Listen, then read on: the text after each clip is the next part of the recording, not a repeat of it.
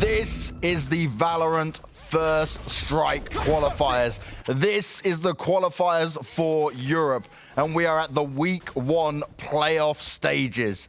This is all for the action and the glory that comes from this exciting new title. My name is James Banks, and I am your host, taking you through this adventure that we're all on together. To the left of me is Scrawny, and then to the further left, further away than he's ever been across these last few weeks, Maniac is with me as well. How are you guys doing? Fantastic, man. It's nice to finally start a little bit of European First Strike qualifiers. You know, we've boiled it down to a couple of teams tonight, and man, I'm stoked. I'm doing amazing. I'm just so happy to have Connor next to me right now. I miss him a lot when he's doing the casting, and now he's closer to me, closer to my heart, feeling ready. And what is close to our heart, though, right, is this action that we've been seeing go down all week long. Teams have battled it out for a very long time. It certainly has not been easy for a lot of these teams here. And now we are down to the final 8, and we're going to see 2 best-of-3s here today. This is the qualifier overview for you guys at home, how it has all worked out. Now, this is only week 1. We have got to the point where we have finally hit the best-of-3 playoff stages. That is best-of-3 single elimination, and anyone who wins here today will make it to the finals. It's a long road for a lot of these teams. It's certainly not been an easy one, but the goal is to make it through this open qualifier where anyone could enter as long as they had achieved the rank required to make it to this spot. And from the open qualifiers getting to this finals later on towards December, it's where the big money is. Now let's take a look at the teams that we're first going to see here today, because this will be the schedule coming out.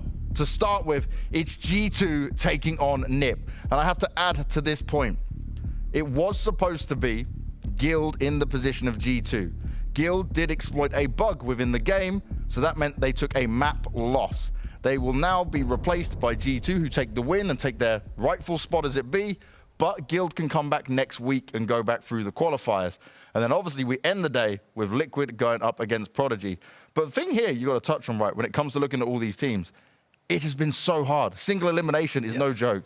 Yeah, single elimination, best of 1. I feel like that's the format that any team in any esport constantly fears, right? You do get a bit of a coin toss result at times, and I like it though. You know, it's punitive. Whoever shows up on that given day when it matters is the team that has booked their slot into tonight. Yeah. Well, let's take a look at that team in G2, because this lineup has been the most dominant, the deadliest team in Europe. They're the kings of Europe, the loudest in the room, but they have a big target on their back because they have been defeated across all 6 European Ignition Series events. That is their situation. Everyone out there has it out for G2. They want to take them down. And for G2, it's going to be an eternal fight, an eternal challenge to prove that they belong at the top. They have the throne for themselves. And obviously, it's still a young game, right? So we cannot talk about legacy or anything. But G2, they are in that phase where they're trying to write a legend about them. They're trying to write the few chapters. And when we're talking about writing these chapters, they're a team that play by instinct, right? They're not the conventional team where they've got heavy strategy. They've got some defaults, they know what they're doing, but they very much play off how they feel. Yeah, I think this clip right here kind of highlights it. You know, pick back into the corners. We get Mixwell, who feels the need in these post rounds to, you know, fly forward. Like, it is very energetic, and I like that about this team, right? Players just synergizing, players explosively moving into those mid-round moments, and that's a good example of it. And it's the beauty of when we look at it, right, is this team, when it was built to win. It was built to dominate. And one of the players, right, is Ardis. This guy, he comes from Frisch 123, back in the beta. He gets picked up by G2, and he goes from strength to strength. Absolutely. Ardis, also known as Ice Paper Hands in the beta, was the first player to completely destroy me when I played against him. He was the first solo carry that I ever met in this game. With the operator back then, he was absolutely fantastic. Now, for my money, he's the best player in Europe. I think he's one of the most versatile players out there, one of the most skilled as well. He can play many different agents, he can fill in the roles, and he can frag. And that's the thing, right? This is where you're so scared against a player like him, because we talk about him previously in other FPS titles. He didn't have such success. He found his form, and one of the quotes I'm always going to take from him, he literally said in the interview we did, he walks on water in this game. It's just too easy for him. Yeah, he kind of sees himself as being untouchable, which is a great attitude to have. It's a great mentality to have if you are a player who, as Mathieu says, you know, can kind of be individually skilled enough to top a region. He didn't have it in his previous endeavors. You know, he couldn't break through. So I love the fact that he just latched on to this brand new chance with Valorant, and apparently according to the experts, you know, is taken to the top. He really has taken to the top, but it's not just him. The whole G2 lineup have done it in style, and Mixwell has been a key factor of all of that. Mixwell here, right, he's had success at the very top level. He's shown his stuff, and he's moved on over to Valorant, and he's continued that form. But he does have some of those problems at the moment, which you can see within this G2 lineup, of the inconsistency at times. You're absolutely right. The consistency is key for Mixwell. Overall, absolute professional, right? He comes in there from CSGO. He was at the top. He knows how to be a professional. He knows how to be a champion. And we see that in Valorant. He took the reins. He took control of that project, brought people together, and created a team. He did take the operator away from Artis. Artis used to be an operator. Now Mixwell is doing it comes with responsibility. He has to show up every game. And at times he can be missing. And that's a real problem when you look at this G2 lineup, right? Because you look at Artis, he's definitely the star, but Mixwell is normally the second player we're looking at. But the one thing that has impressed me with this roster is you're looking at the other pieces. They can deliver as well. The real problem when you're going up against them, it's 5 players that could all sit in a star position on other teams. Yeah, exactly. It's like the fragging potential we know is there across everyone. And, you know, if Artis is being brought in as this new flavor to what is a more proven core, then it just goes to show that there's depth to G2. Yeah. And if you then combine that with this kind of interconnectedness between the players, how they synergize in these mid-round moments. It's like, it's nice that you can combine any 2 players you currently see on your screen, and you're going to get an explosive duo. You're going to get a talented opportunity for players to shine. And that is the key, right? Because some of these players that we haven't touched on, Patatek, David P, they have the game sense. They can fill in the gaps through the round, just finding what to do. You will see David P lurking around, finding times with the breach. Obviously, Patatek on the Omen mainly, that is an agent that requires game sense. You need to know how to make the plays. You need to be a playmaker on Omen, and he can do it. So I agree with you. I think there is richness, there's depth to that roster, and it's why we call them the favorites. And when we're talking about this team, though, right, one thing I've really got to credit is David P. He moved away from a Sage that eventually got nerfed into the ground to the point where he didn't even want to stick to it. He even tried for a little while, and he said, you know what, no go. As Breach got buffed up, though, he's become very capable, and we've seen him exclusively use that now. Yeah, and not only is he individually skilled, Breach has such a team play orientation to it. It is insane the amount of impact you can have on a game without any single kill. Think about the flash, think about the bump that you can use. Obviously, the ultimate, if used at the right timing, right position, is a round completely won. So David P not only able to make the difference individually, but as a team player as well. Well, let's see, though, of who they've got to face up against, because the Ninjas are their opponent, and they're certainly not an easy team to deal with.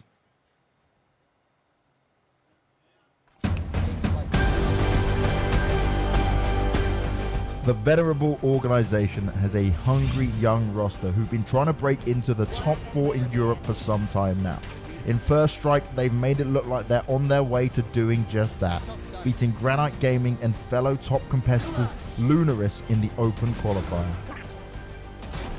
They're up against Guild, a team who've never looked better on form. Can their thirst for victory carry them to the First Strike Europe main event? Now, obviously, when I spoke about that, they were supposed to be facing off Guild. It's now for G2 that they've got to go up against here. And for me, right, NiP at the moment, it's all about finding their feet. This team has had moves. They've tried to create a team in a similar style to G2, bringing superstar potential into the mix. But right now, they're looking for the crown, but sometimes within the org, they're not giving themselves enough time. These players are swapping very fast. Yeah, there seemed to be a ceiling for NIP, and that has been the story for a couple of weeks, even months now. When they started, I think they were fighting for this, second place, third place. Yeah. Now they're stuck behind a little bit more, 6, 7, 8. And one of the men that we can talk about is Crea, right? Crea, French player on the Omen. To me, he used to be the reference on Omen. He used to be the pioneer. He was the first one to do this double smoke, TP into one, confusing you. I played against him. Let me tell you, I just wanted to unplug my computer just in the room. I didn't want to play anymore because he was so annoying to play against. I think people have figured him out slowly but surely, and now he's trying to reinvent himself, and that is the story of that whole NIP lineup that is kind of stuck right now. Yeah, that reinvention is also going to be more difficult when you're constantly transitioning with roster moves too, right? Like, not only are you trying to find yourself in a new way because your opponents kind of have a target on your back and an answer to your antics, but now on top of that, you have to gel with a new core constantly. Like, I don't think it's a surprise that we've seen them kind of fall down the rankings ever so slightly. And that's something now they're trying to build upon, though, by adding players like Safe to the roster. Safe, he comes from, again, another FPS FPS. He didn't get the chance to shine in some of the big Swedish rosters. He's still a young player as well. And he right now, he's the star player that makes a huge difference every time for this team. Look, that's no secret that if you're good at a game, then some skills are going to transfer to this environment. Obviously, mechanically speaking, Cypher's good in CS. Now he has an opportunity to go even higher. He is playing this duelist. He's trying to make the difference. But for now, to me at least, it hasn't been enough to reach the top. And right now, that's what NiP are needing, right? And we look at the players on there. You remember Lucka, over and over again, he's been trying to find success. He's trying to be that second player to really make a difference in there. But a lot of the times, it's hard when you're changing so much to actually stay consistent, even as a team. For sure. And I mean, that's the problem, is not only is Kreia kind of doing it with the Omen, but it's just going to be an issue across all of your members. And, you know, that's a lot of pressure. Yeah, it is a lot of pressure on that. And Rhyme, right? He's the Sova, but he's also the in-game leader. And for him, he's the one who's having to make this all try and work. He's trying to piece all the puzzle together and say, okay, how do I make this NiP successful? And remember, this is a very prestigious organization. They want to find success. And it is a very tactical game, which is why Rhyme has the most complicated role of all. They're changing rosters around, they're trying to figure out the formula, and he, as an IGL, has to figure out, okay, how am I going to use these pieces together? How am I going to create something that is greater than just the sum of my parts around me? So it is a tough job for Rhyme, and for now it does feel like NIP are kind of, you know, reaching for that second breath, that second oxygen to reach out again.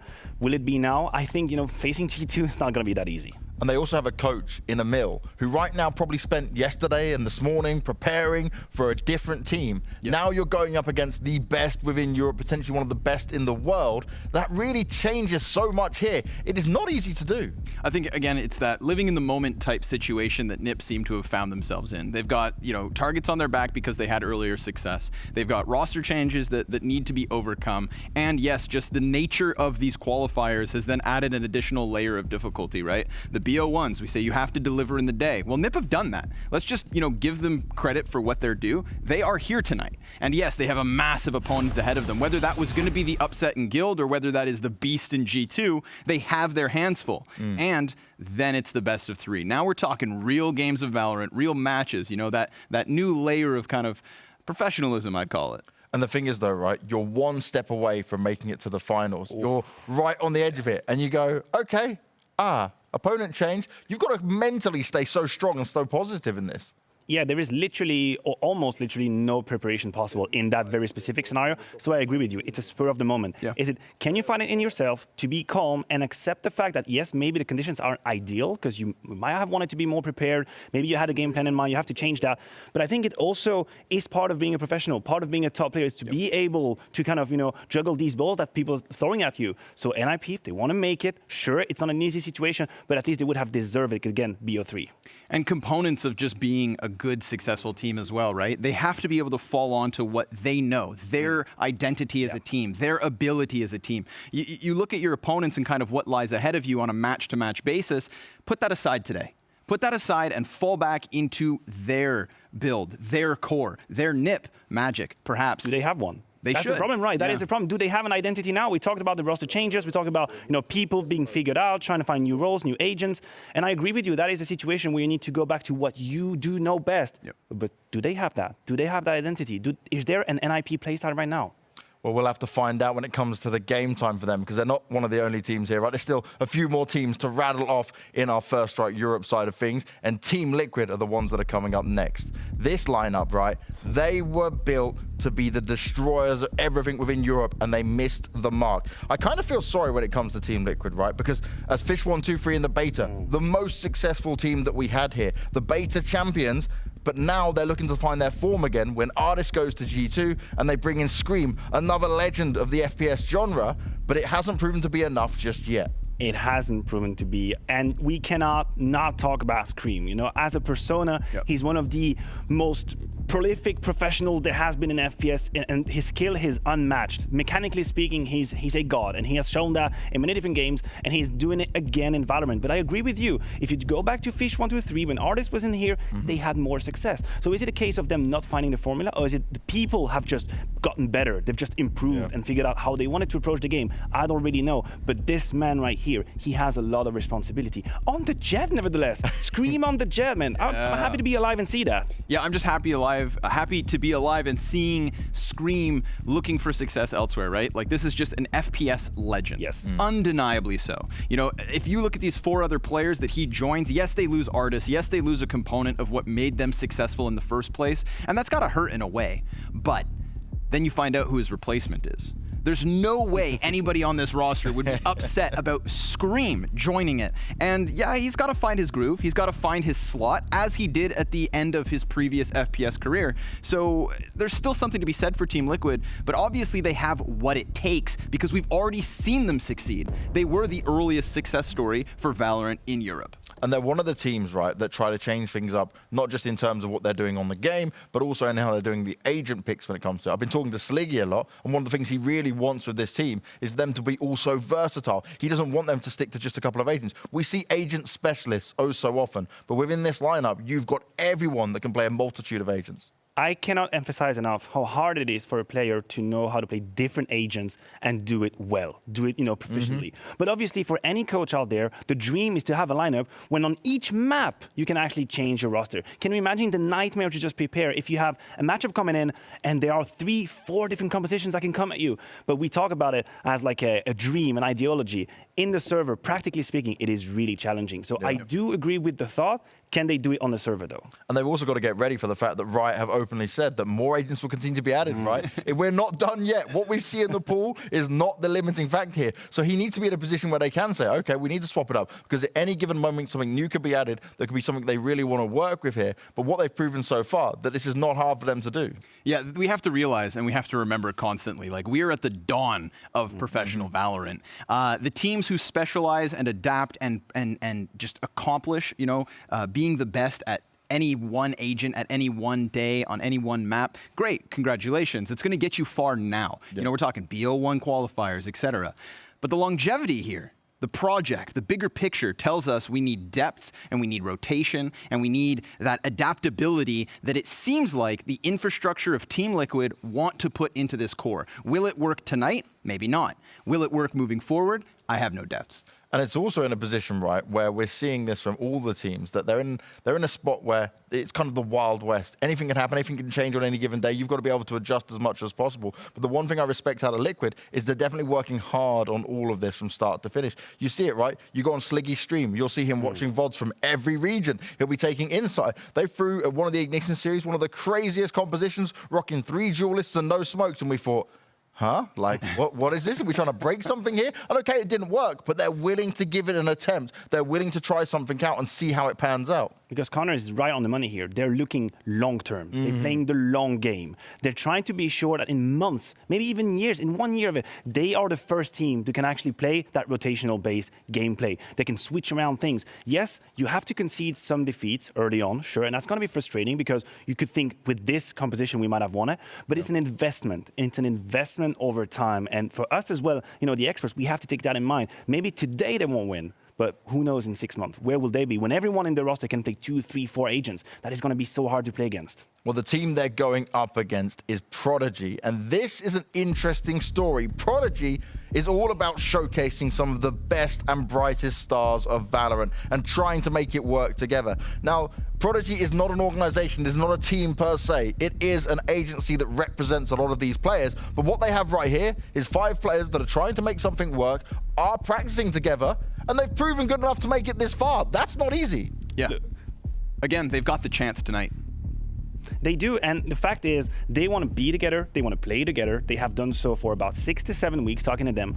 And there is a man here that I need to talk about, Happy. I've had the pleasure to play with him in Counter-Strike. I've had the pleasure to play with him on Valorant. I know he's a very, very able player. And not only is he capable with the mouse and the keyboard, he's also extremely clever, extremely intelligent, understanding the meta, trying to find the tricks, trying to see the next step in terms of compositions. How should we optimize a comp on each map? I know he can do it. So it is a a huge task to just bring people together, trying to create a team from scratch. But I think if there's anyone able to do it, he would be the one. He would be the one. Happy can do it.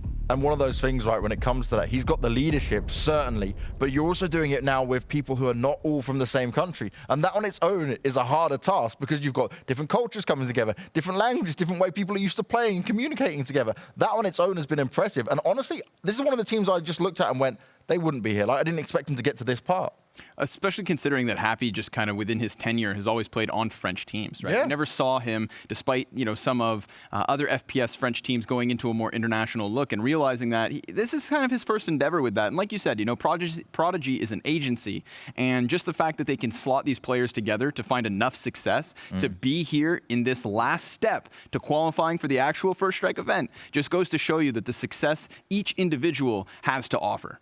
And now, though, it's the real tough test for these guys, right? You've had these games, you've had these single best ones. You're going up against a Liquid who's going to be ready and waiting for you. But I'm really interested to see what kind of a curveball this dynamic of players can throw them, because they've got a player on the roster called Pipson. So we talk about the fact that Happy can lead, right, and all his experience. Pipson was out there in the CIS region, coaching teams like Winstrike, Pro 100. He was giving his experience advice in. He comes onto Valorant, he tells me, I'm loving the game, it's so much fun, I just want to get involved again. And he just does a full 180, so he goes from playing to coaching, and now he's back to playing again. You talk about curveballs, and honestly, I think that is the way that Prodigy should approach that game. They should try to surprise Liquid, because you're not going to give them the advantages pound for pound in terms of skill, right? Because it is stacked on the side of Liquid. But just give you a couple of examples, right? On Spit and Bite, last time we have seen that team play, they had no Sentinels, no Cypher, no Killjoy. They are trying to be creative. They are trying to find ways to push the opponents outside of the comfort zone. And to me, that's the one angle they need to attack. Well, this is what we've seen from our teams so far. These are the 4 teams that we are going to see take place today. But let's also take a look at the schedule and remind you what is coming up. Our first game, the first best of 3 here for the playoffs, week 1 of First Strike Europe, is G2 taking on NIP. And all in all, NIP right now, they need to prove themselves bigger than ever, because going up against G2 is no easy task. And the thing is, we talk about now they haven't had the time to prep for it. You've got to deal with what's in front of you, and it's going to be a real test of everything that NIP has to offer. Yeah, it's going to be a true test to the nature, the quintessence of that lineup, because sure, preparation will help you win that one best of 3. That one matchup that you absolutely want to, you throw all your resources at that one, you prepare for everything, and you could win it. But what does it say about your quality, your inner quality? I think that matchup right here is a good test of their inner quality as a team. And would they be winning that BO3? It would be insane. To me, it would be quite fantastic, to be honest, but it's a tall task. Yeah, and I think, it's nice to know, just fresh on their minds, G2 are not invincible. We learned that last night. And, Guild looked fantastic. So at that same time, I'm feeling good if I'm NIP, because at least, again, you've proved success throughout your qualifier. You've gotten to the best of 3 stage. Tonight's the night.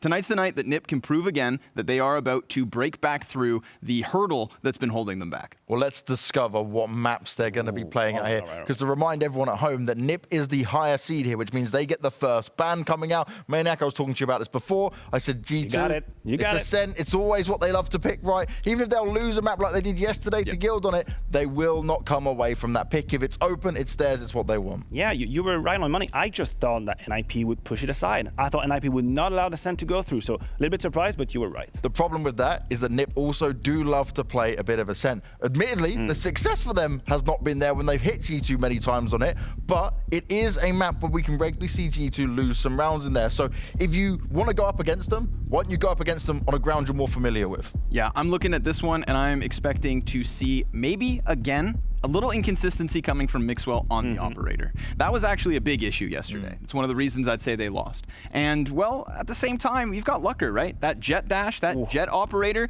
that's been one of the consistencies for NIP. It's been more so a part of their core. And I think that if they're going to rely on anything tonight to get this map pick away from their opponent on top of it and really prime themselves to cause what I'd still label an upset in a BO3, this is their chance.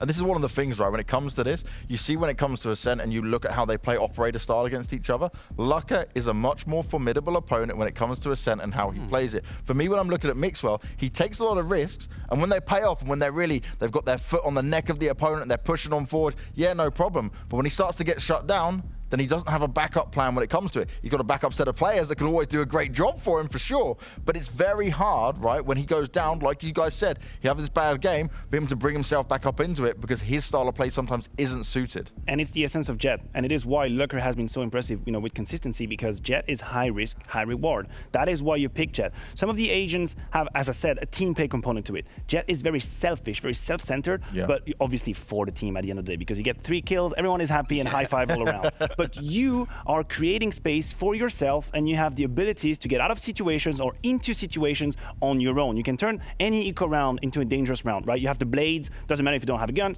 that is it, you can win the round. But that is a lot of pressure on one player, and today it's Mixwell. And now when it comes to the second map though, Nip's pick and we go to Haven. That is the one where I look at Nip, they need to get off to a great start. They need to come in hot and heavy, and they need to allow G2 no room. Because G2, what they love doing best there is the quick split. They do a fake, they pull you around, and they just play off, and that's what we talk about, the instinct there. Nip needs to find a way of shutting down that instinct before it hits them. Yeah, and listen, we've been used to FPS with 2 sides. It is embedded in our brain over 20 years. 2 sides. Haven just completely flipped the script, right? We have 3 sides now, and you talk about it. The fakes, not knowing where to go, not knowing where to defend, having to be aggressive because you cannot just sit and wait because you don't have the resources to defend everything. So G2, they play on that angle. They try and make you go crazy on the defense, and for NIP, it's not going to be easy. I want to say, though, back to the Fearoth day in NIP, they were really good on Haven. I think Fearoth had understood the map quite well. He was playing with the Sova back then, and they were doing these drone-based contact plays. It was short. They were good on the map, so I can understand the pick. But you're right. Just don't give G2 the space. They're going to make you crazy. You definitely don't want to give them the space, but what I want to do is find out the agent picks, which we're going to be doing in just a little bit. It's time for us to hit it to a break. When we come back, we'll be getting towards the agent picks, and then it's into the game. Ascent is going to be the first map pick coming up, and you guys won't want to miss it.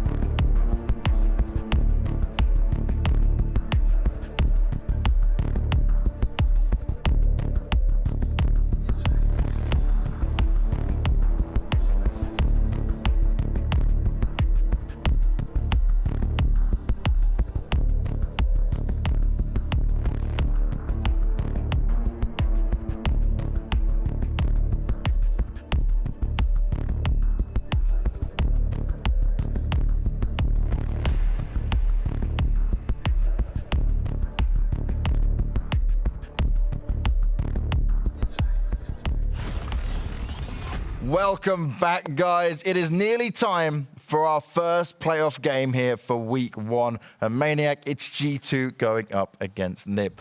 It's one that's going to put a smile on our face. It's the first best of 3, but it is still single elimination. The winner of this, though, they qualify. They make it to the finals. It's the easy route through for that team, but it may not be as easy as people think. The G2 army is strong, and the agent picks are going to be coming in. Now, Mixwell, Jett makes perfect sense. Safe on the raise. It's the insta picks, right? Yeah, these are the insta picks. You are correct. Now, Korea, I would be surprised not to see an Omen coming in, but I have to say that agent pick right here in Valorant is probably my favorite part of the entire segment. I love it. Obviously, we see the Omen on Korea. Not too surprising. Yeah, it's what he goes to, right? It's what he's known for. It's always going to be that way for him. When it comes to Piff, right, we're probably expecting the Cypher. Yeah, it just makes perfect sense for him. He's toyed around with the Killjoy a little bit, but it's not something he wants to stick with. He's much more comfortable when it comes to that Cypher. That's exactly what comes into play. The Jett. Lucker, the obvious one, right? We're never going to change around on that. Artist on his Sova. So we are getting no crazy surprises thus far. So far, the logic has been followed for Rhyme. It should be the Sova as well. I think it is map dependent. Ascent, with all that open space, specifically towards middle, yes, we have the Sova coming in. David usually moving on to Breach, although some teams have stuck with Sage on Ascent, but I would be surprised to see. I think the Breach will be coming in for David P. He's been maining it a lot. Yep. And this is... There you go. I told you the Sage could come in. I told you the Sage could come in. That is a curveball in here, because David P had switched to Breach. And there we go, Chihuahua, he's the opposite to Piff, right? He's loving the Killjoy all day long. He believes in it. It's what he's been able to find a lot of comfort with more recently. And remember, there's this debate going on at the moment, whether it's going to be, was Killjoy buffed or was it nerfed when it came to this patch? Some of these players have figured it out and started to understand exactly how it can be used. On an Ascent, it can be very deadly, especially on those smaller sides. And I think, looking at the G2's comp in general, their defense is going to be quite challenging. You have no Cypher, no Killjoy to be able to maintain information if you want to move away from a site and you just want to play retake. These agents, this is what they're here for. You can step away from it, you have the cam, you have the traps, and then you come back. They won't have any of it. They will have the Sage, and I do expect to see G2 being aggressive with that Sage. I want them to deny map control early on, and they sure will be. But I think that's the first curveball. First agent draft. First curveball. I'm loving it. David P is going to make a statement with this Sage no matter what. But I've got two guys that love to make a statement, and they certainly will on their commentary. Launders and Scrawny, it is my pleasure to hand off to you for the First Strike Europe Best of 3 between G2 and NIP. Cheers, James. And it's our pleasure to bring this game to you guys. I think it's about damn time. The first best of 3 of this entire endeavor, and I love it. We've already got the little curveball. That's the beauty of Valorant, the agent selection. You never know what you're going to get until it's time to jump into the action, and that's the point we've come to. We're about to fly into Ascent. I thought I just saw you on the desk. You must be mistaken. You must be an Omen main. Yeah, I'm teleporting. That's for sure, man. Now, the Sage pick is very interesting because we do see some value for Sage kind of independent of the maps. You can see boosts from Sage that help you out to peek over smokes that can be used on the fly. Some of the mid-round uses for the wall. There's a lot of in-between positions where it can be used, but everybody's loving the Killjoy on B. And I think that's what makes this game really crazy. So we'll see if NIP will be prepared. But, there's a man, Artis. I've been watching Mixwell's VODs, and I've been loving Artis's comms. Yeah. Because we've got an assortment of Europeans on the team, but then Artis is the one lad from Liverpool, and his comms just really stick out. Yeah, it's kind of a bit of a sore thumb. Artis has attitude, and I like that about him. Too, because, his attitude from his previous endeavors, his previous chasing of FPS competition, well, I didn't really suit him. He wasn't at the top. But now he is. Yeah. And if he is at the top, and if guys like Maniac are going to turn around and say that he may very well be the best player in this entire region, then all of a sudden, Artis, the personality fits the capabilities. And those capabilities mean he has absolutely earned this spot on G2. I want to know what Artis did to Maniac. I'm trying to see those VODs. Those are the VODs I'm missing the most. Because, this is a player he touted as the best player out of the beta, which is high praise, very high praise. Yeah. Everything was so competitive right from the get-go. Like, as we're talking about, Valorant is in its infancy in a lot of ways, because who knows, how much more there is to get out of the game, even with the current agent and map pool. But with so much experience from other FPS titles all flooding into one game and all these different perspectives, we now see that the game is already pushed in so many different areas. Yep. People understanding the value of map control, the understanding of team play, communication at the top level already. It's been a flying start here at Valorant. And therefore, we shall fly. Join us, friends, for the very first map of this very first match. Somebody is getting to the main event. It's G2 or it's NIP, and we've got the contact here in mid. Mixwell will open up shop. We've got a little bit of pressure off of the catwalk. However, Mixwell is going to continue tearing forward. Artis meant to hold on to the flank, dies out to Lucker, and this 3v3 ensues. Early days, early contact, and early success towards that B site. Spike now in position. Mixwell plays the plan. And Chihuahua will sit back and wait. 3-on-3 for the retake. It's a handshake agreement. We're going to chill behind this Omen smoke, and everybody will get set up. Pith's trying to lay down the cams. Ooh, instantly shut down, so they know where they're coming in from. Patatek able to catch a kill. Chihuahua's gonna trade that one. Pith with the good classic headshot off the contact. Safe responds, but he can't quite get away from it. The attackers in G2 pick up round 1. Yeah, that's it. Nice job from Patatek. He is fantastic, man. His aim is absolutely incredible. I know this team is a lot about Mixwell, especially for a lot of us with a CS background. We look at Mixwell as one of the most kind of relevant top talent to move over to Valorant. But Patatek has been showing us some incredible performances, especially from an aim perspective alone. just making sure to refrag. And you can see from this top-down view how good the spacing was when he came in for the retake, or for the post-plant situation over on the B site. So now we'll move into the second round. We'll see what the buy is like. A lot of action already going down in mid. Mixwell here to hold off the pushes on A. We talked about G2's energy and their synergy in terms of team play. Well, there you get it. Energetic as can be. An aggressive stance straight into B main, looking for the early kills and looking for the early rounds. They want that momentum on the attacker's side, and they get through this one with only 2 casualties. G2 making moves. Yeah, it's Flanders Field at mid. Everybody just ends up trading out super quickly, and that's an early 2-0 start. Buys are all in. Much better weaponry here for both sides, and it's not anything too interesting. Pitt's going to hang on to a Bulldog and the 1 Spectre for Mixwell, the only concessions that the attacking side will have to make. Last bullet headshot, that's a good one, because if he dies out, then suddenly there's support there for the mid play, but now we're back at it. Jet whipping out the Blade Storm. Early ultimate here in round 3 for G2. Mixwell making the most of those early kills, that early momentum, but Lucker from the back of the site finds the headshot. And Bladestorm still unable to get any kind of impact in this. I love the position from Safe when he gets called out. Patatek's gonna get that kill, and suddenly it's the wall bang coming through from Lucker. A little bit of damage, but Artis finds the plant. Man, we saw they tried to pull out the bait setup because Jet can just dash out of there. Mixwell will take the situation into his own hands. Ooh, Sage Wall goes up. Mixwell still hanging on to a few knives. And Rhyme putting out the damage to get down that wall. But, of course, there's a player right there behind it. David P. hanging on. Spike already ticking pretty quickly. Chihuahua in with a kill. Then, however, Mixwell, he gets scanned. His position known to the ninjas who fall out to Artis. He gets 3 kills plus the spike plant. Excellent impact this round from Artis. You know, he's not going to be scared to stand out there and take a duel. Artis is always very confident and honestly meets his communication with his aim, with his game sense. He's such a complete player in that regard. And what's scary is if he's going to take an aggressive off angle like that, the fact that you might be thinking you're going to get some respect and you don't get it from Artis. That's what makes it so powerful. We see, again, this initial bait setup kind of gimmick really cost them because there is no chance to shoot back. It's a player in the corner who's waiting for an opportunity to just sneak out and peek, but if you get spammed down through the box, you die very quickly.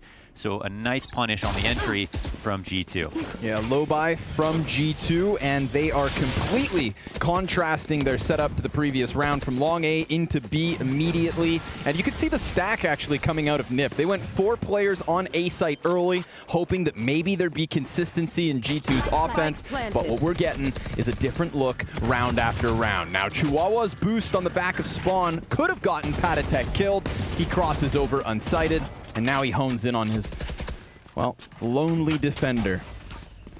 Big flank, obviously heard.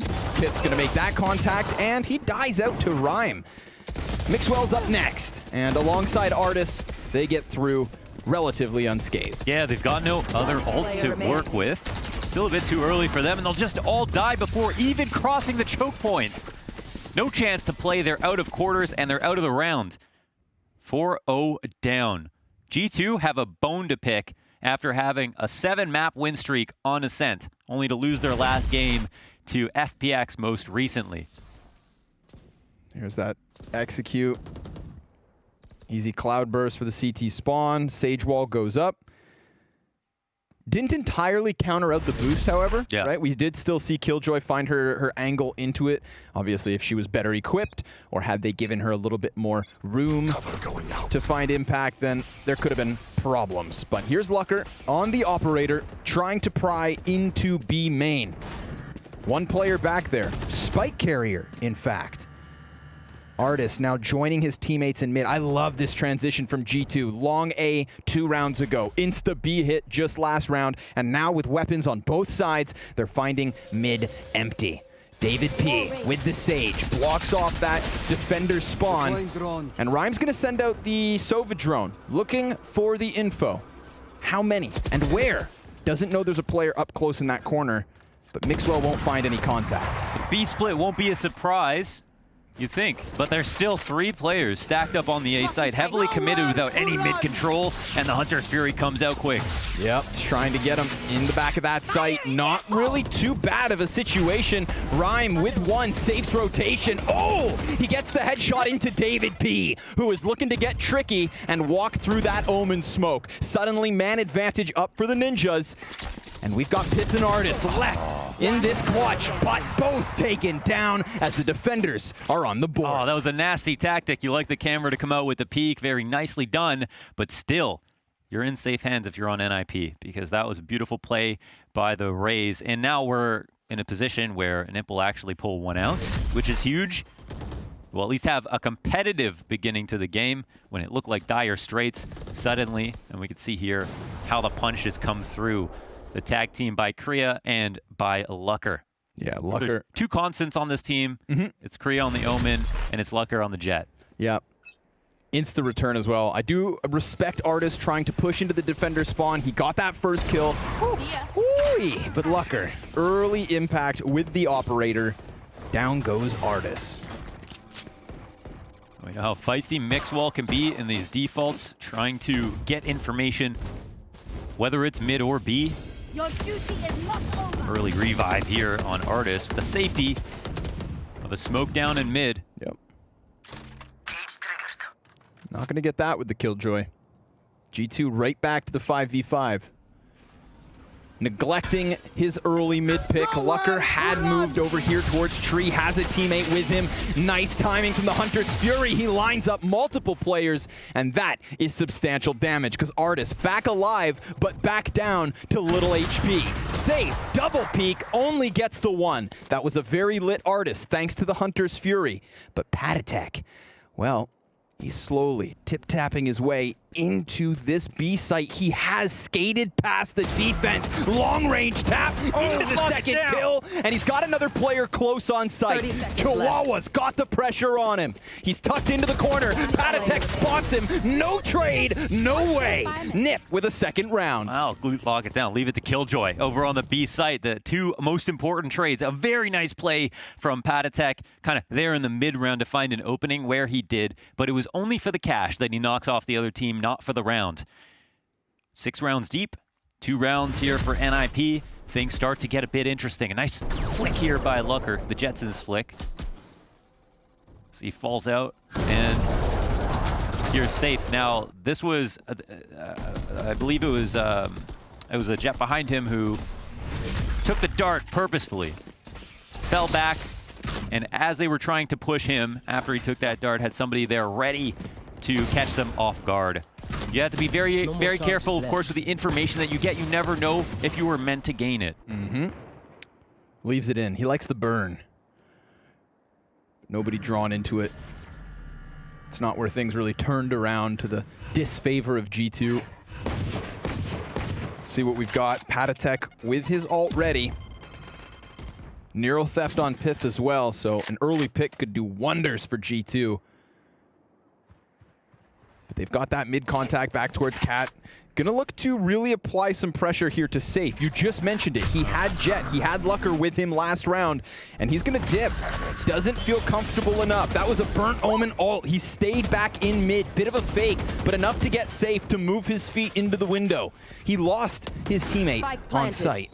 Oh no, excuse me, Jet just dashed back. He's fine, he's fine. Paranoia comes out through middle. Safe in a very pressured spot. They see that Cypher through the walls, but nothing they can do about them. Look at this choke, man. Such a difficult spot.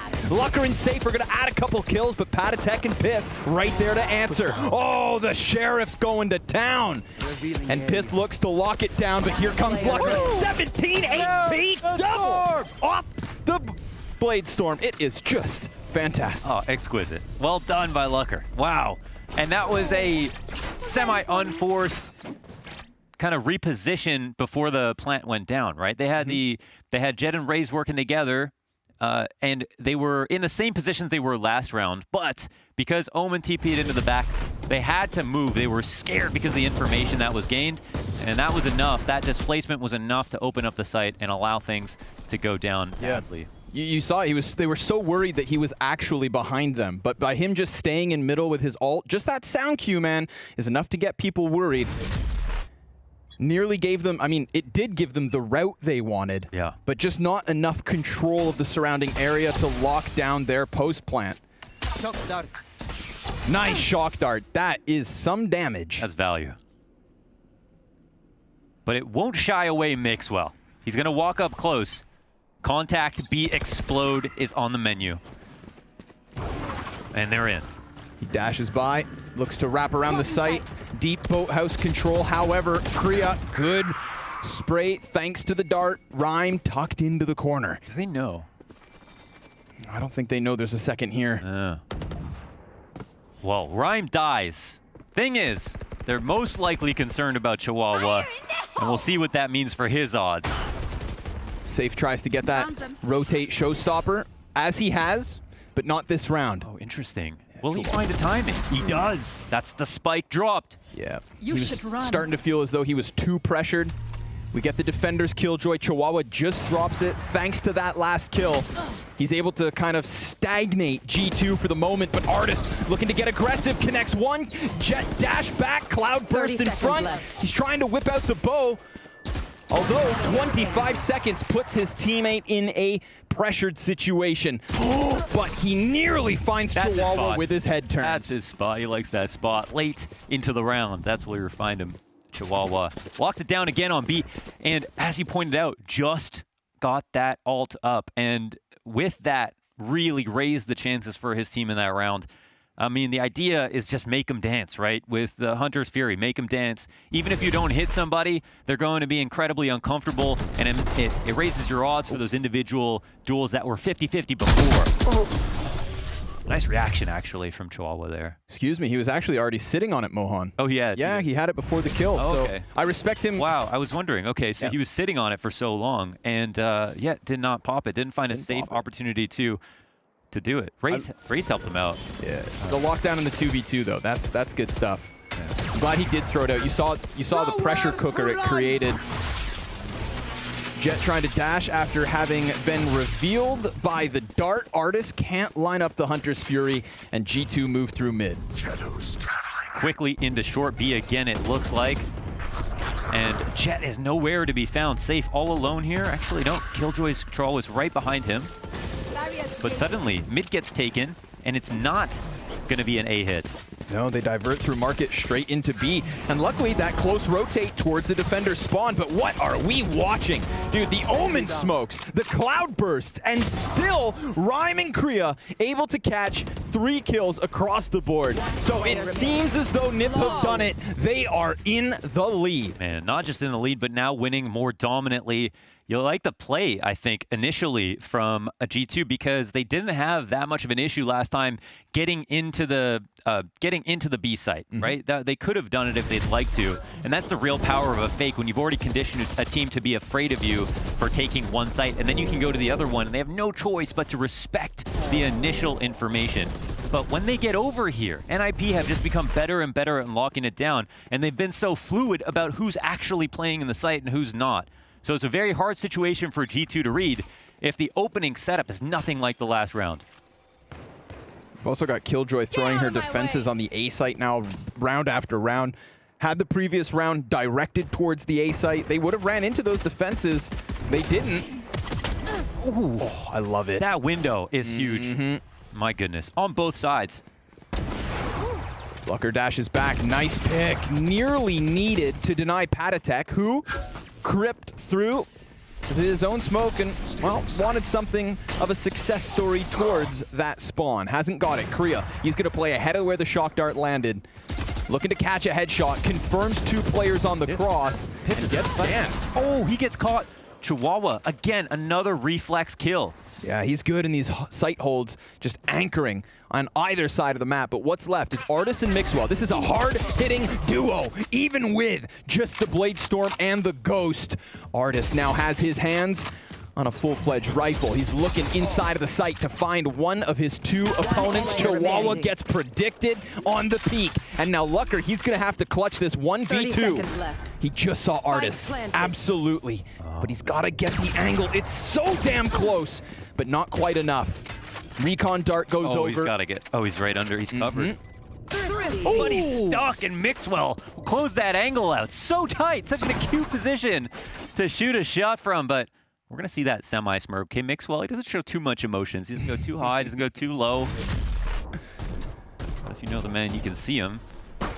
And this was the play. It's so hard to deal with the fact that, let's say, 3 of 4 rounds, nobody's going to make an appearance in that window. But once in a while, David Blaine will show up and shoot you down with some kind of ult. And it doesn't always have to be one person. It could be Mixwell. It could be a Sage Wall boost. It could be a lot of things. The situation, of course. Safe paying the price, though, right? He was just pre-firing the B main door, hoping somebody would come up. That's easy information for Mixwell. Hunter's Fury going through the B main. Doesn't net them much, but look at this push. A big push from Safe already around Long A. You know, it's been a few rounds that Long has actually been empty. I do appreciate the fact that Ninjas are seeing that opening and now looking to punish it, because it's been mid-split after mid-split in either of the two directions. Never really the extremity of A used as the opening route for the attackers. G2 have to keep an eye on it, and Patatek, well, he seems wary. Is he suspicious blindly? Does he know? It seems like he's very, very concerned, and for good reason. But there is a certain element of, can they do anything about it? And it looks like they'll finally get a clue. Pith will try to clear it out, but Safe wins the 50-50. Silence across the rest of the server. 3 members of G2 coming in through B main. Artis. He's looking for contact on site. 2 players back in Boathouse, and an Omen close. He goes back through his own smoke, but he's making so much noise. Kriya getting the better of the timing. That's that slipperiness that Mathieu Maniac was talking about. He will play through those smokes and make you look like a fool as Ninjas in Pajamas lock it down. And G2 coming to a halt in terms of success on that B side. They've got too many layers to this defense with a nice glaze on top. I mean, the fact that they keep changing up on top of the fact that no matter who they change in works is just spelling disaster here for G2. They want to get to the site. They crack it open. They get eyes on Boathouse. They get trades, but they can't even get the spike down anymore. I mean, forget about post plants. Yep. You know, and I think there's a lot of impact on that first kill. Artis goes through the Cloudburst. Sees nothing, back on Defender's spawn. Kriya goes through the Cloudburst, but just catches that minute moment of timing that gets him through unspotted. And as quick as the last round came to a close, this one starts with a couple of kills, a 5v3 already in the final round of the first half. Will Mixwell pick one up? He's rewarded, but the re-peek is in. Raze does not get spotted. Mixwell dashes by, will try to readjust. A teammate will attempt to help, but Safe, he doesn't need a helping hand. Artis will eventually trade, and now, do they have the Rise set on a site? Dude, Mixwell, he is deep in position. 2 opponents ahead of him, and they don't like that. They do not feel comfortable coming around this corner. It would have been reported by the Rays that Mixwell had gotten into the nooks and crannies of short A, and he's looking for his next target. Good thing they left. Even if they had stuck around, he would be clearing out their corners here and now. Man, he has everything right here. He can lock him down without even pulling the trigger once. Yeah, but he can sit here with his operator, and they won't be able to do anything about it. Must be terrified in the post plant. Oh, One enemy Lucker remaining. not able to catch that kill onto Artis. This is the legit 1v3. He has the Hunter's Fury. He's going to go for the Recon Dart. Final round of the half. Artis, 2 players ahead, but Kriya shuts him down, and that's 2 rounds the lead for NIP as they go ahead and close on this defender's side. And damn, were they given a run for their money. That 4-0 start looked like something special, but only 1 more round added to the tally. Ladies and gentlemen, join us after the break for the second half of Ascent.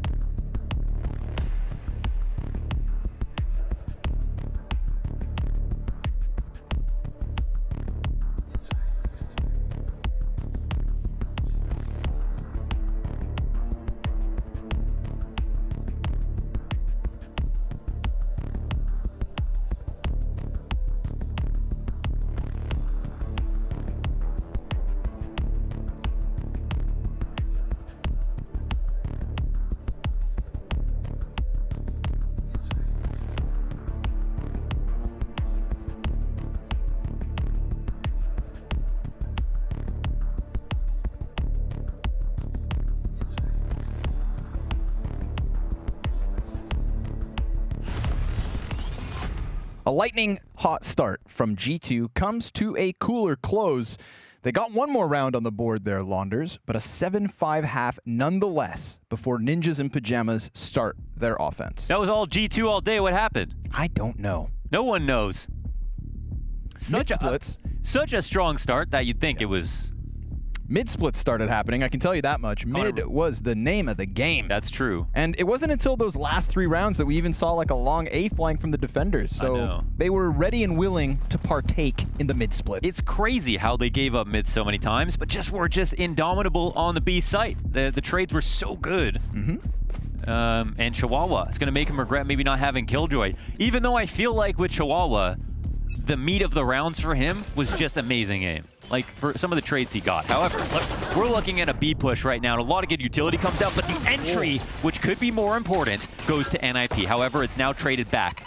Yeah, and this was the question, right? David P on the Sage. Well, that's slow right there here in the pistol. That was enough to stop them from absolutely steamrolling into that B site. Yes, Mixwell got aggressive, wanted the contact, but there was so many attackers ready to go that now they've been sent back into a mid-round moment. So let's see what they have in store. Oh, they think there's a conspiracy afoot. They're trying to regain some information. The B walk looks like it's about to take place again. Act 2. They're going to try to put on a better performance this time around. It's always good to wait because defenders will get the most scared. They're the ones spread more thinly. David P.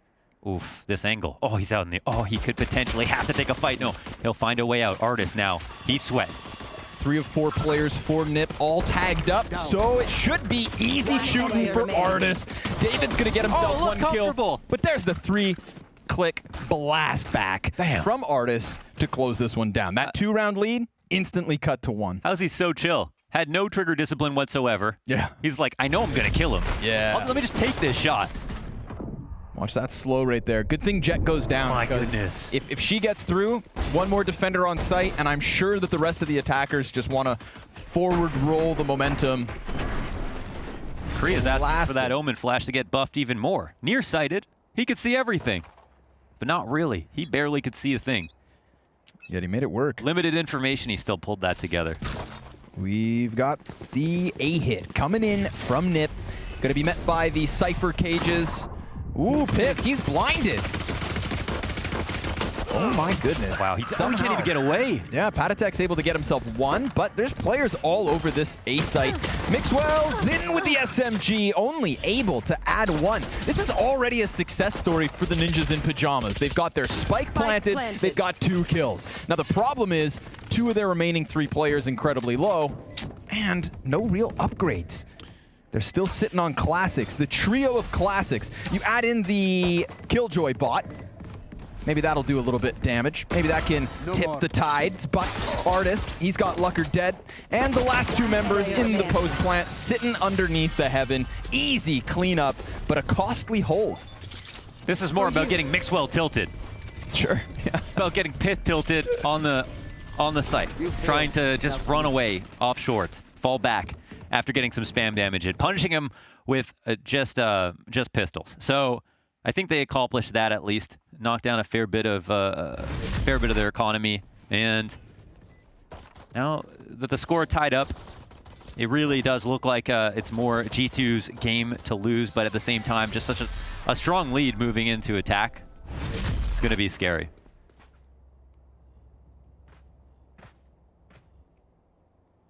Moving into defense, excuse me. Forgiven. Okay. So, hit this time. He's taking a quick peek out. He doesn't see a thing just yet, but there is somewhat of a delay. He wants to feign some presence here. Discourage them from pushing, but they're going to take that liberty. Oh my goodness. And that dart just gave him away. Oh, but Rhyme still able to pick up the kill. And now this couples very nicely with all of the free real estate they've got sitting on this. But look at Pith's spy cam. Deep behind enemy lines, calling for the Hunter's Fury. You can run, but you cannot hide. With Pith's eyes in the sky, the Owl drone comes in to try and play towards short. He decides to lay down the dart. Now they've got to figure out where the hell this camera's at. Pith looking to lock down that mid flank. It is coming, but I think he missed the mark. Oh, doesn't matter. David picks up the kill. Artis is going to lay in the recon bolt. Instantly destroyed. Uncomfortable position for the hold. David able to get another kill, but it's Safe and Lucker who are able to answer and take the man advantage. Pith, he cares not. He goes in. He dares to make a move that now leaves David all alone to do the unthinkable. A 1 versus 3 to give his team the lead, and Lucker's having none of that. Hunted like a wild dog. Up in heavens. Doesn't even get a chance to try, and that's with the Jet, who is already in the red. A scary situation here at that post plant, going so well for NIP. Pith's camera was open for that long. I think the only things that I could think in that situation was with Artis's Hunter's Fury. He first of all, he's so great at from spawn, finding great angles to use that from, whether it's towards mid or to the sites. But if that was used in tandem with a retake on the site, and with Pith's unchecked camera tagging someone with a push onto the site, then maybe it would have been a more effective use of the utility. Sure, a little more synergy perhaps. But he probably thought eventually they're going to find it. He did make them dance, but they found a way to rest their legs before that retake got rolling. Lucker just going to dash into this. Owl drone finding the contact. Artis with the kill from the Ghost of all things. The door's now been blown open, and we'll see how this one unfolds. Still, 4 rifles of the 5, right? Artis is the only man on a sidearm. Pith Spike planted. able to dart one. Still hasn't been taken off his camera. This thing has a lifespan and a half. Mixwell's now going to come in for the retake. We've got that dart being primed from back on long. Patatek able to catch the Guardian wallbang kill. That's huge. But Kriya answers. And now, an even 3-on-3. You've got a player pushing smoke who goes down to David. Mixwell with a kill in the mix. Kriya, he is on for the ace. He has the cover. He has the 4th, but he is no more as David takes him down and gives G2 another round. Honestly, it felt like with the way things were going, a defuse on the spike was not going to happen. But they find it. It's a tight match. We're into the 4th quarter. It's 8-8. And finally, we have a retake here. Damn. That would have been such a sick ace. They came at him one by one.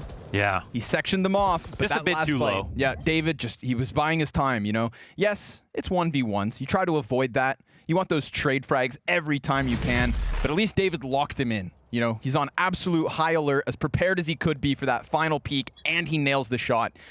So we forgive them. And we saw that res at the end just to grab an extra gun. Keep the economy rolling, keep those credits high. Oh my god. It's so sticky and wire trippy over here on the A push. Youch. Down to 50. Hell of a shock dart. Artis. Gonna hit him with the recon. And Pith also softened up. He said no loitering. Get out of here. Good damage each way, but things cool off as we near that minute mark. And it's a heavy lean over on A, player on short, 2 on the site. Some potential for info gathering on the B site, but I don't know if David takes a peek here. He does. He sees nothing. But it doesn't tell them much. We haven't had a decision being made here for NIP just yet.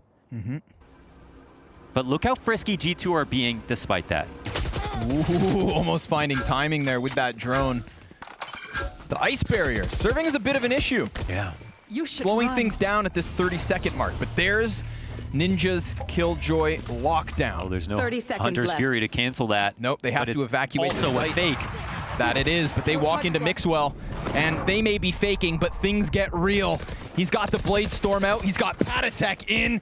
He's lost inside of the sauce of the smokes. Doesn't even matter. An absolute shutdown on that A site. They tried to play the ruse, 10 seconds but they have left. been abused by G2, who now take their 9th round. Hey, it's an important ult to use for Chihuahua, but it doesn't mean it was misused. They did pull off a fake. They had a lot of attention. Right, there were celebrities walking down the red carpet over on the B side. Everybody wanted to take a photograph, but they went over to A and lost it because of Patatek's hold. He played so damn well in that position to grab 2 as Omen.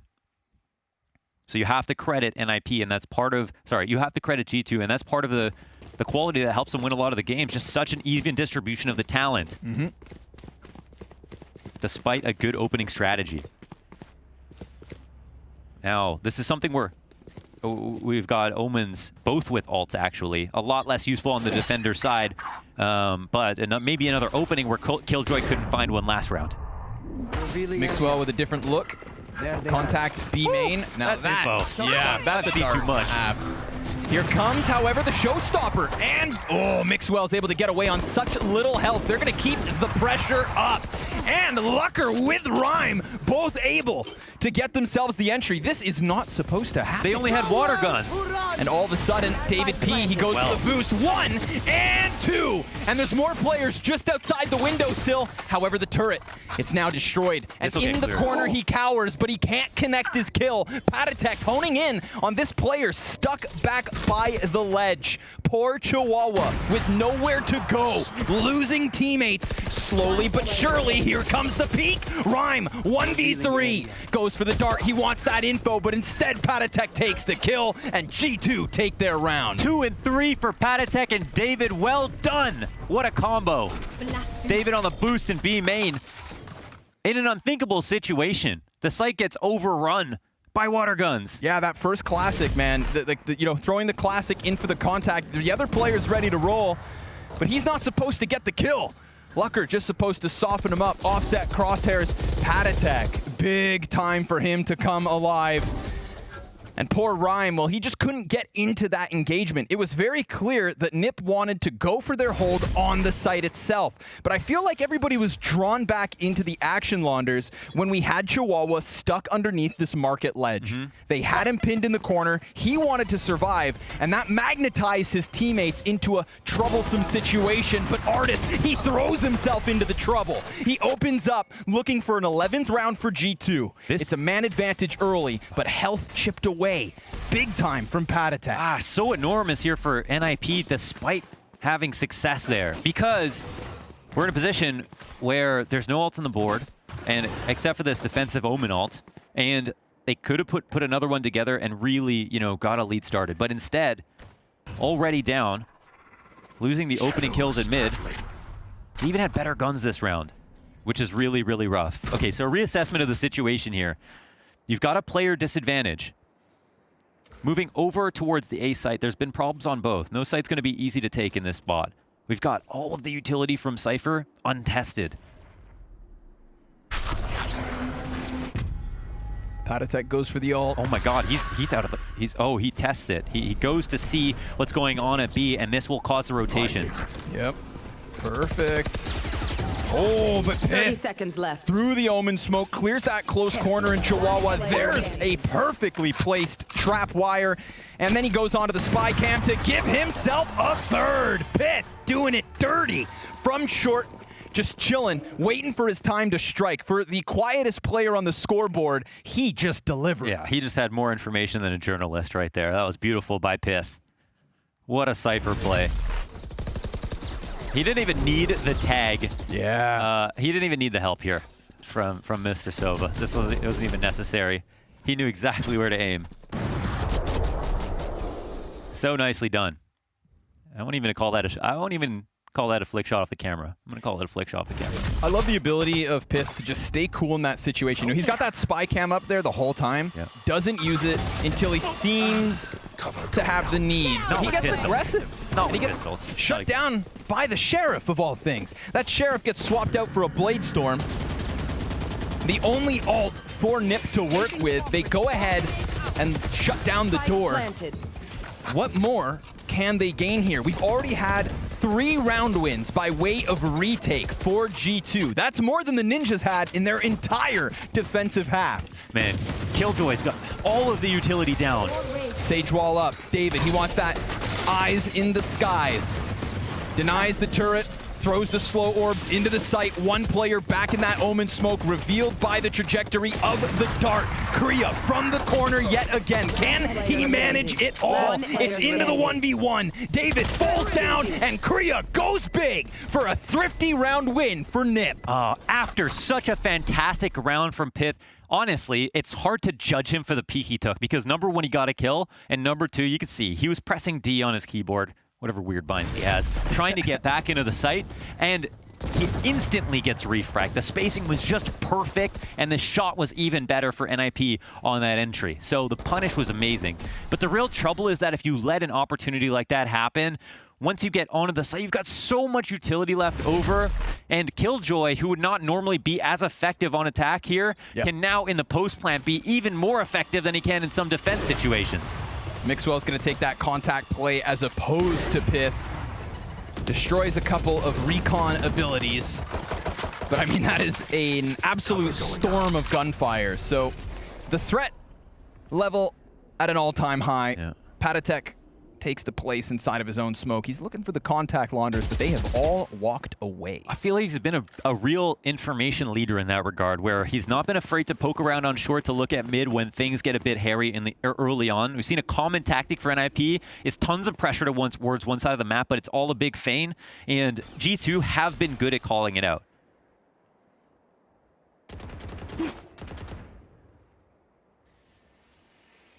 So this should shut down any peek that they've seen from an Omen on short. Late arrow towards mid. This Artist trying to help him out with anything, but they're not getting any more details. And all the while, they're sitting comfortably on 3 ultimates. Hunter's Fury for Artist could just be such a total shutdown, either on the commitment in the execute or a retake if needed. Here comes Safe.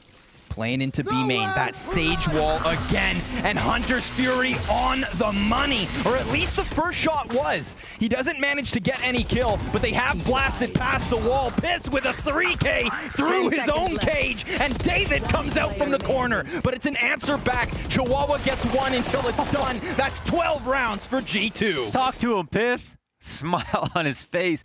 Holy moly, that's some beautiful stuff. This was a round that we actually had Korea pick up a last orb on the other side of the map to serve as some kind of fake and use that orb as Omen to TP into their spawn, and still gets caught out because of Artist. So well done there. That's an important kill, even though Pith does so much heavy lifting within the site. It all could have gone awry if that Omen ult had any more success. Dude, that was a dirty cage spray. Didn't even see him, didn't need to. Props to Pith, absolutely climbing the scoreboard towards the closing portion of this first map. He was leaps and bounds below his teammates, and now he's right up there with them. So a team effort coming together, and Safe pushing past, using the blast pack to move through the Sage slow. Oh my god. This B site completely They're all over. given up. Yeah, there's termites in the floorboards. This B site has been compromised, and we don't know if they're going to get it back. 3 successful retakes underneath their belt already. We've got owl drones flying on each side of the situation. Both teams trying to collect the necessary pieces before the ball gets rolling. Korea traveling slightly in the back of the site. Artist decides to push right through. Korea's gonna see it. Artist gets just the 1. It's Mixwell and Patatek back with kills. Lucker's trying to get through the damn Sage wall, but he will have no impact as that defuse comes through. Sage saves the day, and G2 Esports pick up map 1. Oh my god, 13-9. Well done for G2. Unbelievable after how quickly they lost that site. Yeah, and lost that site time and time again. Retakes the name of the game for G2 on Ascent. Damn, man, they started off the first half so hot. It looked like maybe, just maybe, a little nip magic sprinkled in to take their opponent's map pick. But the beauty of our situation is we've got best of 3s. We're gonna go ahead and throw this one to the break. The analysts will be after that, and we'll see you guys soon for map 2.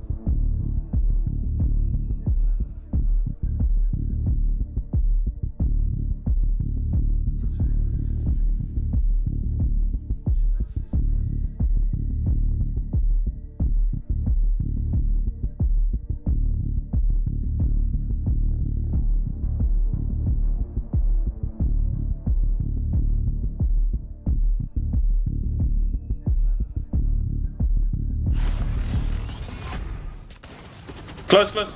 Almost like default. That Nice. side. Market Yes, and it's B B main. main. Market and B main. B main. B-main last. B-main. Defuse. GG, Bang, guys. bang. GG. Bang, bang. Nice. Nice, boys. Nice, boys, indeed. When it comes to G2 on Ascent, it was things that we may have expected because it has been their home map for such a long time.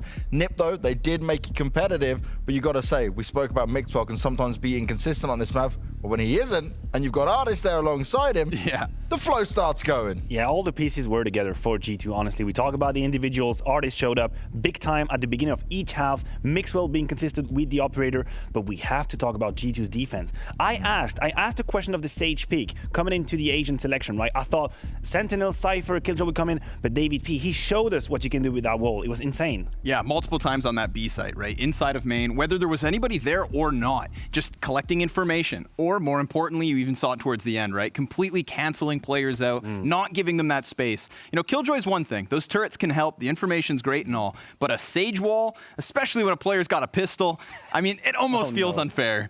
And it really is the David P special, right? He was known for it. As it continued to get nerfed a little bit, he stuck with it. And he's proving he can still make it viable even when it comes to tough composition like this. But when we're looking at NiP, right, they had so many of these moments where it got right down to the wire. You got to look at Kriya. He had such incredible chances to win that almost ace that was delivered to him. That was such a nice play, right? From the base of that A site. Almost able to deliver. But then again, you know, I mentioned it during the cast too. G2 did a good job of not necessarily trading in that situation, but going through the sequence. Somebody was eventually going to ice him out, man. He's hiding in the very, very depths of that corner. There's nowhere to run. So long as the final player hits the headshot, they were going to get it, and they did.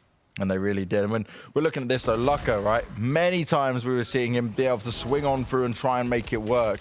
But you got to say, I actually thought at one point that NiP were going to be able to just kind of push back. But this is the G2 magic. G2, they're always in a position where it doesn't matter how many rounds go by, there is always a chance for them to come back. And you hear the comms at the end there. Sometimes it's frantic. Sometimes it's pretty crazy. But it definitely is a system that works for them. Yeah, G2 really tried to, make NIP crazy. And there was a round that I want to talk about for NIP, a round where they actually all reacted in the best of way. It is actually a Kriya ultimate, if we can roll the clip soon. And that is exactly what you were talking about. G2, they play by instinct. They try to make their opponents crazy, but NIP did a good job, just staying calm. Because remember, it was 0-4 scoreline. G2 were completely in the lead at the beginning, and then NIP fought back. Obviously, Lucka is in it that we have to mention. Kriya was one of the reasons why. So that first half, actually, you look at it, 7-5 when you were down 0-4, it's pretty good. And this is the clip that I'm talking about. We'll see G2 trying to go for that A split, right?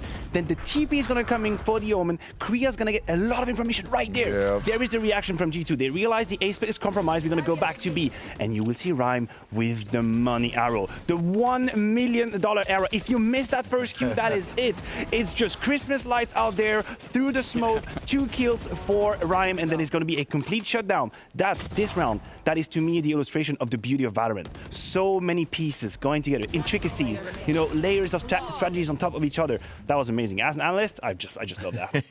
It was Rhyme coming in with the big brain play, right? He was able to work off the back of it and make it look really good from start to finish. But we're going to Haven next. It's NiP's pick coming into it, but you're dealing with a G2 now that is very fired up, and that's not one I would like to go against. Yeah, that's a scary situation, right? What we know today already is that the individuals of G2 have delivered. There was a question mark in my mind as I'm casting that alongside Pith. We didn't quite see his impact in the first half, but my God, towards the second and the end of it most notably. Those Cypher cams were invaluable, and his patience in some of those plays as well. Just not darting his opponents, but sitting up above them, making the calls and the communication. And when we saw that clip, it's hectic comms from G2. Man, he's got an important place in that. His voice has to be louder than anybody else's when he has 100% confirmed info. We saw Artis attempt a Hunter's Fury from Defender's spawn in one of those post-plant moments, and he absolutely scattered his opponents thanks to Pith's calls. And then individually, even the aim of Pith started to step up towards the end. He just really got it going because he was leaps and bounds beneath his teammates. He had like 5 kills at one point when everybody else was in double digits, and he ended the map right alongside them. and when it comes to looking at what NIP can offer, right? For them right now, you go into your map pick, you're comfortable. You got to look at Ascent and say there's a lot of positives we can take from it, but now we need to really keep G2 guessing. We need to throw this at them in a bigger way. And you know what I'm looking at when it comes to this? I'm looking at seeing if they are going to change anything up with that agent composition. Well, the question is, some of these agents should be the same. For example, we should see Lurker on the Jet. I would be very surprised to see a difference, and he was quite activated. He was quite alive in that first map. That is a good sign. Korea's going to stay on the Omen. Very surprised if not the case, sorry. Chihuahua, this time around moving to Cypher, but you're right. Do we see curveballs coming in? Do we see maybe a Phoenix coming in? Do we see... Yeah, you could say. Maybe the Sage coming in as well. For NIP, though, I do believe that the scoreline is a bit harsh on them. I think they put up a good fight. Yeah. Again, they lost. There is the talking point that we need to address. The pistol rounds in VALORANT are crucial. It is MR12. The amount of advantage you get from that pistol round and converting is immense. G2 won both of them. Yep. If you can imagine NIP actually winning even one of these pistol rounds, that would have been a completely different story. So when it comes to like actual buy rounds and everyone with full weapons and abilities, I think NIP did a great job. They still have a shot in that game. I would say NIP also impressed me in terms of being thrifty. We had a lot of moments being created with the lesser weaponry compared to that of G2. You know, I remember one particular A-site take where they just push in with pistols. You know, they're getting their kills before losing anybody at all, and almost able to hold on. So I agree with you, Mathieu. It's that close proximity of what could have been an even closer game, but just edged out economically and I would say performance-wise individually to the side of G2.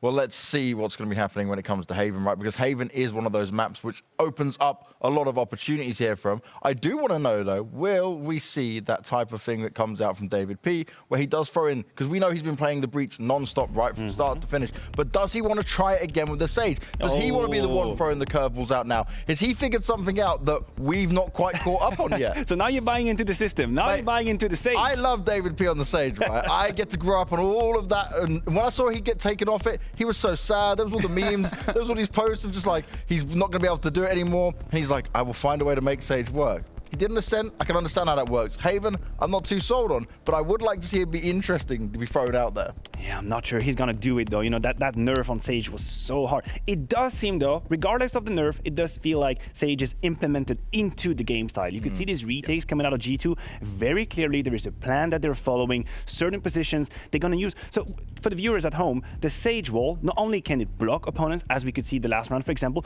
but it also give verticality. Yeah. And so your crosser placement, when you're waiting for an opponent, suddenly he's, 2 meters above what you're supposed to do, and you're surprised. He probably cannot see me here. Surprise, you have the Sage wall above you, and you are vulnerable. So that is why, and I think NIP got a lot by that wall. Would that be the case again? I'm not sure.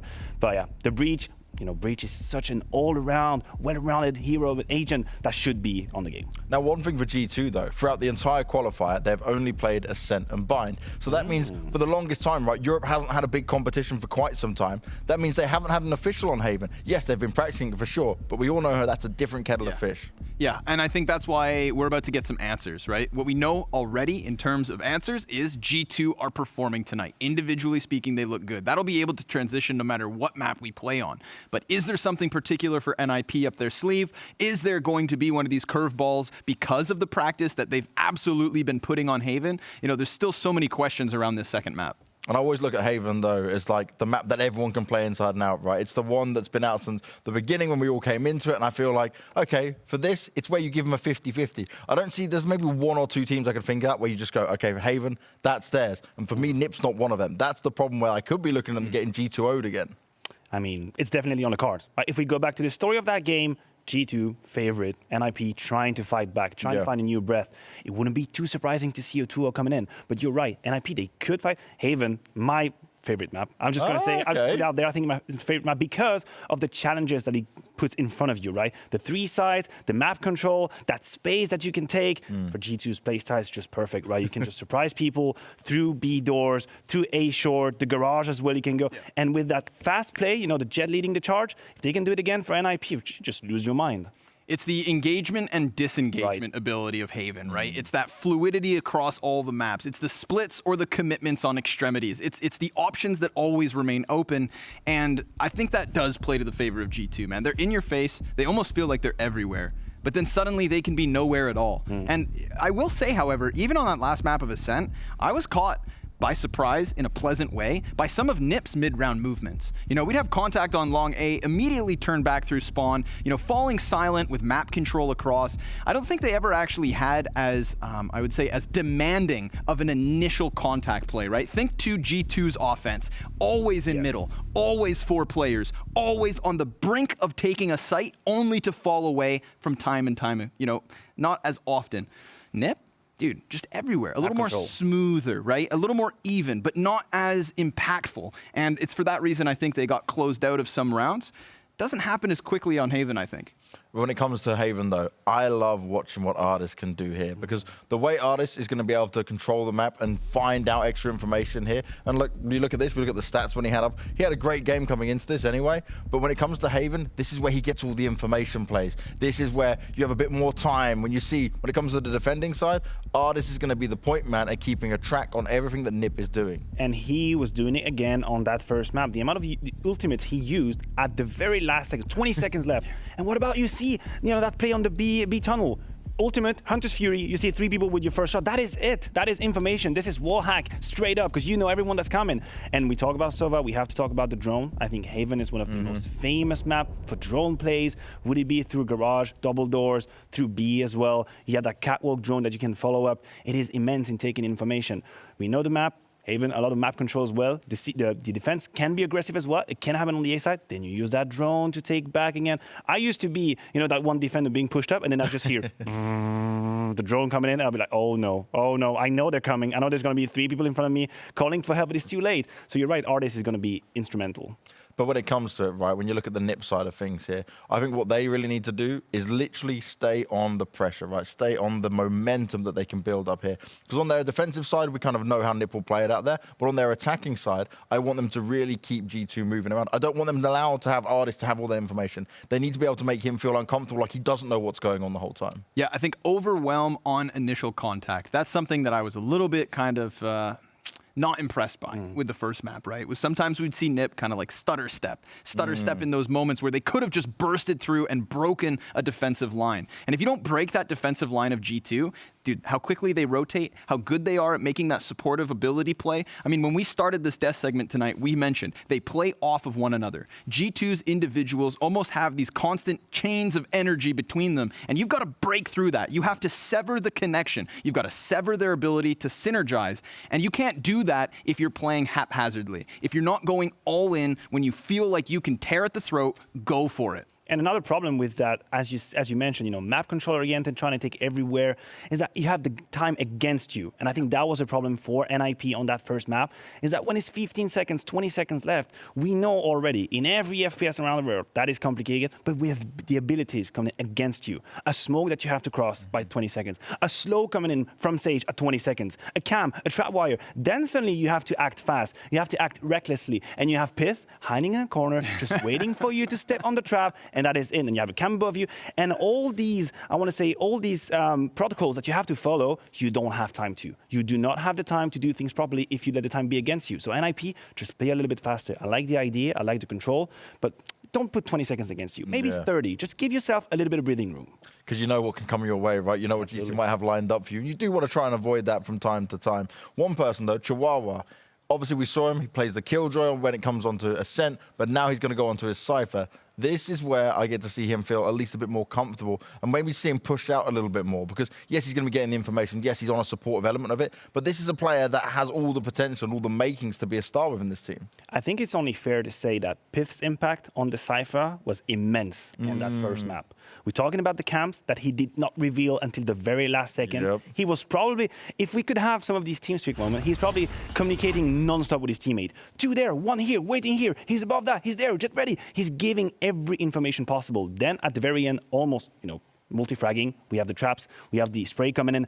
Chihuahua was a bit more quiet. Now it's his time. You know, there is a duel in the match. There is a Sentinel duel in the match, and so far Pith is leading. Yeah, definitely. I mean, there were some good moments from Chihuahua's Killjoy on that B site, most notably. You know, he was tucked in some corners, and that really did serve as an issue. But I'd say it was like, he was the last element of a successful round. It's because his teammates would shave off players and he could close those moments. I feel like Pith's Sentinel gameplay was winning rounds in and of itself, whether that be by transferring information or towards the end of that first map of Ascent, just legitimately adding multi-kills to the scoreboard. So yes, I agree with you here. Chihuahua, he's going to have to step up in this duel of the Sentinels. And we talk about Pith, we talk about Cypher on the Haven. This is the one map you can be so creative, because the name of the game for the offense is to figure out where is the Cypher, where are the traps, where are the camps, what part of the map can we take for free without using any abilities? Because if one thing to clear out the abilities in the trap, but you have to use a lot of resources. So you want to gamble, you want to figure out the plan. Good Cyphers will keep you guessing all the time. At every turn they will change. One round, double trap Y on B. The other one, just playing C by himself. A side used to be the most notable, Cypher spot. The 2 trap wires waiting behind on Heaven. But Pith, he's going to change that around. So if he has that understanding of the game, that flair, that game sense that he had on that first map, it's going to be key for G2. Now, one thing I was talking to Rhyme about, I was just having a little catch with him before we got into the event, and he was saying, right, when it comes to Europe right now, he didn't put G2 as the #1 team within the region right now, just as the talking point for this guy here. And he didn't put himself there. Some players would give me the we're #1. I'm like, yeah, okay, of course you're going to do that. Sure you are. It makes sense, right? I'm happy for them to say it. But he right now thinks that FPX are going to be the ones that can be the ones to overthrow the kings currently of Europe. And he's putting a lot of faith in that. But he also said, practice at the moment in Europe, it's good, but it's not as good as it could be, because obviously a lot of teams right now are trying to avoid each other, because no one knew how this was going to pan out. They didn't want to start practicing so solidly against the best other teams. So you limit the quality of practice of what you can do, but then you also need to hide as much as possible. And they're in this kind of a 50-50 trying to juggle it all. I don't pretend to have the perfect solution to that. No, it's hard. I've been in that position where you're practicing, and obviously you want to give everything you have, and also you want to practice your best strategies. It's not even about hiding. It's about making sure you know how to execute, because it's one thing to just go on a server and doing blank, but it's a different one to have actually opponents fighting back with abilities and slowing you down. Scenarios you might have not predicted before. And then you want to hide your game plan as well. So where's the perfect middle ground? I don't think it exists. I think every team has to figure out how much they want to put into practice. But then again, once it's time to actually kick it 100%, can you do it if you have no practice?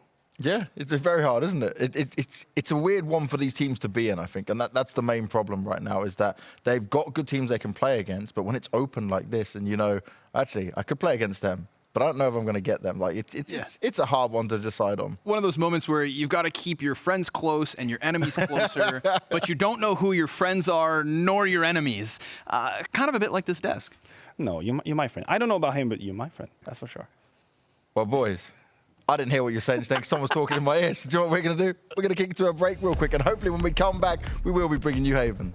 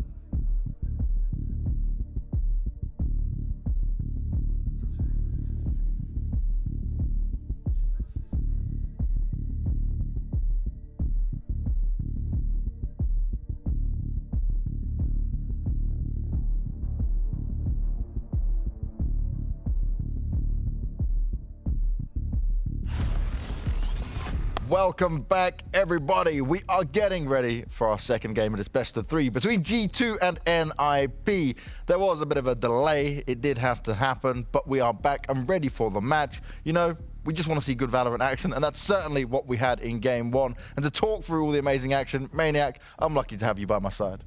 And I'm lucky to be here. I think the spectacle was definitely here on the first map, and nothing says we'll have anything different moving on to Haven. NIP, again, did lose the first map, but they put up a fight, a real fight against G2, and there is no reason to believe we should not see a third map. And that's the thing, right? It's NIP's pick when it comes to this, and that gives them their chance to feel in their comfort zone. Now, the question marks when it comes to this Asian pick, right? Will Safe be on the Raze? Will David P go for the Sage? We have to wait and see. He's been using the Breach normally when it comes to this, but at this point, I'm just down for David P to throw us random curveballs. You know, why not? You're up a map. You're on the best team in the world, potentially. Like, why not? He could do it again, but there we have, I was going to say the Phoenix on Safe. So here is the particularity of NIP on Haven. They play with 2 duelists. That is quite special. A lot of teams just stick with 1. The Jet can be or the Raze. But for NIP, they switched it around. We see the Omen coming in for Patitech. Normal. Standard. That should not be an issue, as shouldn't be Kriya's pick. Again, we go for Omen. Now, Pith, if he picks anything else in Cypher, I'd be quite, bamboozled. We have the Cypher coming in. For Lucker, usually the Jet. He's been really one TP in that Jet pick. We have it here. Artist should stick to the Sova. That's a map that can be used a lot. We talked about the drone. There we have it. Rhyme as well. As an IGL, the Sova helping gathering information, knowing where everyone is going to go. And then Davey P, here comes the question. Breach, Sage, Breach, Sage. I don't really know. I'm waiting. Wait for it. There you go. He's sticking with the normal, right? He gave us a show on the first game. He gave us a bit of old school Sage magic. And then when it comes to Chihuahua, he has been loving his Killjoy, but on this map it's usually the Cypher, so it comes into play. This is the Asian pick we expected. This is both teams in their most comfortable position with it. This is NIP's map pick. We already touched on, though, what both teams are going to need to deliver and what they're going to need to offer when it comes to this map. Obviously, for G2, we expect a lot of that explosive play, playing off the instinct, seeing what picks they can get, but also the faking it out, forcing NIP to over-rotate. Indeed. And NIP, if I'm not mistaken, will start on the offense because that is their map. And then we have to see these duelists coming to play. We have to see Safe. We have to see the Jet on Lucker as well, creating space. Talk about the Omen. Talk about Kriya. You know, the famous beads, double smoke, the smoke on top of the side to get into it. An absolute nightmare to play against. Obviously, multiple teleport plays you can use from the shadows to, catch your opponent off guard. So Kriya will be absolutely instrumental.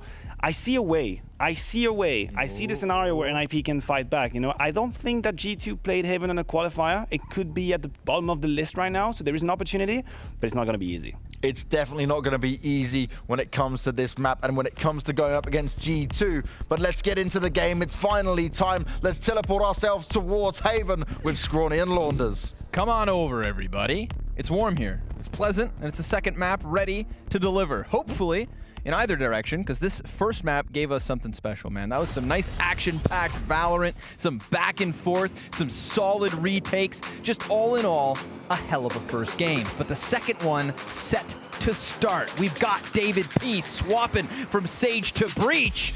And we've got Haven ready to go. Yeah, this is, it's kind of like, it's a map that NIP will play, but not when they're sporting a super high win rate on. 45% overall, and a loss in there to G2 very recently. So we'll see if that comes back to haunt them, or if that's demo tape they can use against G2.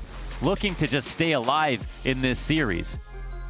We come to Haven, and there's no promises here. It'll be a tough map for NIP, but as Maniac said, still possible. Absolutely. Anything possible. Let's just get right into it. We've got 3 players for G2 stacked up at the A site. B is completely clear, other than the Cypher camera above the main door. Pith with eyes in the skies. This is one that'll give you vertigo. If you're faint of heart, look away. Safe. Already working through the garage here. Spike is sitting inside garage. Jet very quickly dashing through B. Could find contact versus David P. A cloudburst misses the mark. And check out David. He just walks right into the mix. But it's 2 kills the opposite direction for NIP. And Safe stays safe by standing on the side of the flames.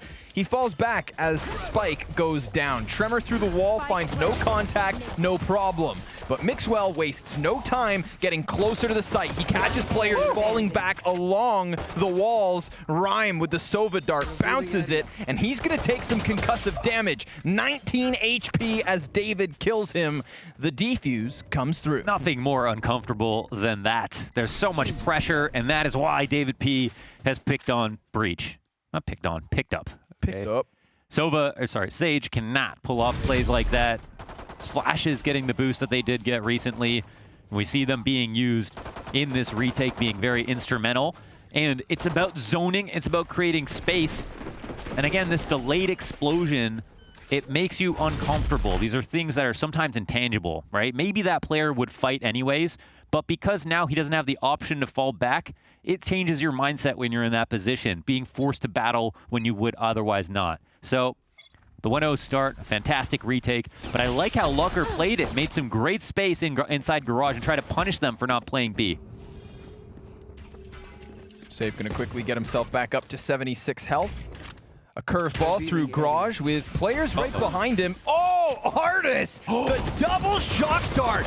Patatek's gonna get one. Rhyme answers. 2 kills to his name and an open route towards this C site. He will find his spike planted. And we talk about the success of the thrifty rounds for the Ninjas. They find openings when they shouldn't. This was a 3 versus 5. Now down to the 2v3, but again, the concussion from David gets Chihuahua out from the corner, then he closes with that final kill. It's G2 with the second. There are innumerable mid-round situations for David P to come in with his utility. The support here is incredible, and it's not even difficult, is the thing. You don't have to be all that creative to know when you're coming in for a retake from Garage, that's basically the one spot you can't see walking out of, right? The perfect opportunity for a Breach to come in, and the retake as well. So the spike plan is nice. The round win is better. 2-0 start again. And it's looking G2 all day. So there it is, the amazing chalk dart here from Artis to rack up crazy damage and the perfect timing, just as they were moving in. They're trying to get in the subway, and some angry man just pushed him out. Angry man from Liverpool. Nowhere to run. They're going to try and challenge a lobby. A Hunter's Fury right off the spawn. And, well, wow. Not working out for David P. Pith also killed Mixwell. Only the one. A-site, absolutely theirs for the taking. Here comes Artis. Recon dart goes in. He's going to scan one. Gets the Bulldog headshot. Hey, him and Omen. 2-on-4 situation. Made 2-on-3. Artis with a bit of utility left over. It'll be the drones in the sky. And a tag off on the Omen. But no surprise, he'll be on default. Ooh, that Omen just got hit by a counter paranoia. So there's the great peek from Artis. However, he lost his teammate. Patatek goes down, and there's another one from Rhyme. Nip are on the board, 3 rounds deep. I was surprised at how much impact that Hunter's Fury had, but it's perfect for the setup that was in front of him. And they punished that 3-player stand early in the round out towards long A. Poor Korea had no clue where he was. Nice play, however, from Rhyme. Yeah, sectioning off Artis. Taste of his own medicine. So, broken by. Yeah, I mean, a good initial read on what was ahead last round. But Operator in the hands of Mixwell, that could be everything. Ooh, Hunter's Fury the other direction. Not going to find anything at all other than a bit of a cipher. But man still stands. Patatek just working with the frenzy. Not ideal. Look at the amount of information gained. Rotations are already heavily leaning towards C, and this is a problem because they were prepared to CC. Now we're going to have a cancellation. They'll start to think about another site. But at this point, Mixwell has already jocked for control at the top of long, and he's got the jet with the operator. That's a free shot and peek if he plays it properly, even if he misses. Will anybody give it to him? It's a big question. Rhyme does not have an owl drone for the offense. We've got a player walking close in Patatek. 3 enemies, and one of which inside the Omen smoke. That's perfect. Now they're going to start moving in here. It's going to be a very tough hold and probably an even more difficult retake attempt if needed. But the Rolling Thunder comes waving in, and no kills as of yet from it. Breach flashes coming off of the garage. Again, they're able to lock down the site. They're not rushing, and that lack of panic is boding well here for the Ninjas in Pajamas. But it does give G2 a chance to get close, and they still have not made a move. 15 seconds remain. Now, that's a player slain as they're pushed into the crosshair of Mixwell. Rhyme's able to get onto the kill feed. David comes in with one. Artis in the 1v1. And the spike is planted, but Chihuahua chops him down. Take that fight. 2-2. Wow. And listen, it gets really close because G2 have been amazing in these retakes, but how well was that played? With the Phoenix, Wall, Molly, and Alt all coming out to create space, to be an extra insurance policy, to make sure that they couldn't entry on the Rolling Thunder from the breach. They made David P, who was instrumental in rounds previous, useless with his early use of his utility. I think he baited out 2 flashes in ult, and they didn't even have an opportunity to push in for the retake. Damn, man. The patience in that moment. Playing it down to the minute seconds left. Nip with a second, and then that completely breaks the bank of G2. We saw them with at least that one operator and some upgraded pistols last round. We've got the double sheriff. Frenzy on Mixwell. Let's see what Patatek can deliver. He gets hard checked by Safe. This C site is absolutely compromised, but Lucker, well, he's gonna get cleared out. That was a Blade Storm. 3-4 kills from just pistols. It's all on Rhyme. 1v3. Call of pistols. This would be an absolute robbery down to the 20 health. He's got the Hunter's Fury. He's gonna try and close with the ultimate, and he cancels it. He's trying to bait that push. Oh, it's so low. And what does Pith have to work with? No abilities left for him. He goes for the peek. It's a straight up duel, and they're gonna take the pistol round win. Madness. Pith. He gets 3 on that play, combined with David P on the 4th. Just disgusting versus the long C hit after Patatek goes down early. Way too early, you'd think, for the whole round to be recoverable, let alone with pistols, after what we just saw from some amazing entries and space created over on the C site. Damn, that's a hard pill to swallow for Nip. Feeling themselves after 2 rounds, but can they bounce back? They've got the cash to do it. Full buy-in from both teams. Again, this long A setup. Oh, opening pick here for Patatek. Hey, listen. If he gets caught out on the late lurks, maybe try to do some damage early. They are doing a good job of dealing with them, but he'll get some information as well as a frag. Yeah, Korea wins that Omen duel. We've got a Neural Theft for the side of G2. Spike Carrier also ready to teleport if needed. They're a curious bunch, aren't they? Yeah, Artis waits for no man. He kind of hesitated going from garage to C site, thinking maybe they had walked up on him when he decides to make the move that they didn't have the gall to do themselves.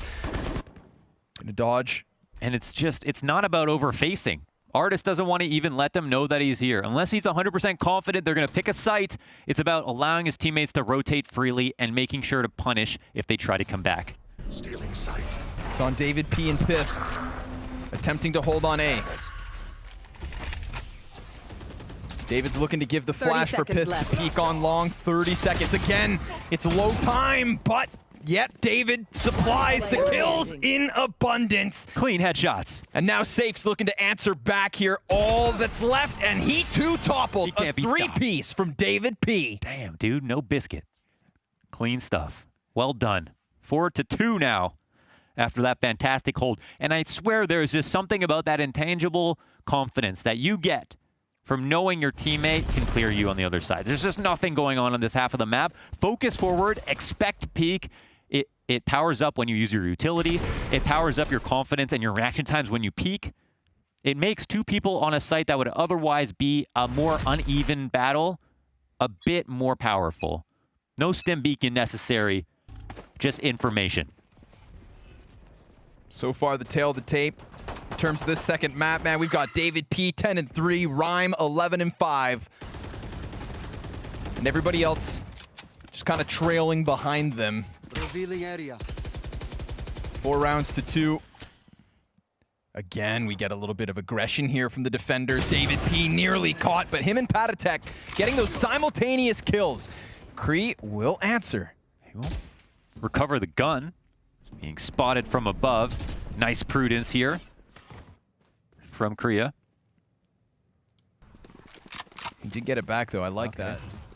Use the paranoia, make him offer up the angle, quickly transitioning into the A hit, which actually has no defense. So suddenly, because of this call from NIP, we have G2 in a retake. Now, these retakes are something they do, and they deliver. Or at least they did on Ascent. Time to find out if they've got it in them. 2 of these players, of course, playing with just the pistols. Not ideal. Abilities? Well, we've got a recon bolt from Rhyme. There that goes. Paranoia sent out from Korea, trying to disturb the retake attempt, but Mixwell in with a quick headshot, dashes for the second, and that's all 3 frags needed. Wasn't the paranoia, but rather the smoke, and still Mixwell goes through it. Such a good job of making them uncomfortable, right? Dropping the Omen ult above the default box, taking a peek around, knowing that he wasn't going to end up there, just to let him know that he can spot every position, and if they want to stay in their spots, well, they'll have to pay the price. Again, always making them uncomfortable, always threatening the aggressive push, and I think that's what brings Slucker forward. He's trying to find the timing to push the push, because G2 are getting away with aggression all the time, whether it's defending, attacking, or versus any team on any map. The beauty of Haven, man. Potential to flank extremities, the potential to flank every single site. Just this element of fluidity makes for great gameplay, but okay, Safe, we see you. He's gonna go ahead and run it back. Uses the wall to cover cross. We do have Artist back sight. Information on the Phoenix, who's about to burn out. There he goes. But a neural theft, that's gonna be crucial information. They know it is only Mixwell on A, and he is being attacked, he's being swarmed. He falls back. He's been warned. Korea's gonna go for the spike plant. Oh, Mixwell, wallbang kill, that's huge. No, he picks up the second. They have a neural theft themselves. Oh, that's massive. No bodies around. The Owl drone goes out, that's information given to Mixwell. Artist could try and take that fight, but Safe will clear him from heaven. Pith, always with the cameras. Trying to see what he can inside of sight. Player crossing behind the cage. Oh, that could have cost him. Dash in, Blade Storm down. Pith, 1v3, goes for the follow-up theft. He wants that information. Can he get the clutch? Time is ticking quickly, and he has to fall back from this. He gives it up. A 3rd round for NIP, just overwhelming Mixwell to the point where he gave them room to plant. And even with his follow-up kills, Launders, simply wasn't enough. Hey, you want to say that shouldn't have even come close, right? The operator frags coming in at that position where they had a player disadvantage trying to retake the A site. I think they want to be trying to retake the A site with a player advantage, and most otherwise they're just trying to avoid it. They maybe went for this here, having 2 ults available, especially the neural theft, but they couldn't get it early because there was not a body nearby Pith. As soon as he found one to use it. So, I mean, conversely, a well-used neural theft for NIP to get them the info on A, knowing how to paranoia exactly where Mixwell's position was, use that against them. Oh, not letting off the gas pedal at all. Safe is all gas, no brakes with Phoenix. Yep, it's gonna molly out the Patatek play, and a second coming in for NIP. A 5v3 straight out the gates. However, we've seen NIP stutter on this point. Here comes the Rolling Thunder. That's gonna stun players in abundance, but no kills coming from it. A curious situation from NIP. I ask myself, how are they all alive? Amazing, really. I mean, Safe in the position, the one corner, crevice, pocket position that doesn't get hit by the Rolling Thunder, which has one of the biggest AoEs of any ult in the game in terms of getting information or displacing your opponents. And that's the one that gets them the first kill. Shuts down the breach on the way in. And honestly, whether or not Safe has been getting kills, the amount of map control and information and space he's created, this guy's basically Thanos over on the C site. Snap of the fingers from Phoenix as well, coming up from the garage, man. Just absolutely clearing him. Poor Patatek, right? He's chilling on the back plat, trying to hang on to his corner, gets mollied into the open.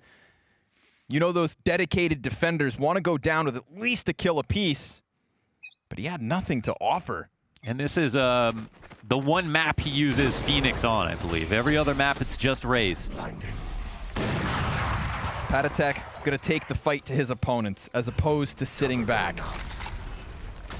Uses the shroud. Oh, a gap in that. Oh, Sova never sees it coming. Rhyme goes down.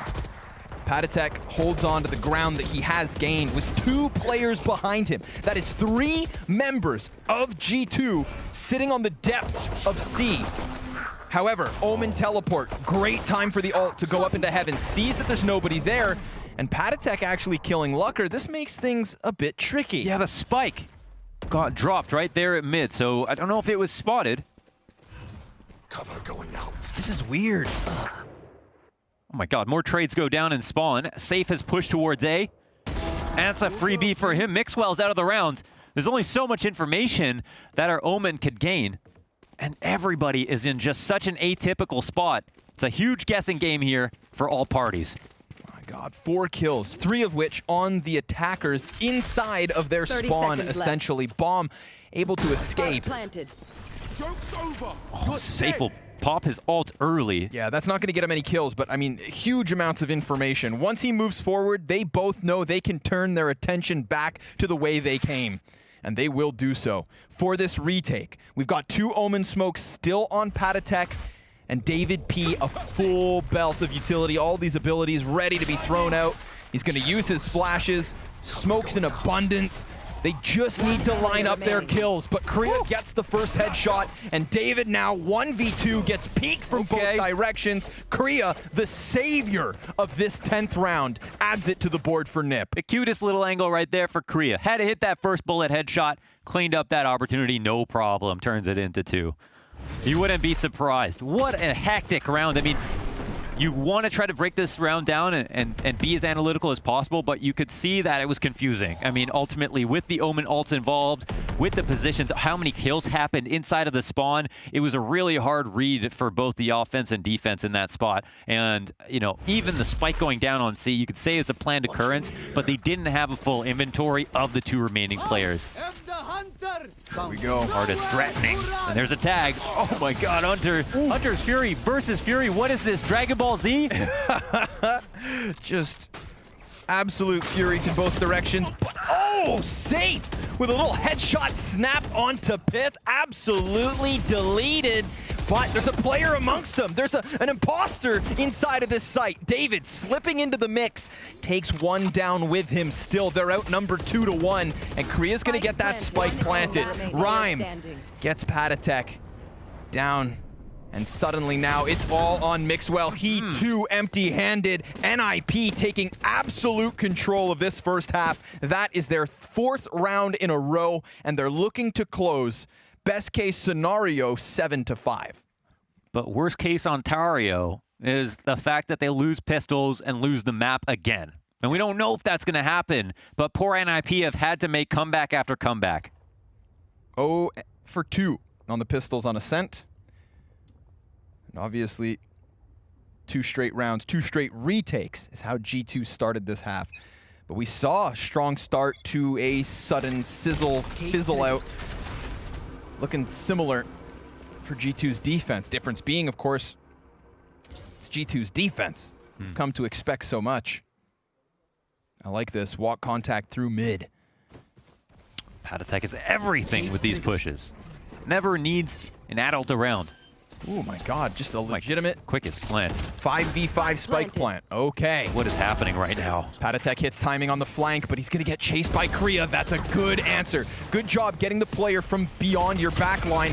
However, Safe, true to his name, somehow dodges the damage. Double curveball and a headshot into Artis. Absolute robbery. This is chaos. It's just mayhem coming in from mid. And David, Mixwell, name of the game, baby. He runs right out, and it is nothing but G2 across that kill feed. They will find their 6th round. Bedlam, Launders. That's what that was. But the defenders take a 6th, and we go to a break before we bounce back to see if G2 can close this series.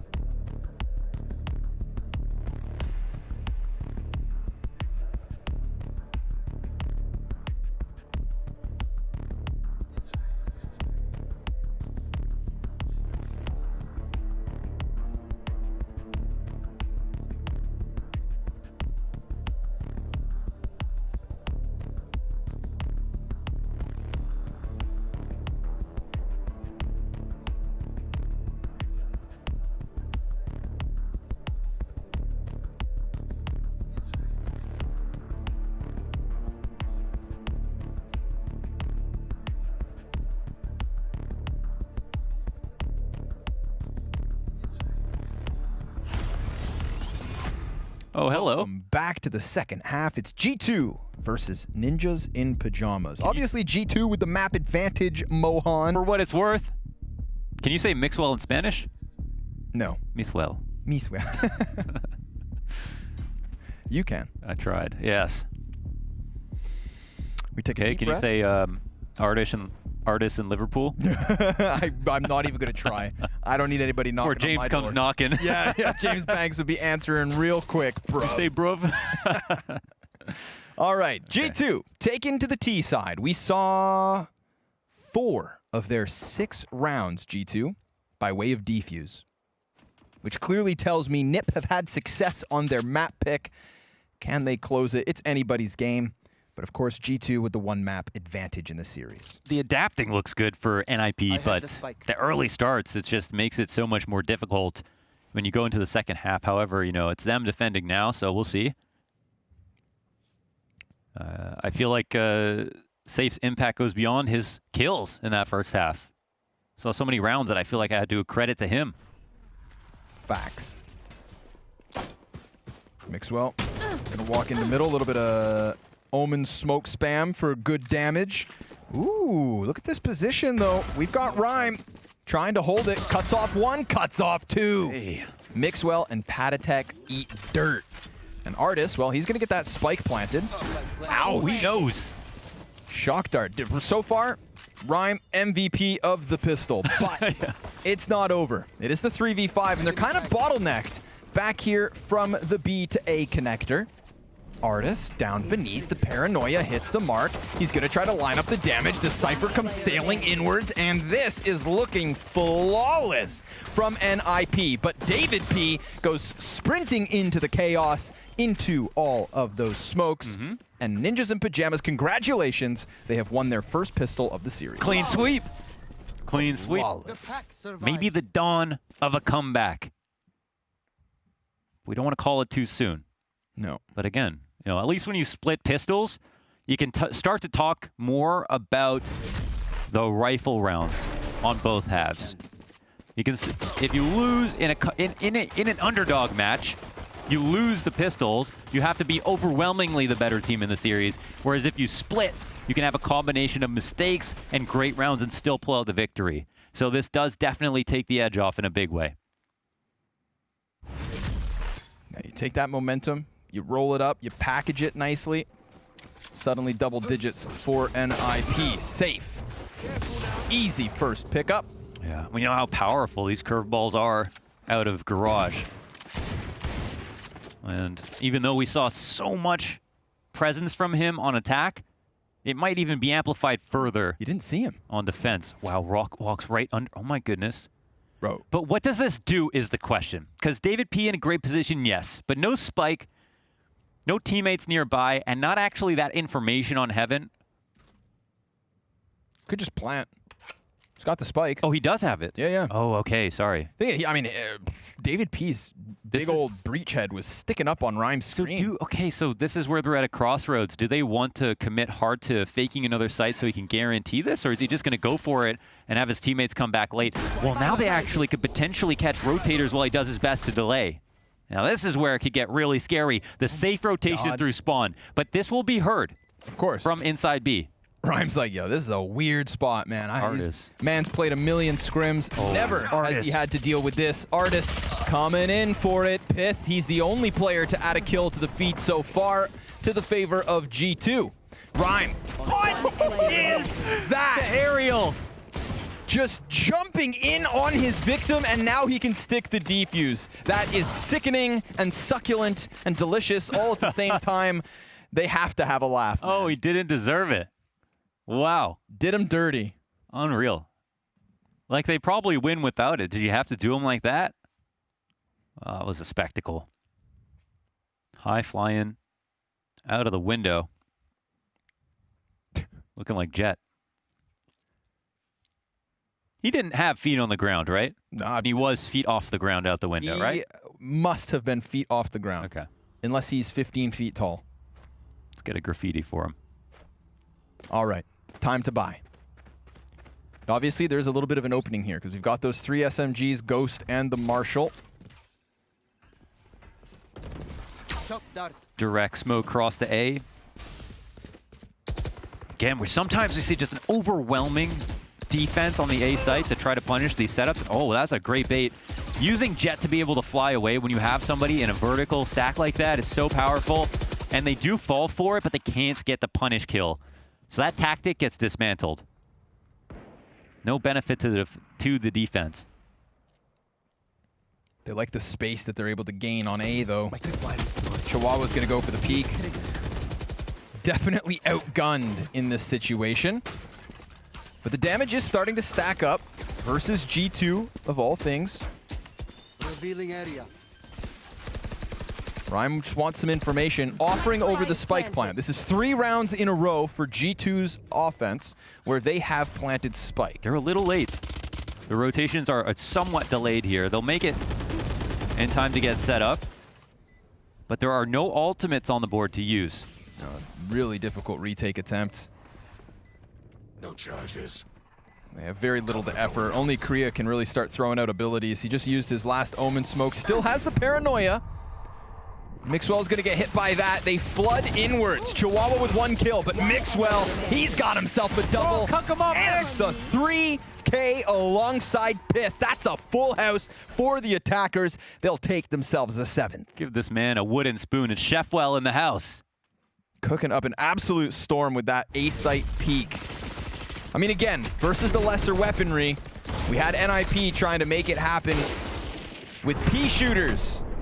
These are the ingredients, of course, where you might know. Handshake agreement, retake situation on the A site. Teams are either overly aggressive with a triple stack on long and short, or they're nowhere to be found. It seems like that's pretty much the two angles most teams are taking on the A site at the moment. And Mixwell, understanding this, realizes there's an in-between timing when the retake comes out where I need to peek. I cannot sit on default and get hard cleared. I have to do the hard clearing, and I have to frag.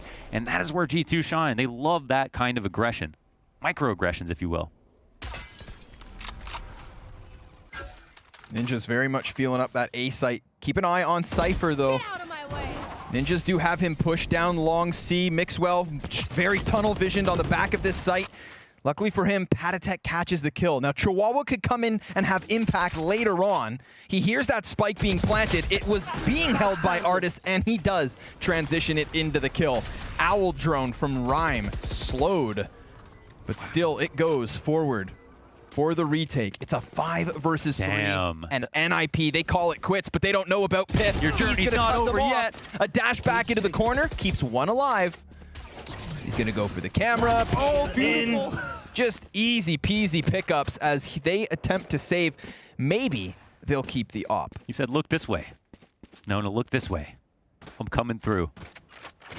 In all directions. Yeah. Well, should be a shot. Okay, well, I didn't say who. So, nicely done from Patatek, punishing with Pith, all in the post plant. And again, whenever you have a situation like that where those are exit kills, you have to remember, those are 3 players that could have potentially committed to a retake that end up with nothing and couldn't even save.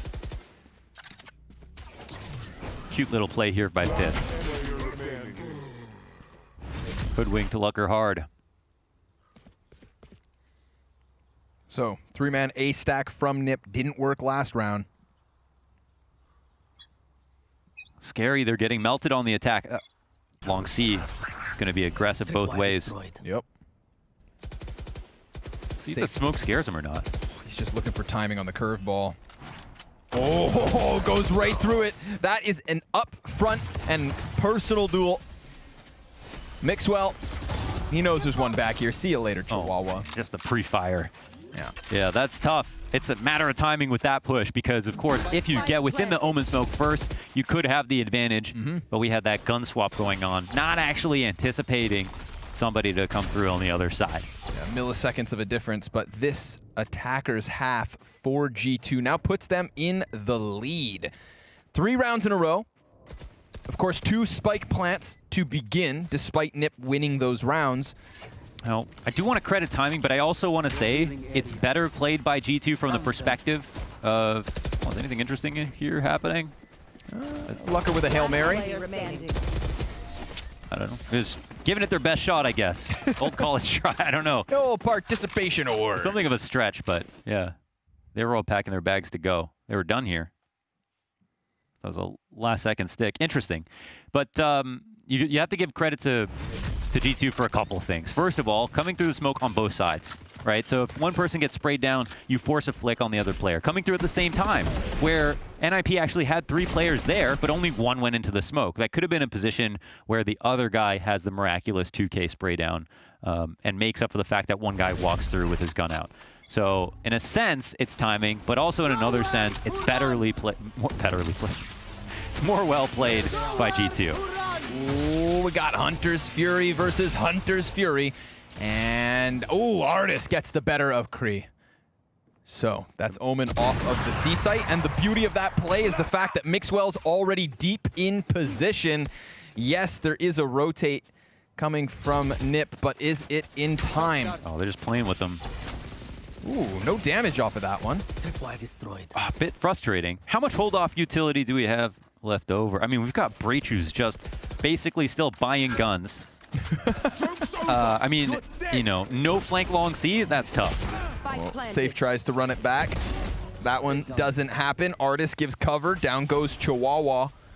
Now 2 players from the defender's spawn. Safe in the mix, gets the kill, but he blinds himself. And Mixwell's absolutely going to punish that one. It's a 2v2, and Mixwell's teammate, as you said, coming in from spawn. David a little delayed. Mixwell still stays on site with precision. He gets that denial onto Rhyme, and Lucker, with just the classic and the operator, has to do some close combat opping. He's going to get flushed out from both directions. The attackers win the round 10-8 for G2.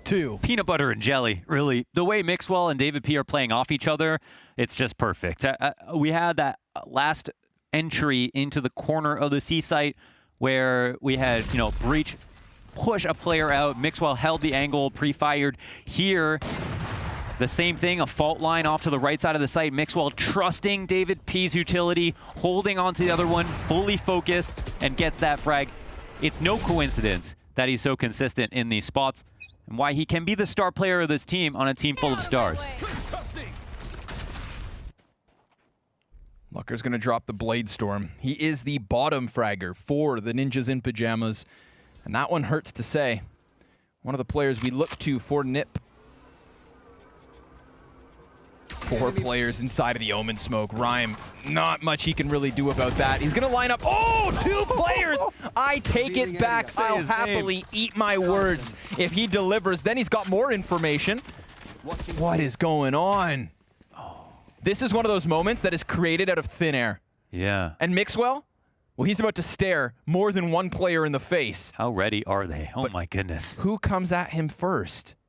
They know he could be on this angle. Mixwell, he's going to be tested here. He needs to hit the shot. They are delaying the spike plant, which is causing some doubt here.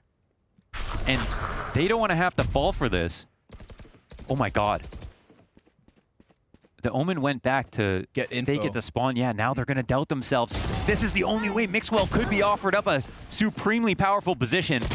Ooh, but the Blade Storm, that's what makes the difference. And they've got Artist scanned.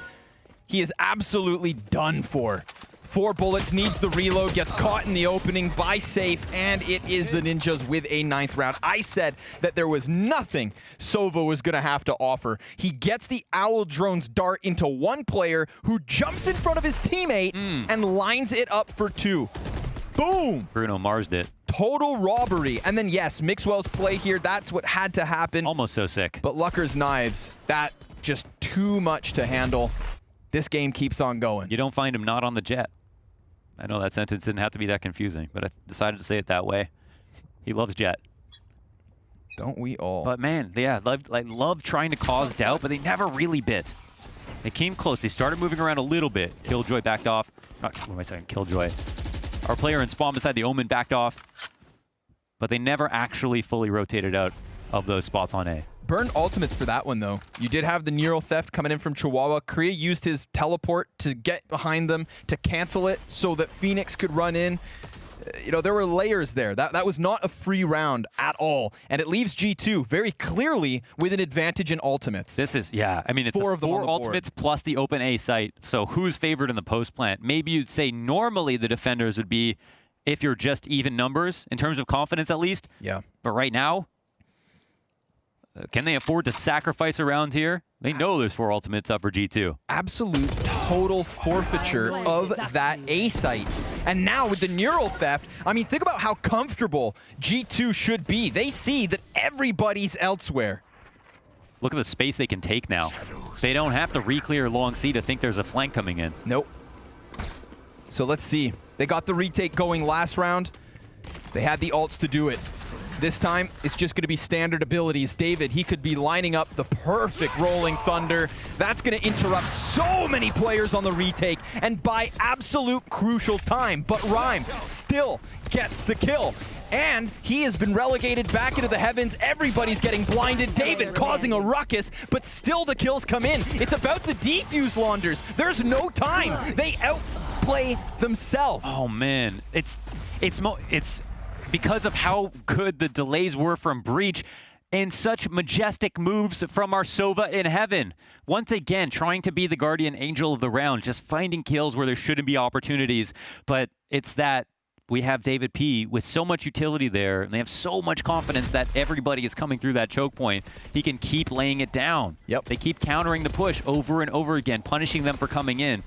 And this round, again, it's all about utility. It cost them 4 ults, but it's worth every single one. Bro, I want to know. I would love to hear the team comms during that moment, because it's not even though they got close to a defuse. They tapped bomb and instantly realized they had no time. Over, yeah. How many players just died to that bomb exploding? The amount of noise being made, they probably had no idea how much time was left. That was just... That's a good point. Yeah, Rolling Thunder on Spike. Off your feet. Blinding. Total stun. Yeah. Wow, that's a my round that's God. going to come back The to late haunt them. B. Because Late obviously, half. you know, ramifications economically, Nip, they come back in with a bye, but if they don't get this one, it's going to be hard to contest for overtime. And that's what they're playing for, because it's another spike plant from G2. They're going to fight for middle. Safe comes out. He's going to get caught in a trifecta of post-plant holds. It's Chihuahua with the double. Mixwell, he is on the Blade Storm.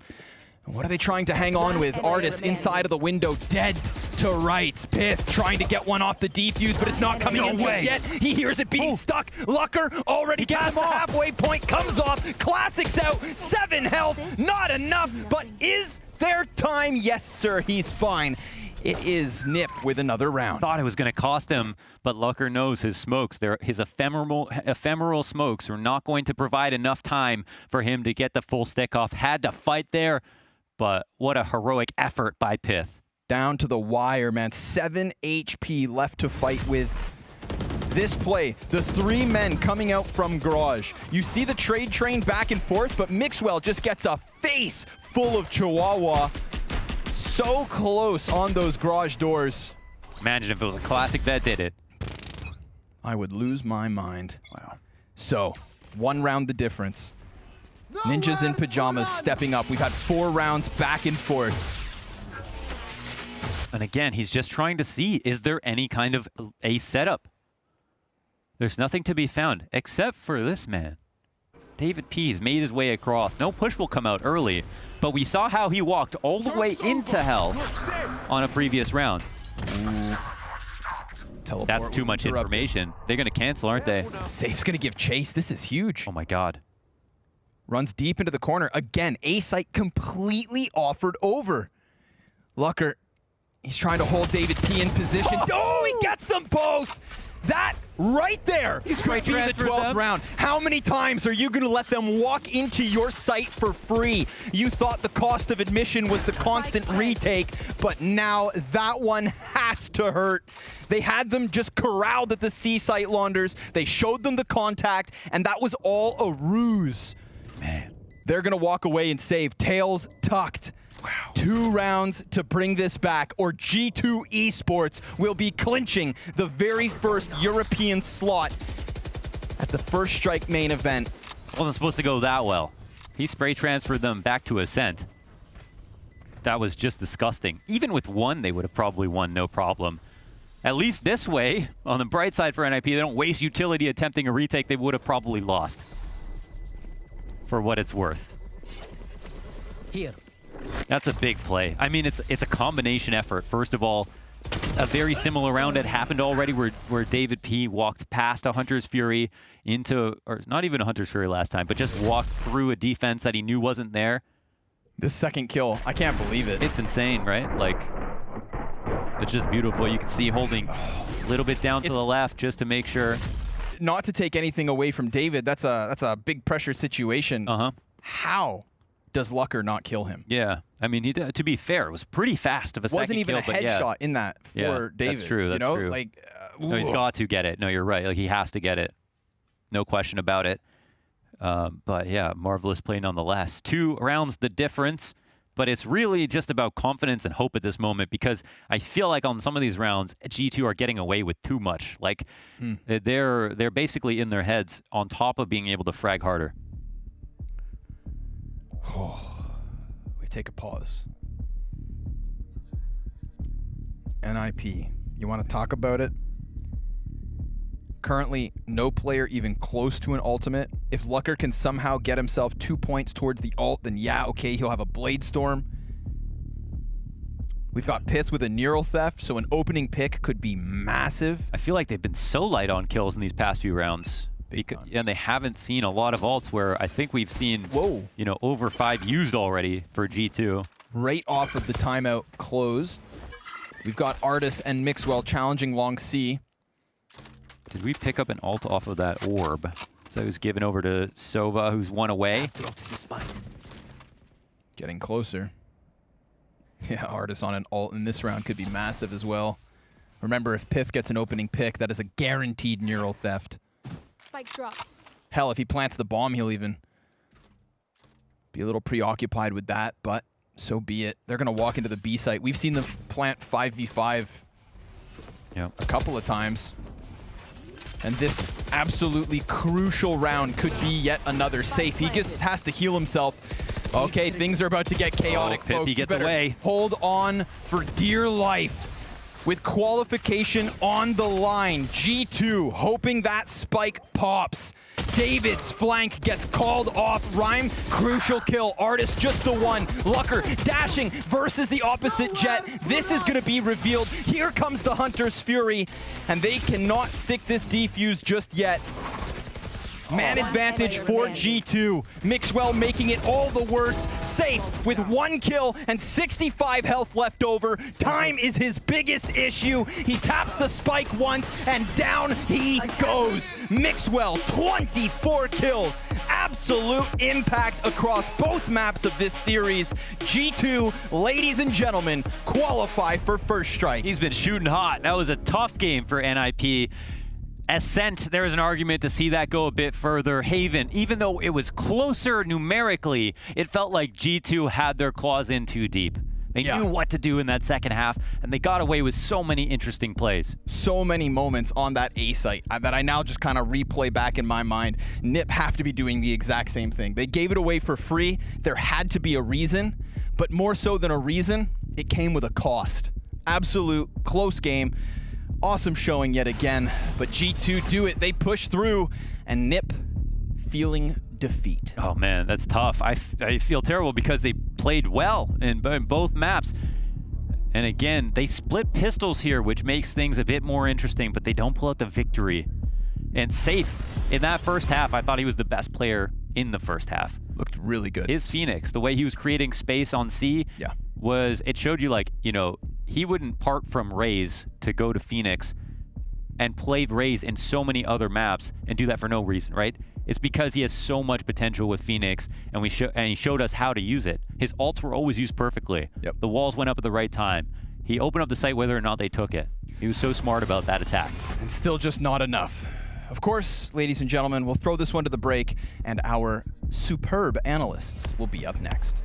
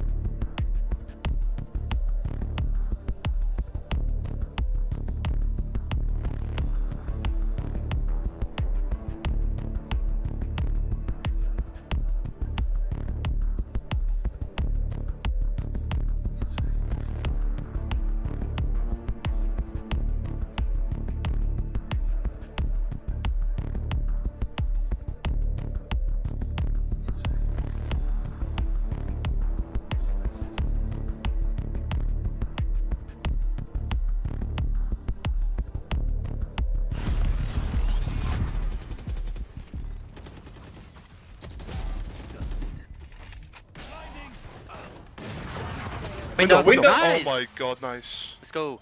Oscar, you have a tremendatura, bro. Let's go. How did we win this? Because you killed them, and I flashed them. Amazing. We didn't talk to each other. Yes. Who would have guessed? You kill him, you flash him, and you do win the round. And the G2-0 continues here because this team, not only are they the first to qualify for the main event in Europe, they have still never lost a best of 3. And that on its own is an impressive statement to make for the Kings of Europe.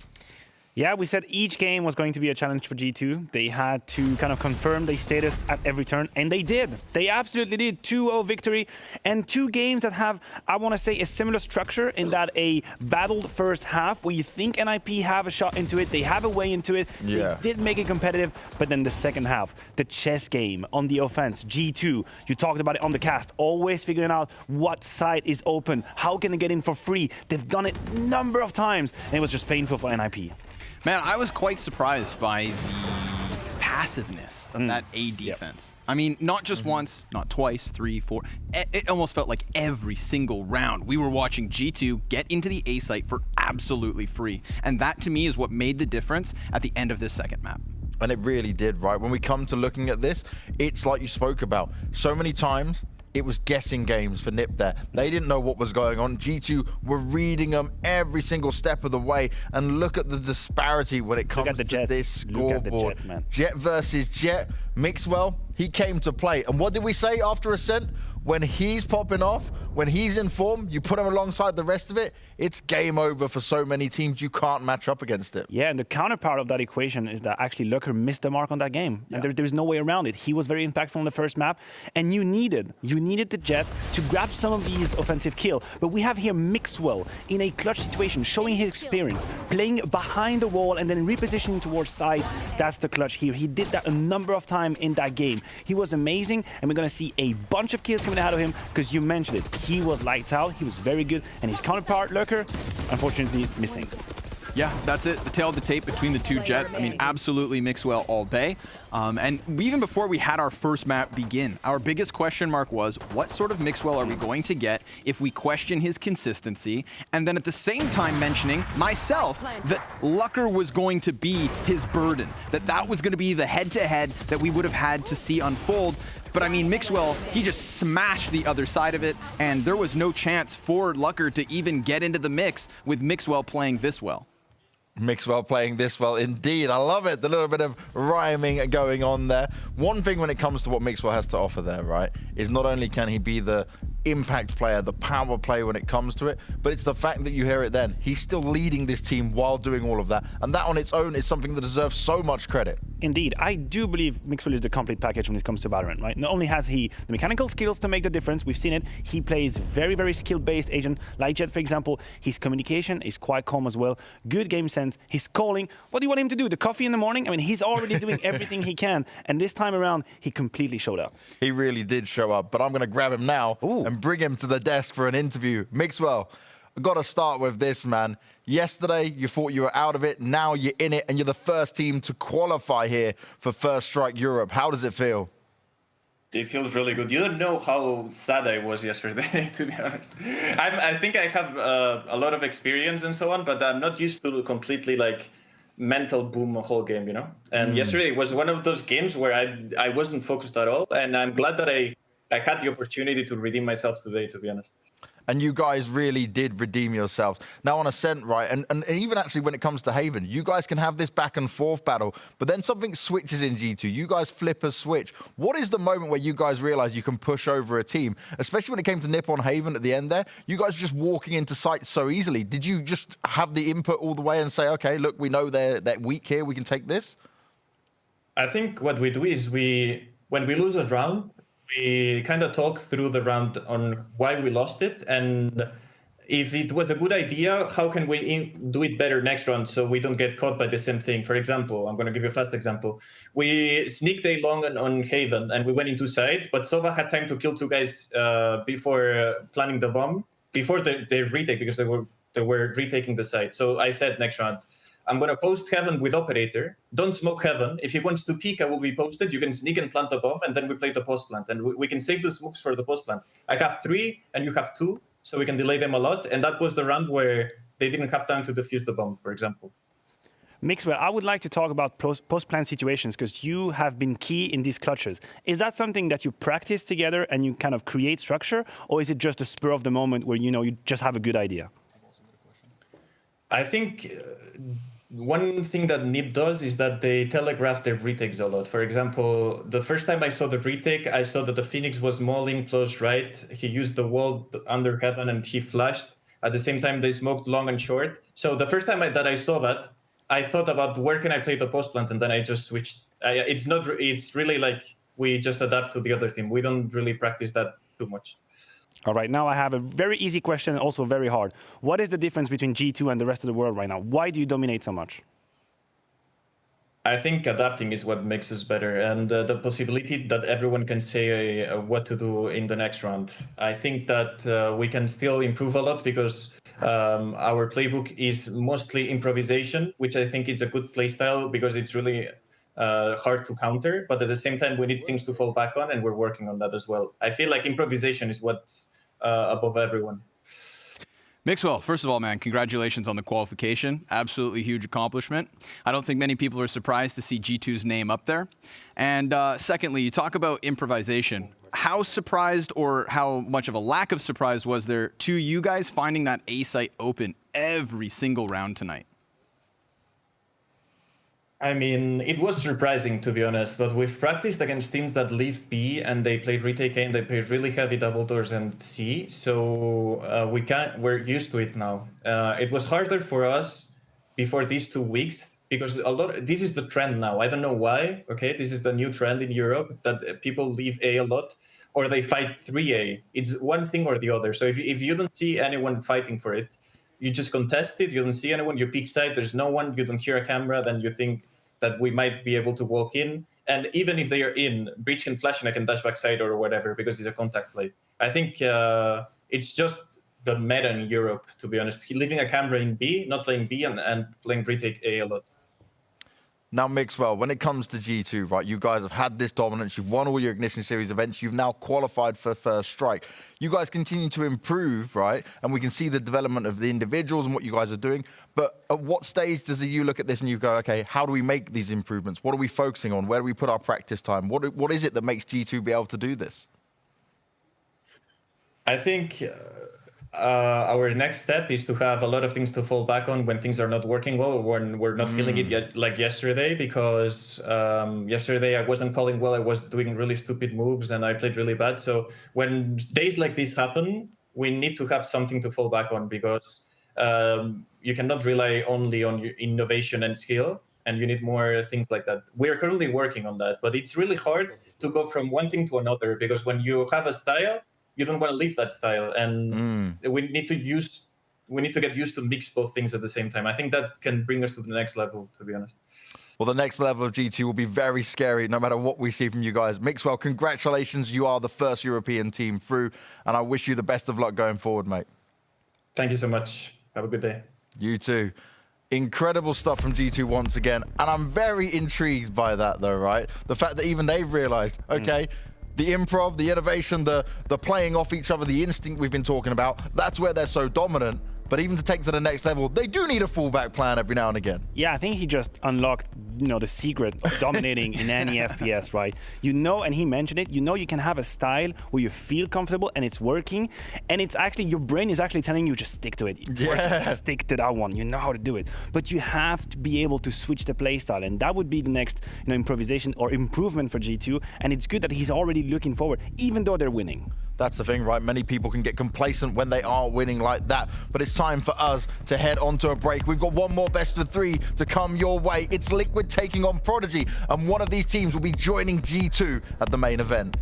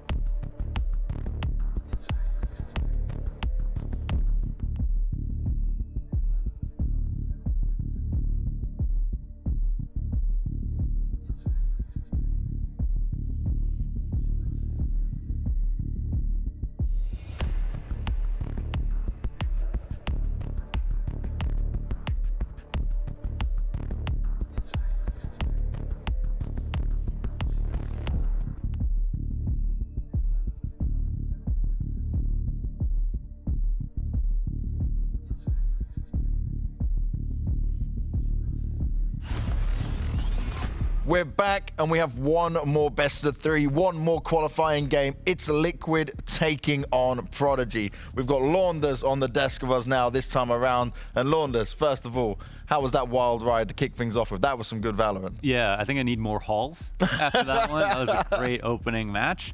It's a bit of a change from last week, of course, the step up in competition, and it's way more interesting from a competitive standpoint now. And this one is going to be interesting because it's a team we know and love, and we've seen what they do, and it's a team that's going to give us a lot of unknown as well. Absolutely. I mean, the favorite is quite clear-cut. Liquid coming in, they have something to defend, they have a status to confirm, whereas Prodigy, they've already defied the odds just being here. No, they've been in more DM, they've been in low Penky, so they deserve the spot. Where's the limit now? Where is the limit? Well, let's find out where it is when we get into the game. But right now, I want to take a closer look at Team Liquid.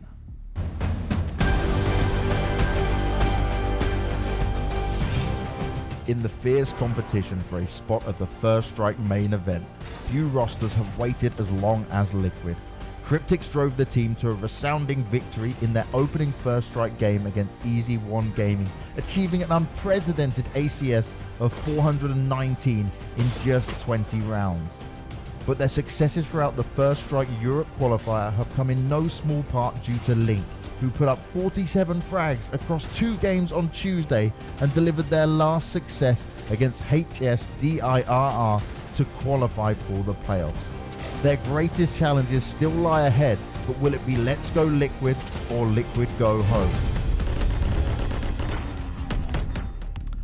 That is what it's all about. This is Team Liquid. This is a team that is one of the most versatile in Valorant. They have changed things up, they have mixed things up, and they are still trying to chase that dream of being the best in Europe. They are trying, and for the new viewers, 4 of these names used to dominate Valorant in the first few weeks. Back in time called Fish123, when Artist was in the lineup, when Scream wasn't in here, they won pretty much every single event, every single tournament, and now they have been chased. People have caught up with them, they've known how they approach the game, so as you're talking about, they're trying to mix things up. Yeah, they really have to mix things up, right? Because they're trying to do something that's innovative. They're trying to play a bit of a guessing game. The long game is what we spoke about here. And there's a man on the screen, currently with the Brimstone by him, Link. He has played so many different agents, so many different roles.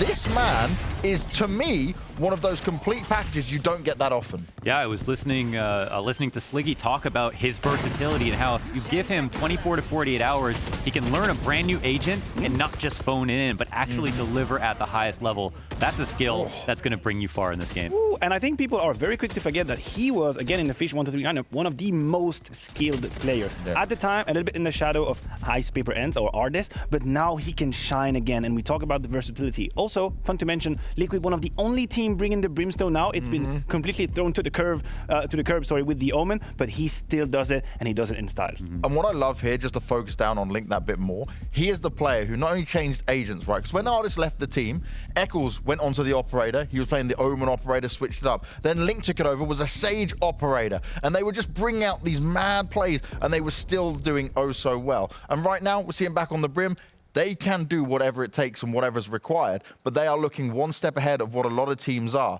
And that's mostly down to Sliggy. Sliggy has said, basically from the very start, that I understand more agents are going to be added, and I want to make sure my guys can play 2 to 3 different agents so no one can really guess us. Like we were talking about on the desk before, you could be in a situation where it's not just map dependent, right? It's also coming down to what agents they could throw at you. How do you prepare for something like that? That makes it oh so hard. It's hard to talk about the team's philosophy without defining it with Sliggy and Link in that sense, right? With Sliggy's eyes on the future, even as he's caring about the present, and then Link's role in that as somebody who's so incredibly versatile and who's willing to pick up a brand new agent. And again, with such a reputation on Fish123, with how well they played in the beta, to continue that on now that they actually have to put up real results with a huge org to back them. And the other thing, right, it's like, yes, you've got the huge org backing them up now. They've been boot camping for a long time in Netherlands. Most of the players are over there. They've been in the Liquid facility, which is incredible if you've ever seen it across the social media. It's just a wild place. Where facility? Yeah, it's like, it's next level when it comes to it. There you go.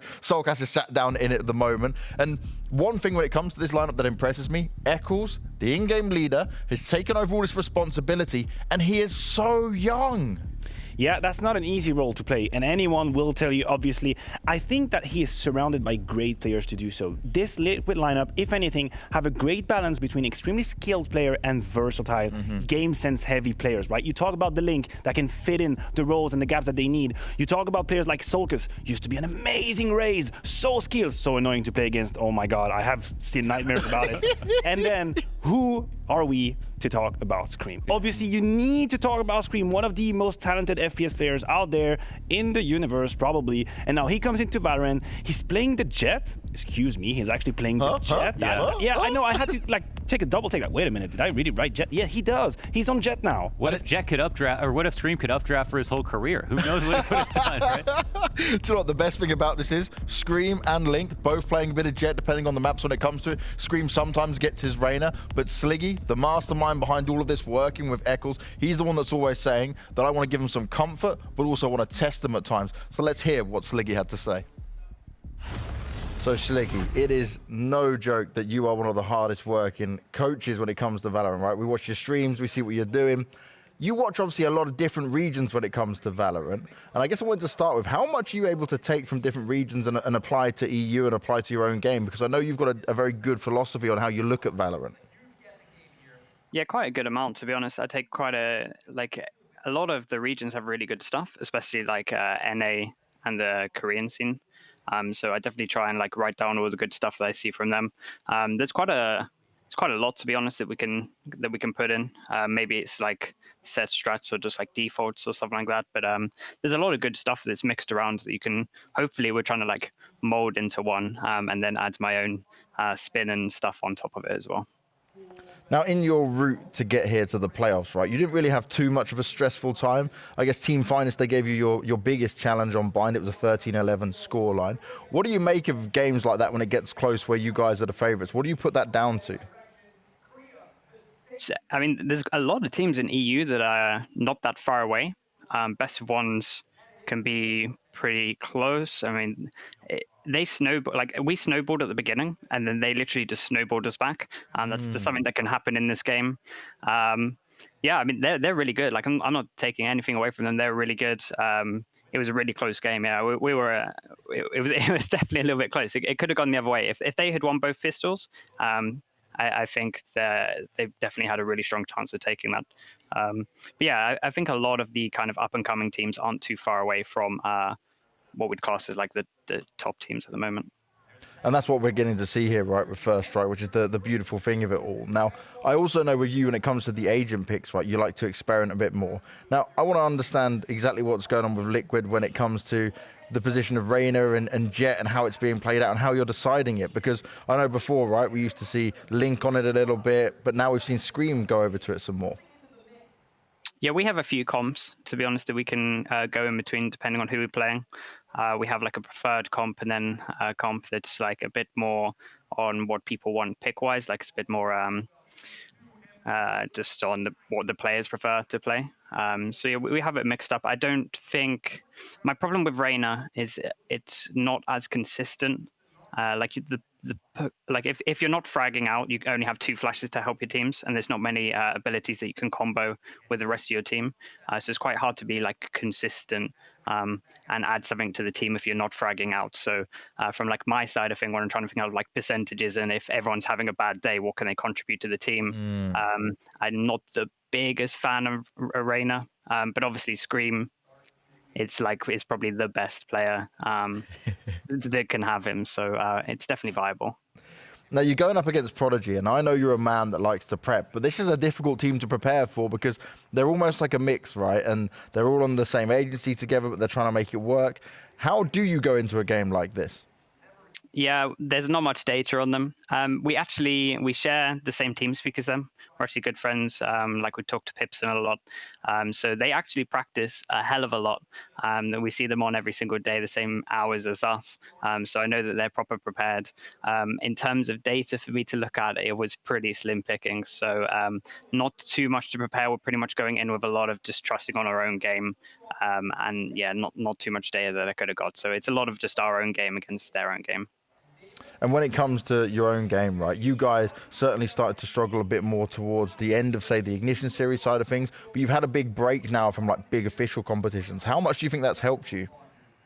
So much, because obviously, like with these guys, I was throwing them different comps every time. Yeah. Every single time there's a tournament, we probably had like 1 week to prepare with this comp, 2 weeks to prepare with this, like for this tournament. It's nice that we actually had like 3 to like 4 weeks to actually prepare for a big tournament with at least a similar comp. So yeah, it's very nice to actually have a good amount of time to prepare, and everyone feels really comfortable. So yeah, we're feeling pretty confident. Well, I can't wait to see it, mate. Good luck going into the game, and thank you very much for your time. Cheers, James. Take it easy, dude. Awesome. You too, mate. Thank you. Thanks. Always a pleasure to talk to Sliggy, but let's take a look at Prodigy, their opponent.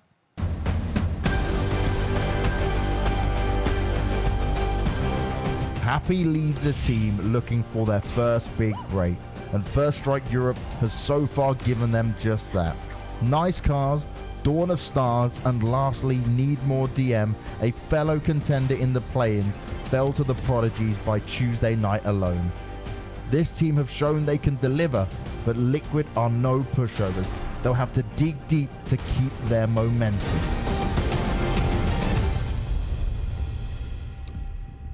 Prodigy right now, and I got some new information given to me today. Happy, he may be the one we know to being the in-game leader, but he's taken over the secondary role. It's Pipson, the coach who used to be on Pro 100, used to be on Winstrike, looking after some very capable FPS players, has moved back into the playing role, but also the IGL role, looking at Happy to give him the support where needed. But what do you know what he said he wanted to do most? No. Make Happy happy. All right, I guess that's a fair project to have if you want to make Happy, as you say. Now, I'm going to say Happy is always going to be a voice in the team. Yes. That is for sure. You can leave him as a player, but he has the game sense, and he will come in with ideas. He will come in with suggestions as to how to approach the map now. Yeah. I'm going to be honest, when it comes to Agent's pick, compared to the first series we have, I have a lot of questions and not a whole lot of answers. Yes. We know that Prodigy, sometimes they throw in curveballs. For example, sometimes we see them play without Sentinels. They've had maps without no Cypher, no Killjoy, bringing in the Brimstone.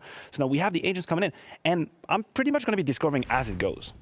And this is it, right? It's a bit of that unknown when it comes to it for these guys. Because, for instance, there's some maps that we haven't seen Liquid play in quite some time. They haven't played it in this qualifier as well. And we know we can always get the curve with it. Scream getting the Jet, which means the Link definitely won't have a chance to be on it. No Reyna being in play can suggest a little bit to us on what it might be in there. Could be looking at their options for at least staying in the comfort zone and making sure they don't let off here for Prodigy to get a way in. Indeed. Speaking of comfort zone, Boo on the Omen. I could see that one coming. Now, Link, we talked about the Sage, but he's actually going to go through with the Omen as well. It's not in the notes that I had prepared, so yeah, I'm getting surprised. I knew I was going to get surprised with Liquid. They've only played two different maps in the qualifier, you know, leading into this event.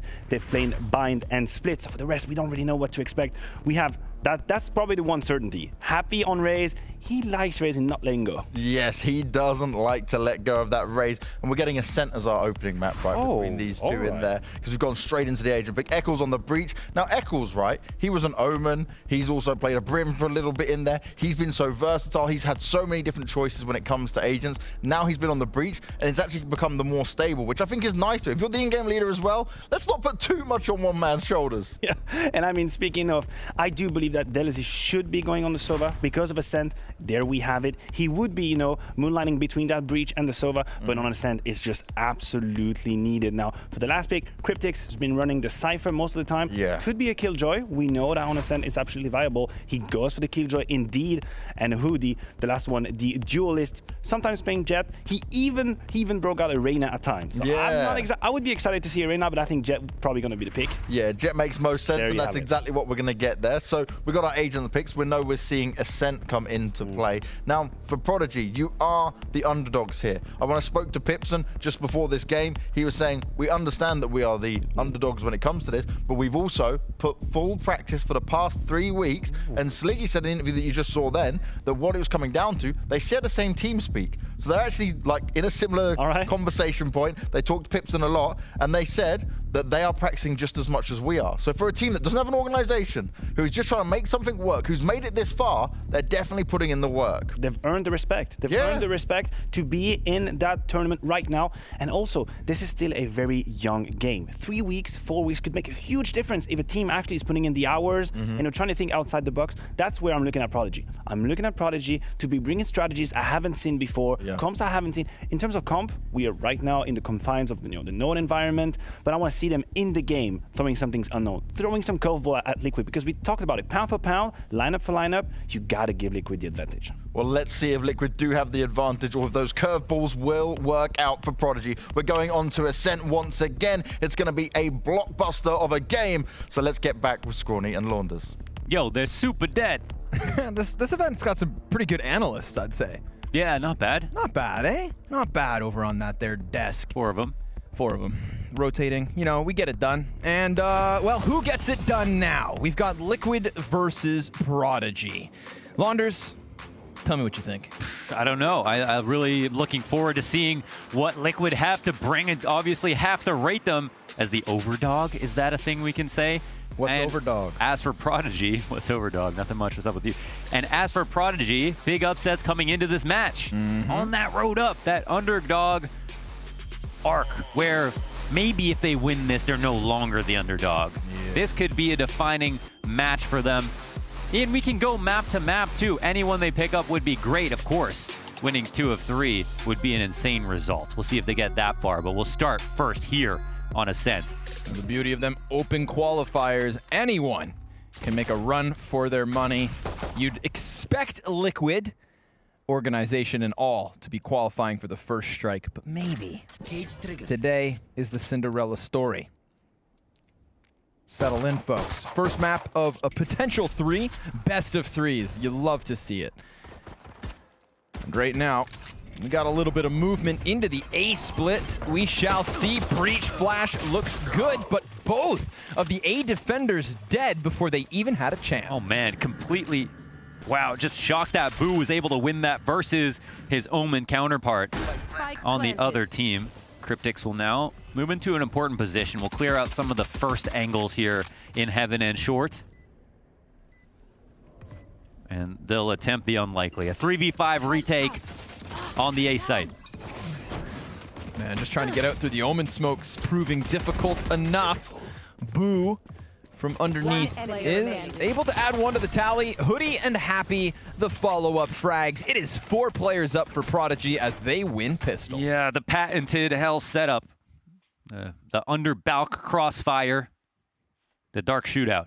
You know that they're there, but you still can't kill them. Sometimes it's too difficult. They have a huge advantage on the players who are dropping out. They can pre-fire and hold off these angles like we just saw here from Boo. And ultimately, I mean, they're probably going to get 1 or 2, and you can't afford that in a 3-on-5. No, sir. Especially in a pistol round where you're just already lacking full abilities. They have the talent, but not the ability. Literally. Take that back. Eccles trying to shoot for it. So, conversion round, what do we see? Happy, who has, at different times across his esports career, been synonymous with solo lurking, already works his way out middle into or towards the marketplace. He's got Delazy behind him. Gonna use that there owl drone to go searching and seeking for the information. Little delayed kill to it. That's going to enable Hoodie to give chase, but you don't want to chase too hard, Launders. There's another player tucked in the corner. Again, it feels like teams only have 2 modes here, all in mid or all out. And as far as Happy will get, he'll understand that this information is a handshake agreement from the other team. You can get here, but you can't get past. So he'll go back and try to complete a 4-1 split as the sole player on short. Just dodging that one. Easy pickup into Link. 2 more players here within short, and he's able to get only 1 more. Soulcast with the response frag. Delazy delays the spike plant, will still get it in. And what's the situation? We've got 2 of the attackers playing post plant on long, and 2 actually within the site itself. A similar situation, slightly better guns. We've got a recon dart available, but I don't know, are people really moving in for this right now? They can't even take out the Cypher. Pipson is basically back in spawn and killing them.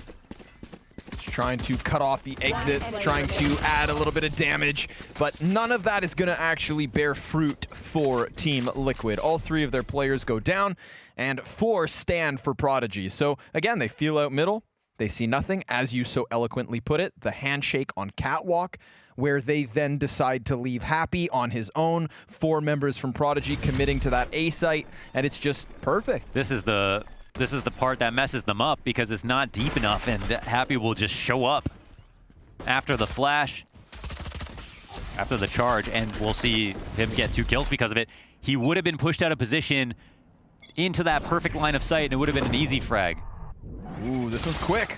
Lickety split, already trying to get contact. Jet v Jet inside of the cloud burst. Scream goes down to Happy. It's trades back and forth, but Soulcast with the shock dart kill. Ooh, he too toppled by Pipson. Here comes Link. It's only Pipson left.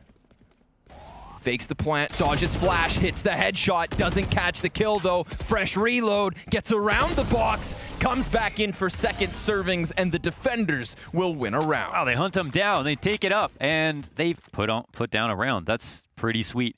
Wow, loving the studio shots behind these Liquid players. Hell of a facilite. Yeah, that's one from the future. Take me to the mothership. Pretty cool. Okay. Well, that's a nice confidence win here for Team Liquid. And they'll move out Killjoy hanging out at mid. We've got 1 ult on the Jet, but they won't need to pop it just yet. Full buy still here for Team Liquid.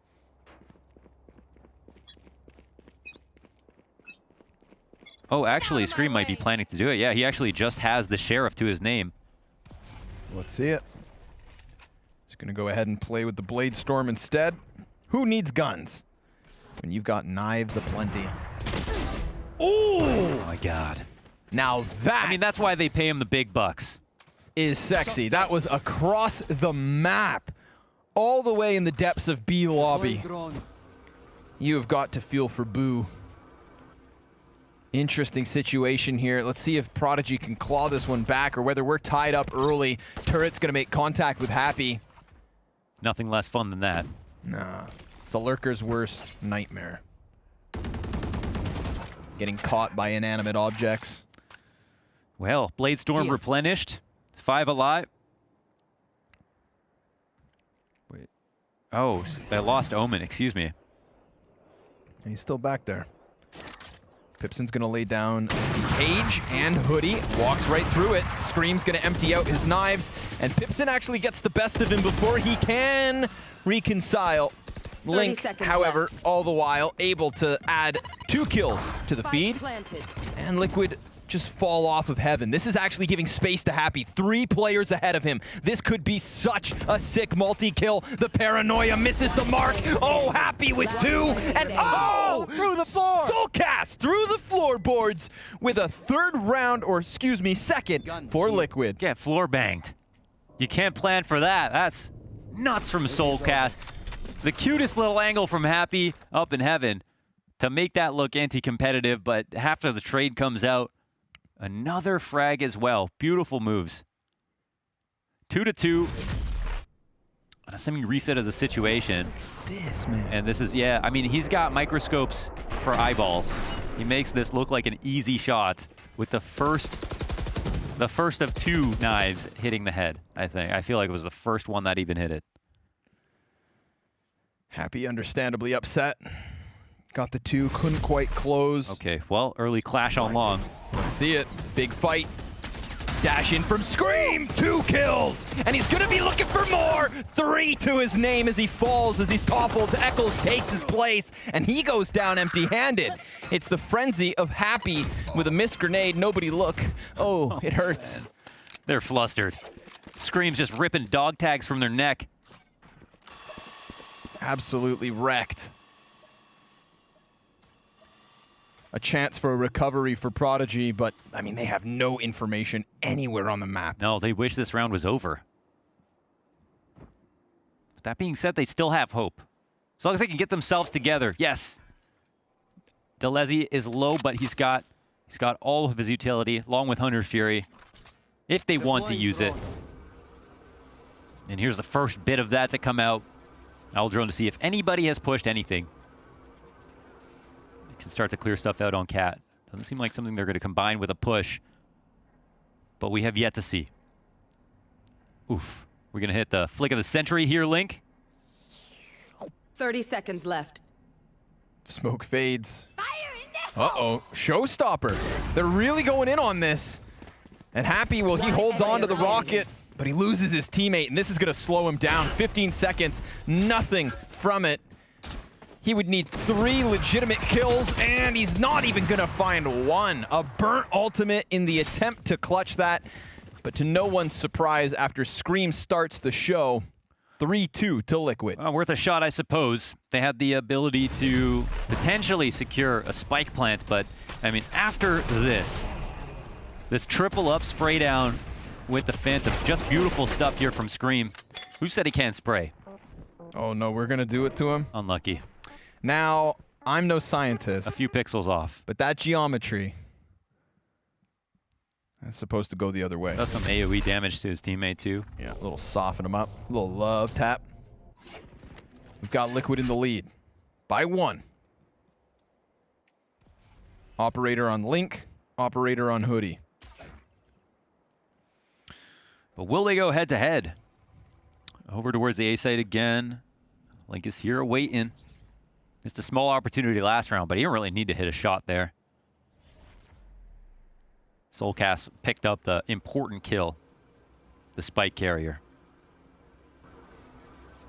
Okay, he's rolling the drone. Thing grew a set of wheels. Yeah.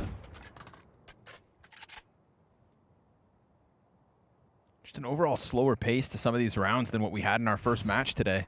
Shadows traveling. But I absolutely respect it. Size each other up. That feeling out period. Locations revealed with those recon darts. Boo getting lost within the cages. And yet, they have gotten themselves a few steps closer to the site.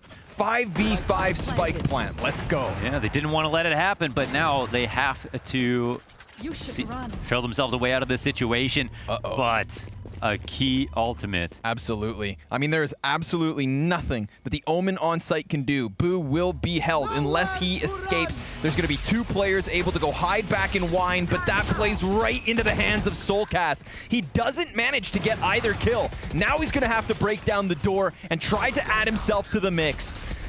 The smokes come out from Omen. It's a 4 versus 3. The counter Hunter's Fury on the bomb diffuser. Now it's Delazy to kill out Link. They're trying to get on top of it. It's scrambled. It's desperate. It's done. No time for Eccles. He better just run. 3 rounds for Prodigy. God damn, that was a very deep round. I mean, there was a lot going on there.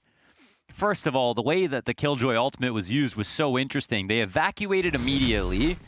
It was a false fire alarm in some sense because the plant could have gotten stuck, but because they weren't there, they found all of the key positions where they pushed out to and tried to fight them in those spots. They had Hunter's Fury to fall back on after the fact, however, and that's what gave them the confidence to leave so early on.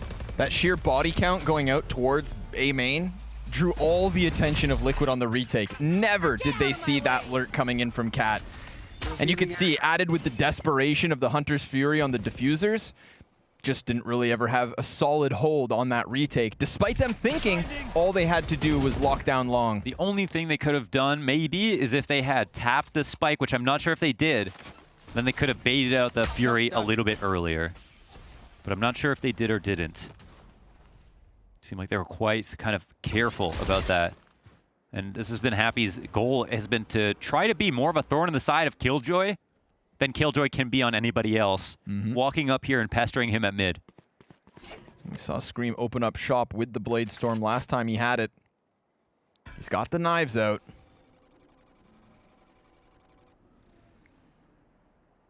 A group back up towards B main. Oh, some B action. Man, this is going to leave pressure on Soulcast. He goes for the Owl Drone. Destroyed. He's getting information from his teammates. They know they're coming in. Paranoia. He's scanned. This is a tough spot to be in. Cryptix adds a kill to the tally elsewhere. Soulcast just trying to dodge the enemy's fire. And well, now they have left. 4 sets of feet on the site itself, but Scream already with 1 versus Boo. Hoodie's gonna get that spike planted. Oh, Scream having to get the dart out. Gives Hoodie a chance to move outwards from the site itself. Cypher to the back of it.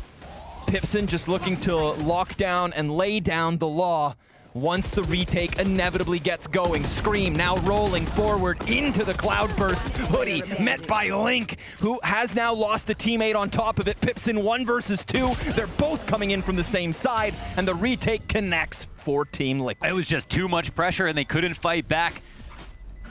They'll try to get Cryptix 1 step closer to that very important ultimate, and they'll win the round at the same time, 4-3.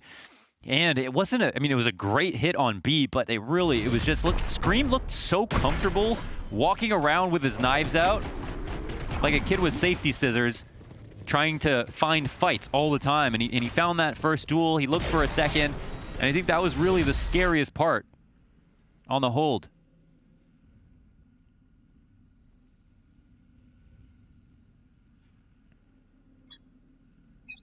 So that was a real first attempt over towards the B site here, and it looks like we're gonna have another one really quickly to follow it up. Scream playing on the side of the cloudburst. Oh, he almost catches the counter jet, but it's Soulcast instead to kill Hoodie. He's down to only 3 points of health. Cypher's camera is gonna give them information. They know this squeeze is coming in, but when exactly and how? Or is it? Here. Oh, they're so uncomfortable now. They want to cancel, but they're low. They get at least a dink off on Link. Wow. Cover going out. 2 of 4 players lucky to be alive for Liquid. Look at their fallback. Eccles has the perfect spot, really. He's also got his Rolling Thunder. Yikes. Oh, he gives it up. Actually worried about this A hit that could come in. What's funny is there's nobody on A that could have walked through, and he let them have the opportunity to now get there. So they save. Or do you attempt the retake with 2 of your players having sub 10 health? Think about it. Prodigy, they came into this round with just the lesser weaponry. 30 seconds left. It's an even 4v4, but the health is nowhere to be found for Team Liquid. You could use your other 2 players with full bars to try and initiate or take the chance, but Link, a single pistol shot will take him down. Boo, now with 1. Tries to fall off of this. He's got teammates up here on the ledge alongside him. Eccles even able to add 1. Sova's now low. Will he play contact? 3 versus 2. Happy deep beneath their feet, falling to Soulcast. Now it's all on Pipson. He has to dodge the shock dart. He's got 2 players holding him in, and that's enough for the retake. They knew they were taking a chance, but they didn't want them to slip away with a thrifty round win. No, I think it's a fickle round, right? A fickle retake where if either of them, as you mentioned, got pistoled down. They both could have got pistoled down early.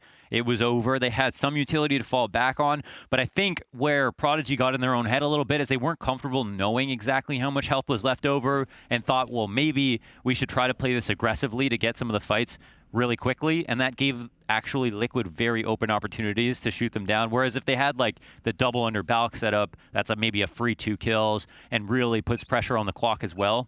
So I think it was a matter of them just with pistols feeling like they had to make a lot more happen than they did. They could have figured out, I think, exactly how much damage was dealt, but didn't feel like they did.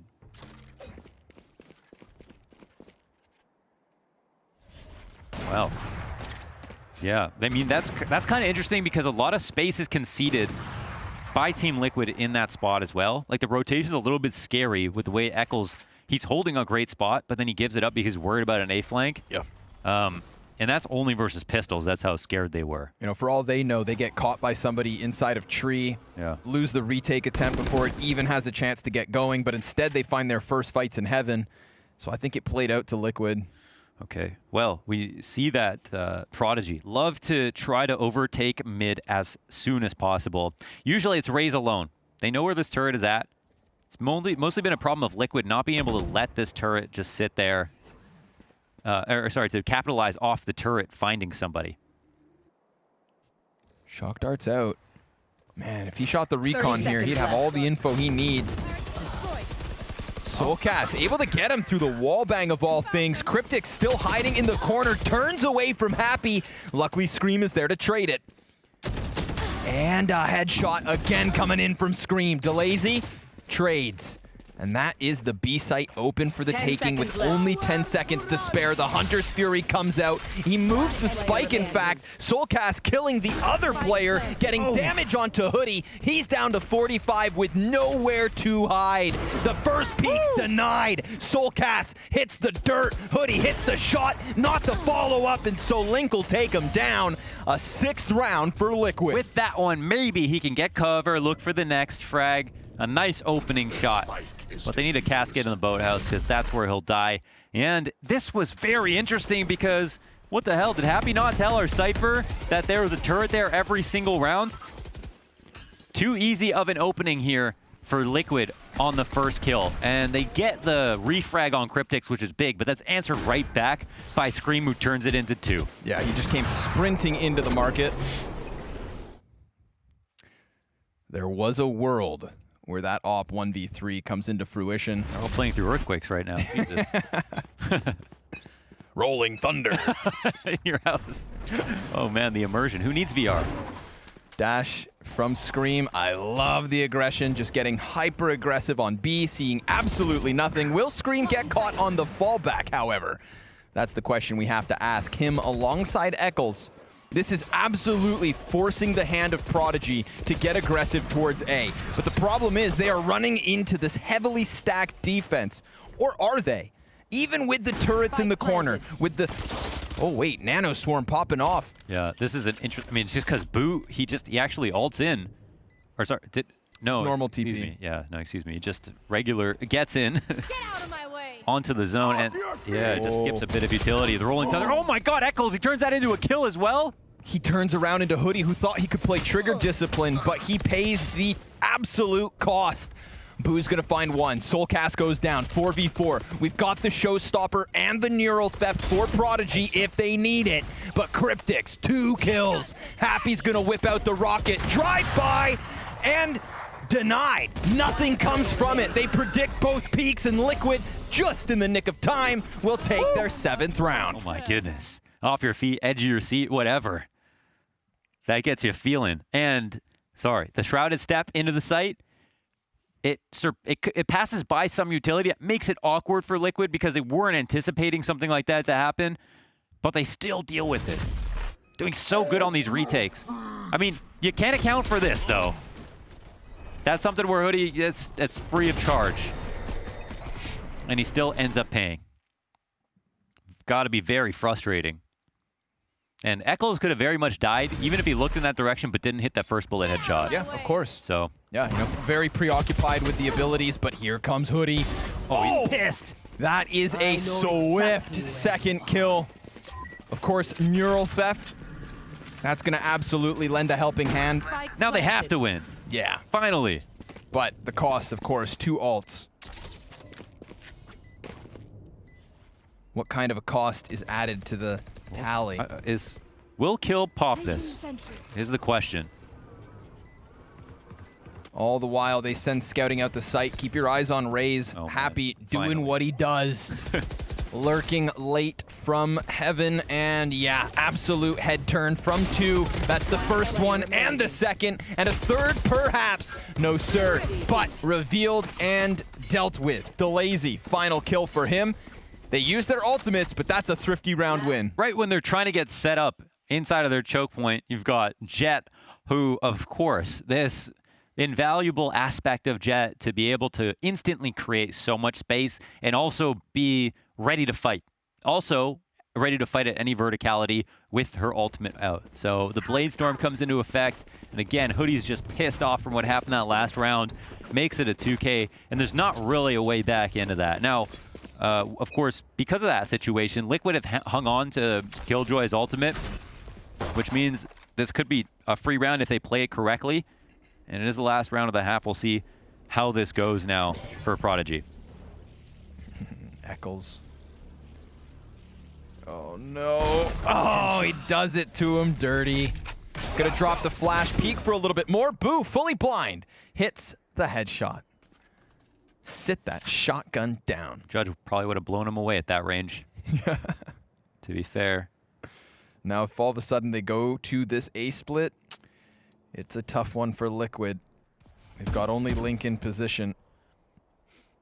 I love how Prodigy goes slow. Yeah, they really kind of value map control, thinking about every step. And now with eyes on short, yeah, we'll see. I think Link's going to be happy to try to take fights here. Won't necessarily move forward, trying to stay out of range. Oh, takes a fair bit of damage, but he'll fall back. Yep, zoned out of the position. Too many abilities popping off all around him. Link can't flick into Happy, but luckily Cryptic's there to 30 trade. seconds left. And a 3v3 ensues as Spike is planted. Last round of the half, 3 ultimates in play. Cryptix drops the lockdown. Now there is a Hunter's Fury to try and keep these players off the retake. If Boo doesn't leave, which he now has to, he's gonna drop his ultimate to get out of position all the way back beyond mid-cubby. 0 players detained. That is information gained. But a post-plant retained so far. DeLazy, there's the ult, trying to get them off the defuse yet again. Cryptix, he can't even get it halfway, or did he? Yes, that could be enough. Yes, it is. Absolutely stuck for the win. DeLazy dies in the end, but 8 rounds for Liquid at the close of this first half. We'll be back after the break to finish up Ascent.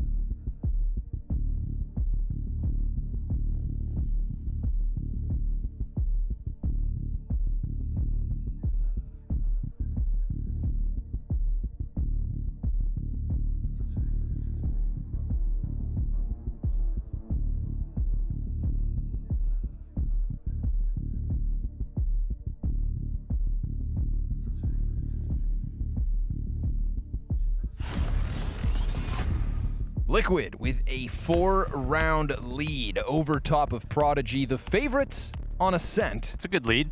Have delivered. It's a good lead.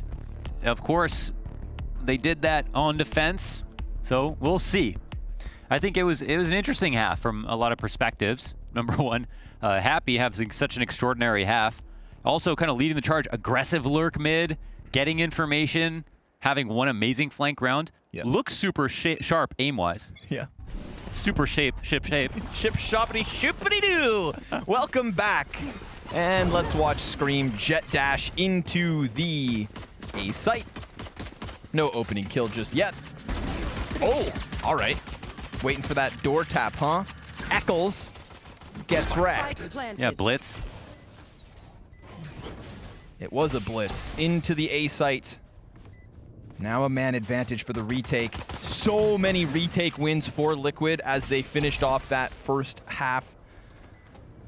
Waiting for the smokes to fade. Now it's only aim that remains. Ah, no, there is another smoke down. Link lays it out, and it's him and Scream and Soulcast all across the kill feed. Easy win for Liquid in the post plant. They got their roots dug deep. We hate to say it, longtime FPS casters here. That pistol was important. Classic. It was important. The game could be very interesting because of the swap of sides here on Ascent, but with the pistol, it really takes the edge off to close this out. Coming into attack, so we'll see. We'll see what happens now.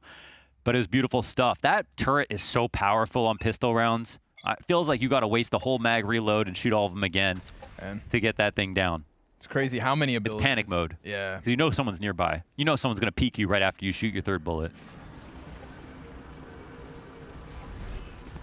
Out goes the tech. Owl drone for information. Little peek from Scream. My goodness. There's the first one, but Hoodie's got the shorty. Uh-oh. Whoop, just dodged the scan. 2 players here. Somebody should kill Scream. Can they trade? No way. All the way into the B site. They're clearing out all the right side angles. Scream, he's getting ready. And will he connect? Whoop, dashes back. A classic jet endeavor. Cryptics right back to the front line. Get out of the way. We've got grenades all over the place.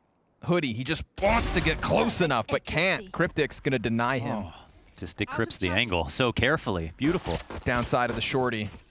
It's short. Eccles dodging burst shots. Cryptics moves beyond. 30 seconds left. And that is an easy plant.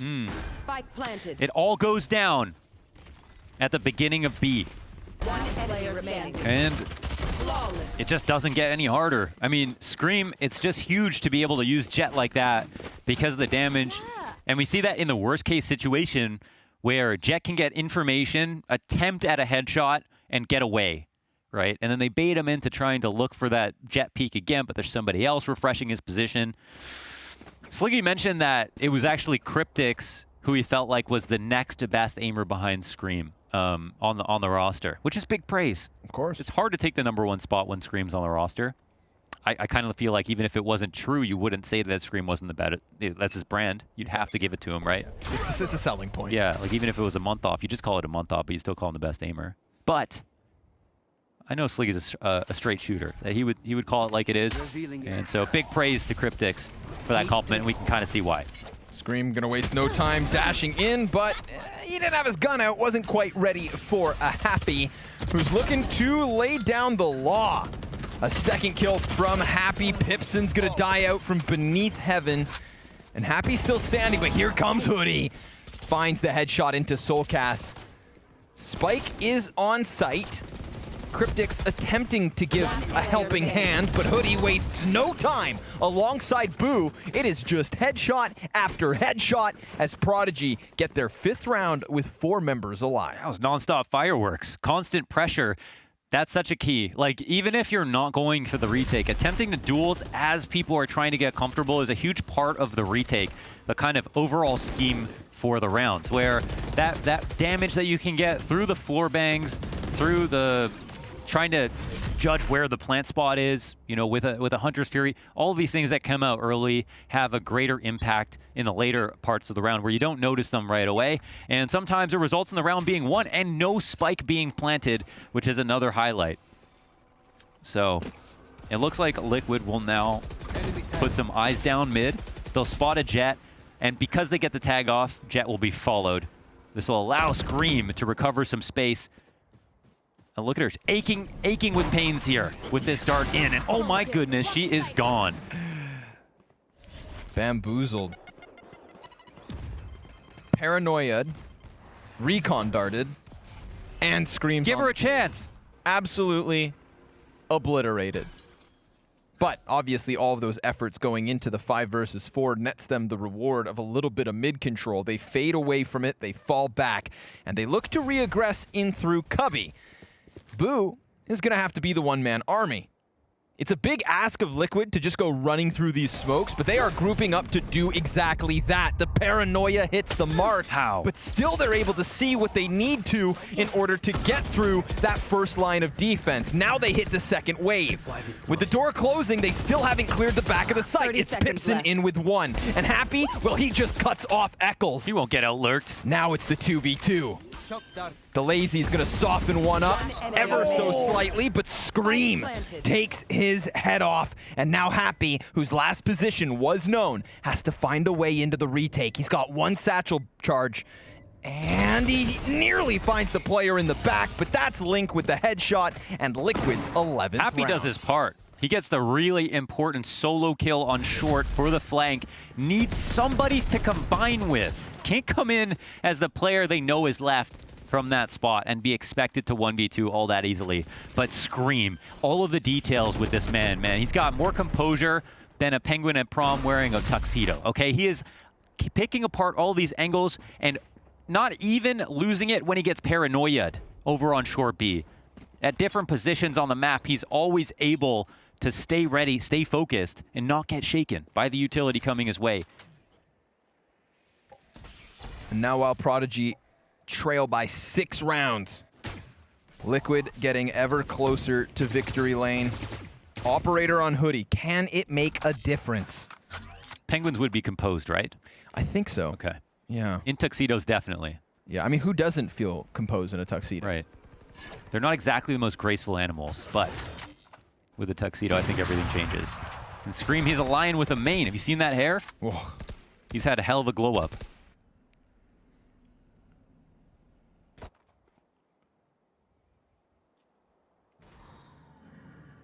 Nothing in mid again. They're going to get close to tree. We saw this similarly in the last round, but there are now some trap wires through the door to the site itself. Those trap wires, if those pop off, well, that could definitely help the Jet in the back of the site. Scream, gonna have to fall away. Look at this, total rotation back through bottom mid. But and everybody now Scream knows. Pops all. Yeah, they're gonna try to scramble him back. Oh, double dash from Scream, getting Pipson. And now on the site itself, they've got 1 player.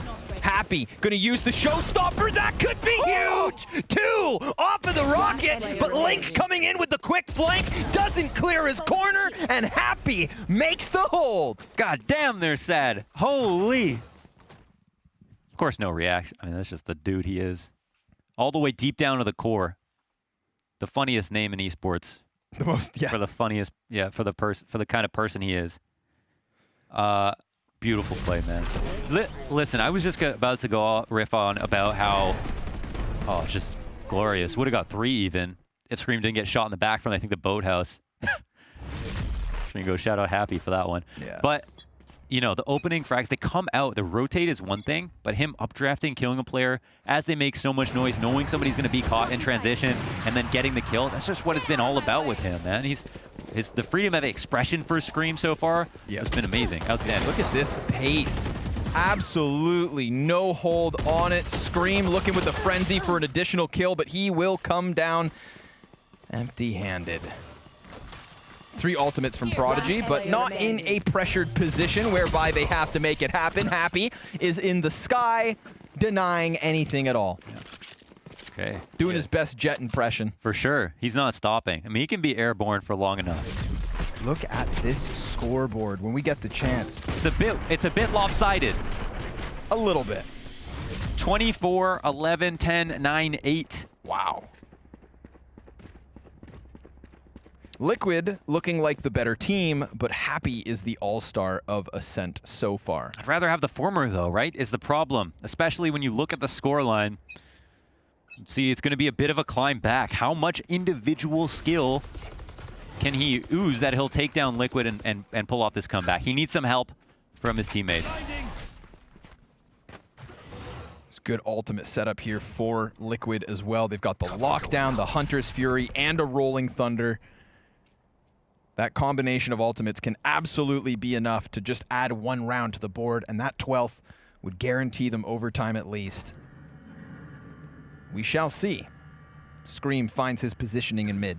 I think they've been hard to read, but some of the magic of the Liquid rotation is not necessarily picking the site they don't know. It's also kind of understanding when they're being noticed and using that to their advantage as well, which makes it scary to rotate, and especially with the idea that you don't know if they'll go back. But now they've completely fallen silent with mid control and have decided to think about a split on B, and we've got Cypher on the right side of mid. If no one goes through spawn, he might feel scared about moving. He'll start to make his presence known, but they're already in. There's only one player scanned. Yeah. For how many members of Liquid are actually out here, I feel like this could give Boo a bit of overconfidence. 30 seconds left. 30 seconds. And they try to go for the rotation. Hoodie, he cuts down one, but that's the spike carrier spotted. And because Boo can move from the shadows, he's gonna go deep onto long A, right into Wine. A double back again because of the Omen Oh my ult. God, are they not going for this? Yeah, they can't. They just concede. Wow, they sit 10 there on seconds short. left. That is a bit rough to watch. I mean, they were a few seconds off. Like, they even popped the Omen ult just for the emergency rotation, but we don't see that they're willing to take the risk of having him put into the back of the site. So kind of a bit of reactive, it's reactive play, clearly, but I think they need to, if they're going to gamble like that, they got to commit harder to it, maybe take a risk, or even just use the Omen to die in heaven. If they did that, they would at least know that someone was there, and if no one peeks, then he gets heaven control and they actually have a chance at winning the round. Instead, they burn the ult with no further success. So tough spot, but it's still a good situation overall for Team Liquid. They have now room to make mistakes because of the first half.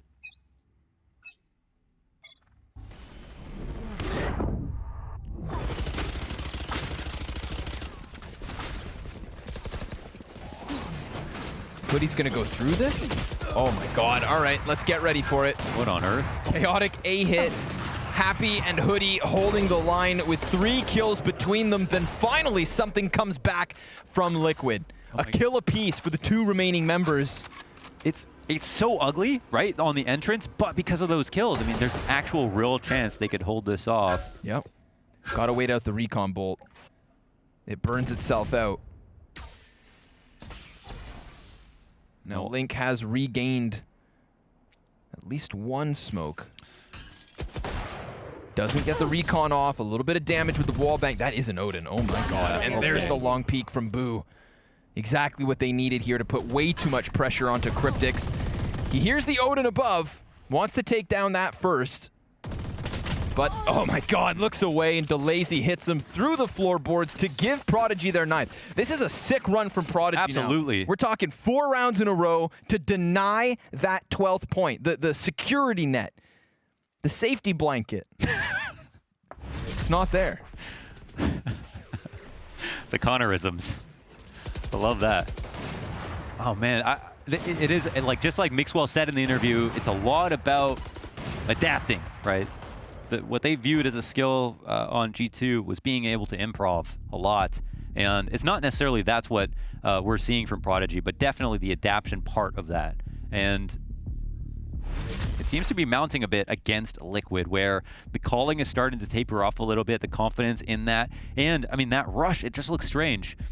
Running through the early cages, only to get sprayed down, which was kind of inevitable at that point. What was the idea to try to take A control that quickly, and what were they expecting to find at the choke point is the main question.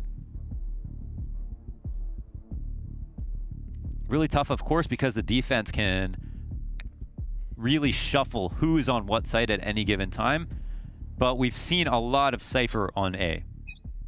So that's why I'm surprised they weren't more ready. Oh my God, they're gonna go for it again. Okay, let's see.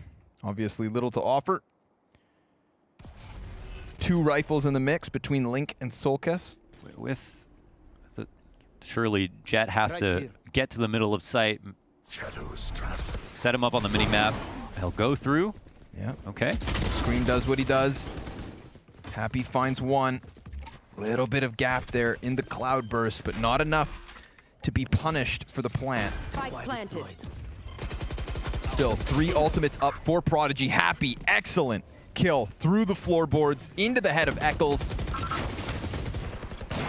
Still the pressure's high. Link denied any further success. Absolutely predicted, but Scream, he takes the position, and that's gonna catch Boo off guard. Cryptix being burned out into the open, dies alongside his teammate. It's a 3K from Pipson. It's a 10th round for Prodigy, and it's a 1-round lead left for Liquid. And you better believe Liquid, you know, they're not feeling comfortable at this moment. That's not necessarily a close post-plant situation. The spike getting planted on A is not going to be a surprise to the defenders anymore. It's no surprise that, especially with Prodigy in this game, they're able to pull it off. Now the entrying looks a little bit better. The amount of space that Scream creates by dashing to the top of the generator helps a lot. Looks cleaner on the way in. But even on the way in, as the spike is getting planted, you got Prodigy doing what they need to do, just getting some kills, getting some damage off. And of course, with a weapons advantage, you expect them to win the round as well. And now we've got 3 ults up on both sides, which is very interesting because Killjoy, again, if played properly, especially threatening B with this, could potentially win them the round. I think this is a situation where you keep your Sova, Delazy, on B site, and then you use him to ult the Killjoy ult. And that's the tricky part for Team Liquid. This might be the site they want to go to, but he can always threaten this defense. At this point in the game, trying to either achieve or deny that 12th round with so many ults on the board, man, we're going to get some really cool counterplay, but Hoodie just obliterates Scream. And that jet on jet dual stat has been critical. Boo has the chance to hard flank through B if he chooses to. Got 2 traps here inside tree for Prodigy. And Pipson, well, he doesn't have to shoot the dart on this cam. No. Well placed, just keep it hidden in the leaves. So uncomfortable to clear without getting into the site. In the shrubbery. Pipson's gonna play close. They just called out that camera. They heard it close. Link's gonna lay down the paranoia, smoking off the player towards heaven. Pipson has to fall back. It is only this Omen in from Cat. He lays down his own smoke. Cryptix goes for the plant, but that's a bit of a false fake. Hunter's Fury coming out, missing the mark. 10 seconds to spare as Liquid get it in. And now it's the retake that's on. Prodigy, 3 players coming in from heaven, 2 of which are still standing. It is only Cryptix left. He's got the lockdown, he's got the spray, but Delazy denies it. And that is an 11th for Prodigy. Wow, this game just keeps on giving. Oh my God, yeah, it doesn't stop. And wait, did we even have, we had the ult pop? Did everything go off that round? That's the big question. Nope. Look at Liquid's ult count. Oh my goodness gracious. Golly gee willikers. Why didn't we have the ult go off? Cryptix held on to this, maybe because he was never comfortable? Yeah. I mean, they're worried about it getting shot down. Did he also have the spike? It was so frantic, and yes, Cryptix did plant. Because that might be an issue, and they need a safe place to put it to protect it. And it would have probably been hard to coordinate, and that's part of the reason that you constantly apply pressure. You keep stirring the pot, right? You never let the pan settle, and now just the heat's getting turned up before they can figure out what's going on. They're trying to get in, and Scream is going to die 2 times in a row early? No. He hit the trap, and they're not able to punish him. Scream getting away with his life. Boo gonna try to find timing on the peak. Oh, but he gets stunned. This should be disastrous for Prodigy unless Happy can somehow bring it in. But again, Cryptix playing with both the spike and the lockdown. He's in B though now. He still holds on to it. Every other ultimate from Liquid's gone down. Every ultimate for Prodigy held on to. And now this lockdown, they have to wait it out. In 2 seconds, the retake could get rolling, but they're already at a man disadvantage. Do they play for overtime, or do they try to deny this 12th round from Liquid? They're gonna get it moving in. Happy trying to check out B main. That showstopper could be huge. He shoots it back into the boathouse, gets one. He's done. DeLazy comes in with a double. It's all on Link. Double headshot and the third. A 12th round for Liquid. Whoa, guaranteeing match point Link, the guy we talked up on the desk. What a move by him. It was all over. The retakes were so good. That's the one heroic play we've had in the last, what, 6-7 rounds from Team Liquid? Happy did it all. One player remaining. DeLazy with the double. Link from the deepest of corners. Perfect. A sick third kill. Just visualizes that third frag. You can see that crosshair dropping down left, trying to control the spray, knowing exactly where someone would peek from. Get out of my way. And he just believed. MJ with his eyes closed at the three-point line. And off of that, we've got Scream with the Blade Storm out. That is all Liquid have to work with. If there's any silver lining, it's that Prodigy didn't burn all of the ultimates in that attempted retake. Boo still can move from the shadows. Pipson with the Neural Theft if they can get a kill. These could be crucial mid-round moments for Prodigy, but they have to survive to the mid-round. We've got Scream trying to challenge onto short. He takes to the skies, and he's not yet seen. He soars beyond Hoodie's crosshair. And just like that, it's a 4 versus 2. Echoes puts down the spike. And the 2 remaining members of Prodigy having to retake from their spawn. Already, Happy's moved beyond, but soon he'll walk into Link here on short. It's a crucial duel that he falls off of. They know they can kernel this defense, sit within the site, and just play reactively to the first fights from Prodigy that have to come forward. Map 1 on the line, and now it's done. Team Liquid 13-11. A ridiculous run from Prodigy. 6 rounds in a row, but Liquid have had enough. Well, hell, it couldn't have been closer, and we could have very easily had an overtime situation for Team Liquid where you better believe it would have been a bit hot under the collar. But we don't get that version of reality. Instead, we see Liquid clutch it out off the back of Link's incredible 3K spray down 1v3. Yeah, what a time to come alive for Link. It's only him and Scream that go beyond 20 kills for the side of Liquid, but Happy, 30 frags at the end of that one, trying to put his team on his back and to get them through it. Luckily for Prodigy, they'll have another chance as the second map comes next after the break.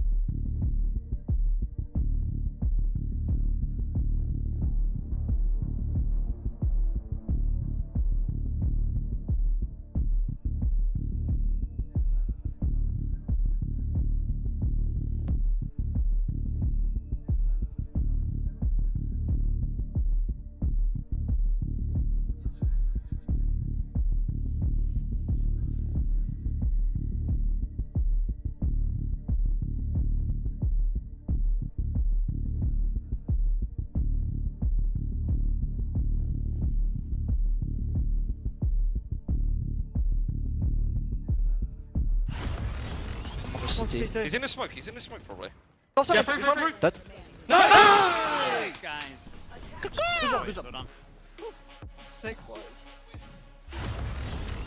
What a way for Liquid to get it done, but it certainly wasn't pretty at the end. Those last 2 rounds, Link getting huge clutch, then the full performance coming out. But I got to start with this on Prodigy, right? Because they went up against Nolpengi. They were down, I think it was 11-6, and they ran it all the way back, got a 13-11. I had that thought going through my head for a moment again, that Liquid were potentially going to fall short on this map because they really started to slow down. I mean, you hear that scream, no pun intended. You hear what it means to them to actually win it. They had an 8-4 lead in the first half. Absolutely in control. We've seen right now at least Scream being aggressive. They were dictating the pace. They were being very aggressive, very annoying for Prodigy, right? Yep. But when you switch over to the second half, suddenly you have Happy coming together, coming alive with the Raze ultimate, making the moves. His A defense was stellar, always able to get at least 1 kill when they were executing. And suddenly, slowly, you have Prodigy, making that comeback, and you start getting tense. You start feeling it. It can be. The comeback could have been. Yeah, of course. Attack is difficult, but it felt like Prodigy looked very good in the first half. It's just that Liquid just got such a reasonable half that they could make mistakes in the second. But once you got to the second, Liquid, they looked a little bit scared. I started to second guess the calling even, and then started to look back on Prodigy's game plan and go, maybe they were actually a little bit better than I gave them credit for. Yeah, when it comes to it, right, you can see the scores that are being put up there. Happy, dominating with 30 kills. Even that wasn't enough. But he was up to his old tricks again. It's almost like things don't really change from Happy game to game. A bit of lurking in there, a bit of disruptive play. He changed the game, but the game don't change Happy. I mean, to be fair, of course he's going to be lurking around a little bit. If you're familiar with Happy, you know it's going to happen. But he's been entering as well. He's been using his Raze to make the difference. He's not only hiding in the backline, right? He's trying to make the difference. And again, we have some of his defense move here.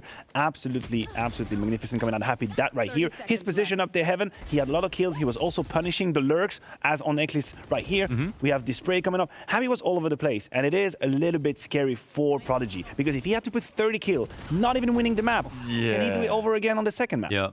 And it looked like some of the early heroic plays, like, they were just going to be like nice frag highlights for him in a losing map. But then, as you saw, he just kept coming up with new ones. He never got out-lurked on short B every time somebody was looking for him, which was great. And as you mentioned, he did find a way to be part of the action when they needed him. And I'm very much with you there, Maynek, right? Look at that ACS, 358.2.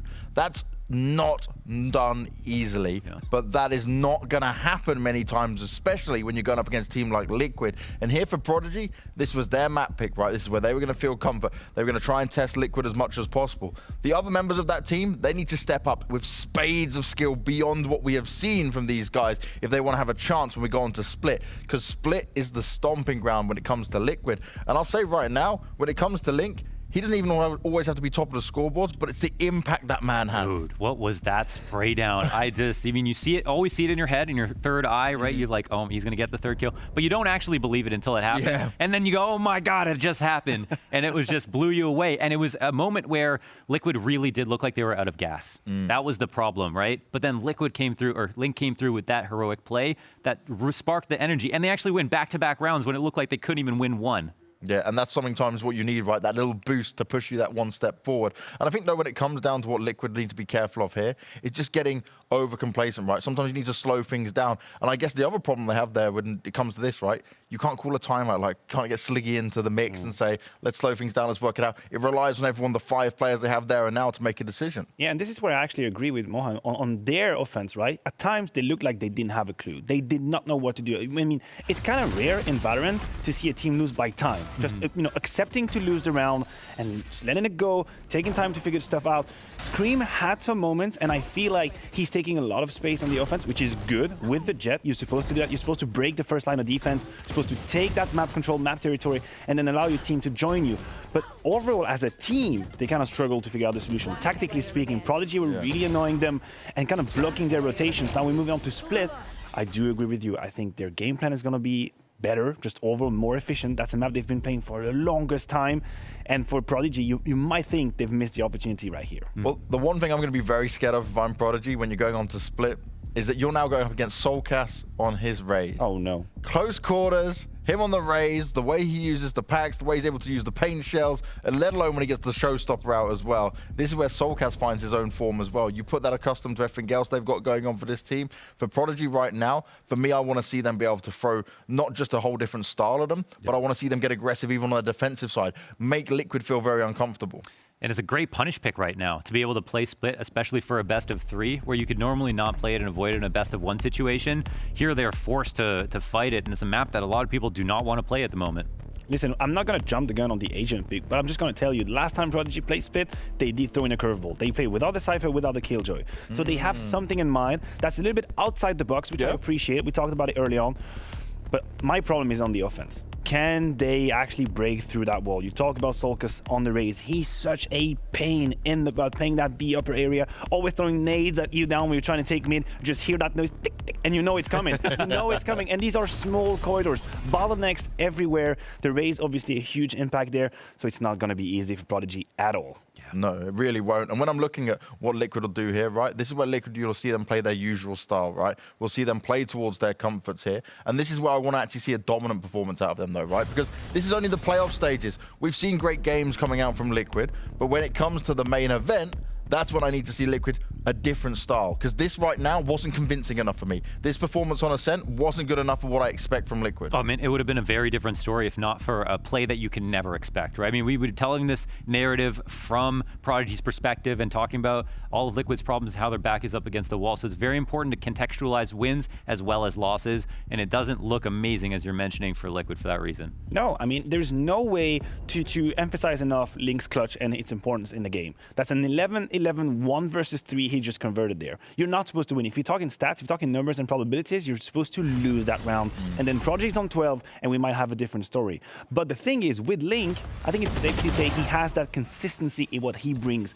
on the server. He is extremely consistent. Maybe his peak might be a little bit under a screen, for example, because all we know his peak is really extremely high, but the consistency coming out of Link and the game sense, I think that's what comes together in these clutches, and this is why we have highlights left and right of him winning these 1v3s, because you have not only the crosser placement, not only the aim, but the understanding of the situation. In that clutch that we just talked about, understanding first threat is left, second threat right, and then the other one's going to come into me. The crosser placement is perfect. That is stellar. That was Ben and Jerry's, baby. Now, when it comes to the Prodigy lineup, though, right, we already touched on what Happy has to offer, but Pipson, we see how active, we see how vocal he is in maneuvering the pieces, and that's why they were able to have so much of success coming into this, right, and actually have a chance to even win Ascent. When it comes to Split, though, I think that's where he's definitely going to lean on Happy a bit more, not just allow him to have fun and do the fragging. And it's an interesting topic because it's quite rare to see a Cypher actually being the IGL. Because if you think about the positioning on the map and where he is and you know his just placement around the action might be a little bit hard. You might be segregated just a little bit on the defense because you usually have your own responsibility. Now, on this map, he might play a different agent. Not going to jump the gun, I might be wrong, but I think we might see a different agent coming out of Pipson, and I think he needs to be in the center of the fight. If he wants to be leading, he needs to understand what's happening around him.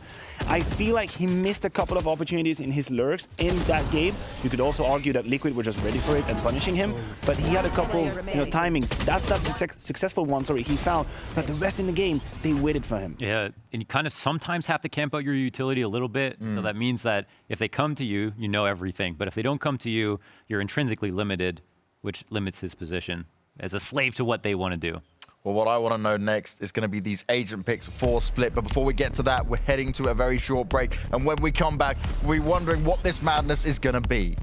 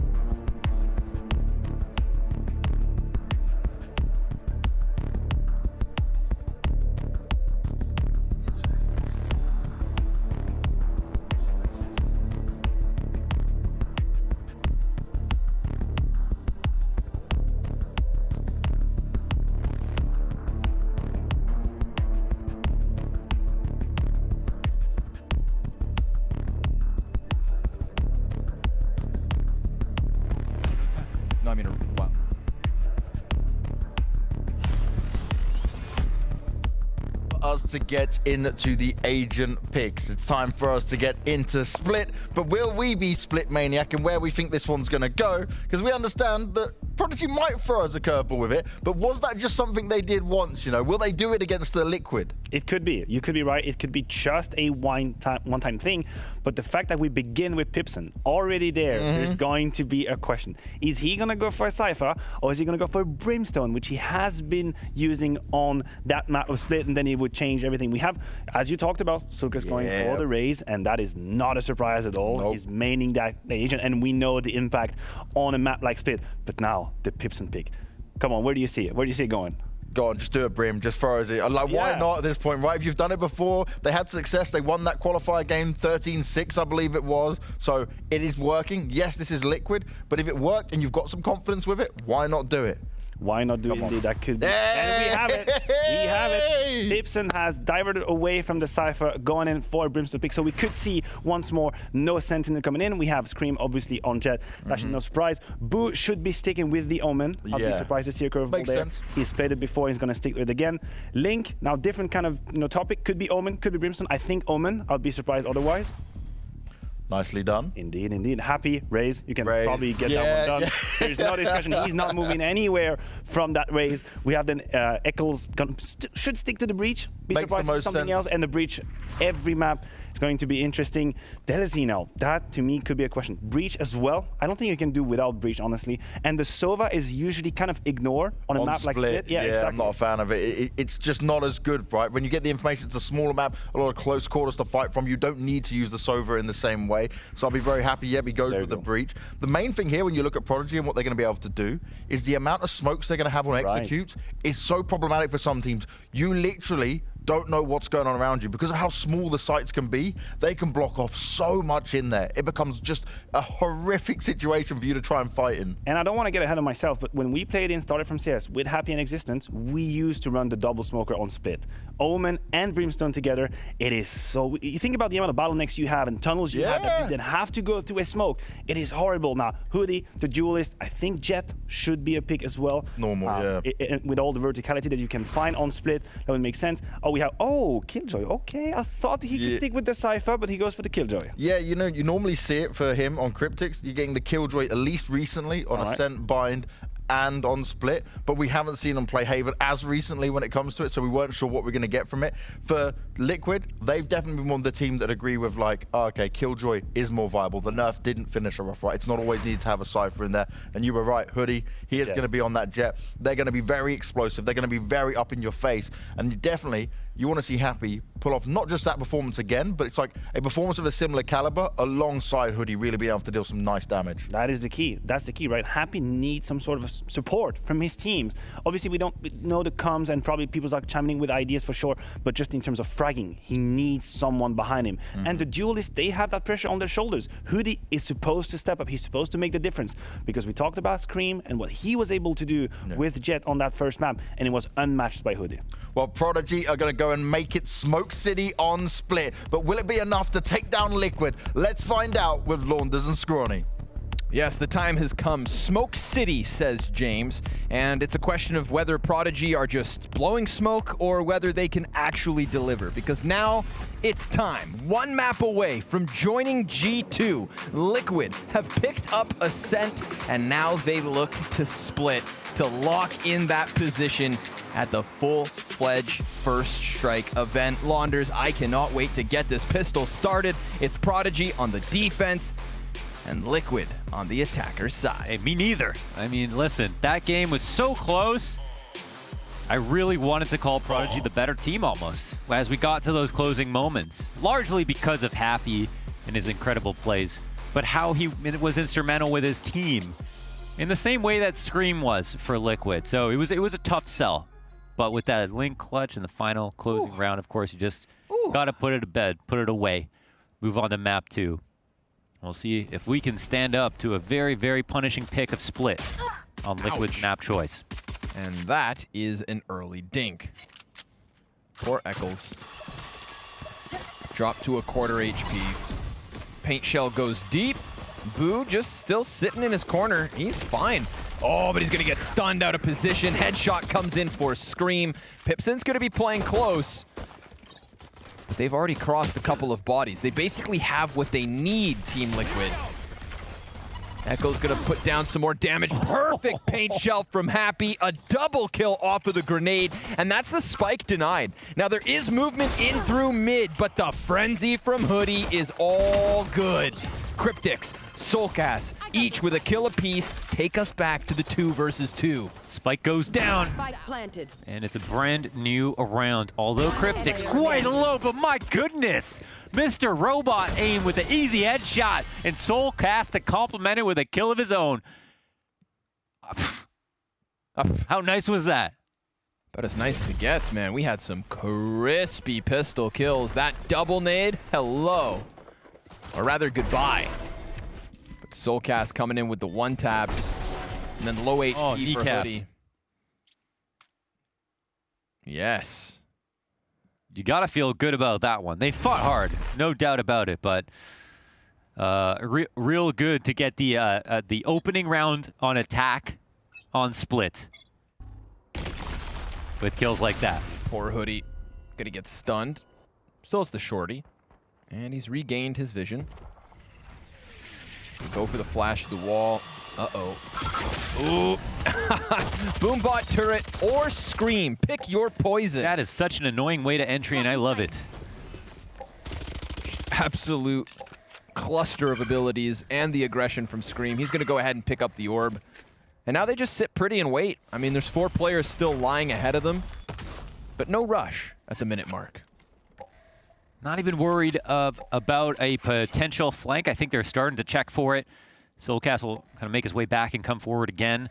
And now they'll start to work their way over and into heaven. Or sorry, just over and into the site via the lower ramp. Scream up front, and he'll be able to dash across when he feels like it. Spike is actually committed towards screens. Could get caught by the counter raise. Yes, Happy. He's able to drop the spike. Awkward spot, but if only my God, he had teammates. What is happening? He's down to 22 HP, and he's fighting his hardest. I mean, that is exactly where he ended the first map. I love how he just hasn't tapered off at all from the last map. Like above everybody else. The aim was crazy. Yeah, I mean, yeah, like, you know, to get 30 kills in MR12 is extraordinary. So this is a good kill. I mean, everybody else dying around him is the big issue, as it has been. But this isn't a round they were supposed to win in the first place. So more just a nice show of what Happy can do from a mechanical standpoint on the raise. Happy, of course, securing his ultimate already. Soulcast gonna waste no time. Blast packs his way up A ramps. Look at this, jet dash. What is happening? Scream getting in through middle, dives down ropes, almost able to pinch into A heaven, but they've hit a bit of a wall. Yes, they will smoke off deep screens. Happy, he resides behind it. Yeah, he's gonna get blasted here. Actually dodges it and finds perfect timing. Deals with the turret, gets dinked. Peeks late. Yeah. Swarm Grenade could do it. Oh my goodness, but Happy, he'll do it all. Soulcast. This guy's just pure art attack. First contact of the round, finds absolutely nothing. Hoodie's in with the 3K. Happy with the deep nade. Flawless round for Prodigy to add to the scoreboard. It's his canvas. All over the site. Really nice stuff from Happy. That's insane, actually. But Split, we're talking about a map where you're very a 2-to-1 ratio on attack. You're very happy, so they're not going to feel scared at all. I think at this point in the game, they're just going to think about how do we bring it even closer. Whereas there's just such a high quota here for Prodigy to hit. Now, Hoodie, opening kill on Soulcast. Touted as kind of the man to watch for this map. Scream is absolutely doing as he pleases through ropes. Nuts, yeah.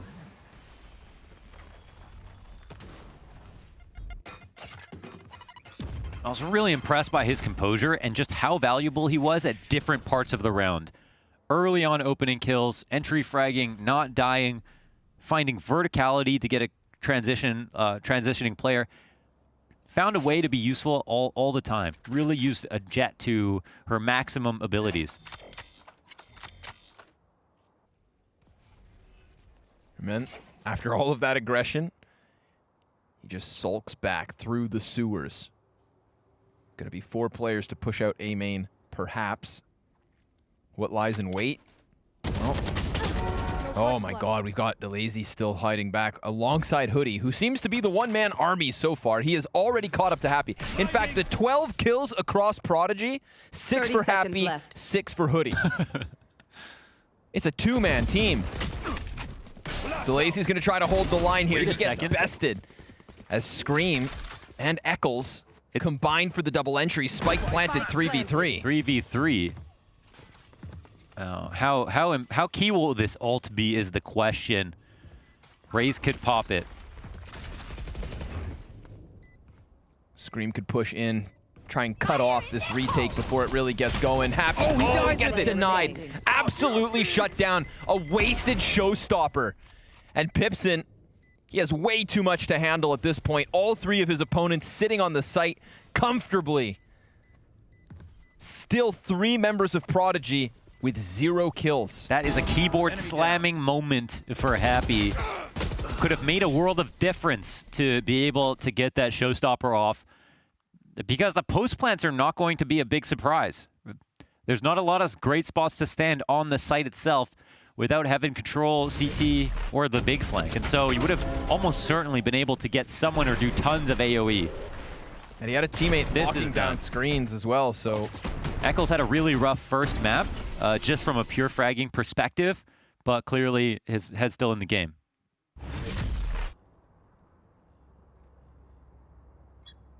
Buy back up on the cards for Prodigy.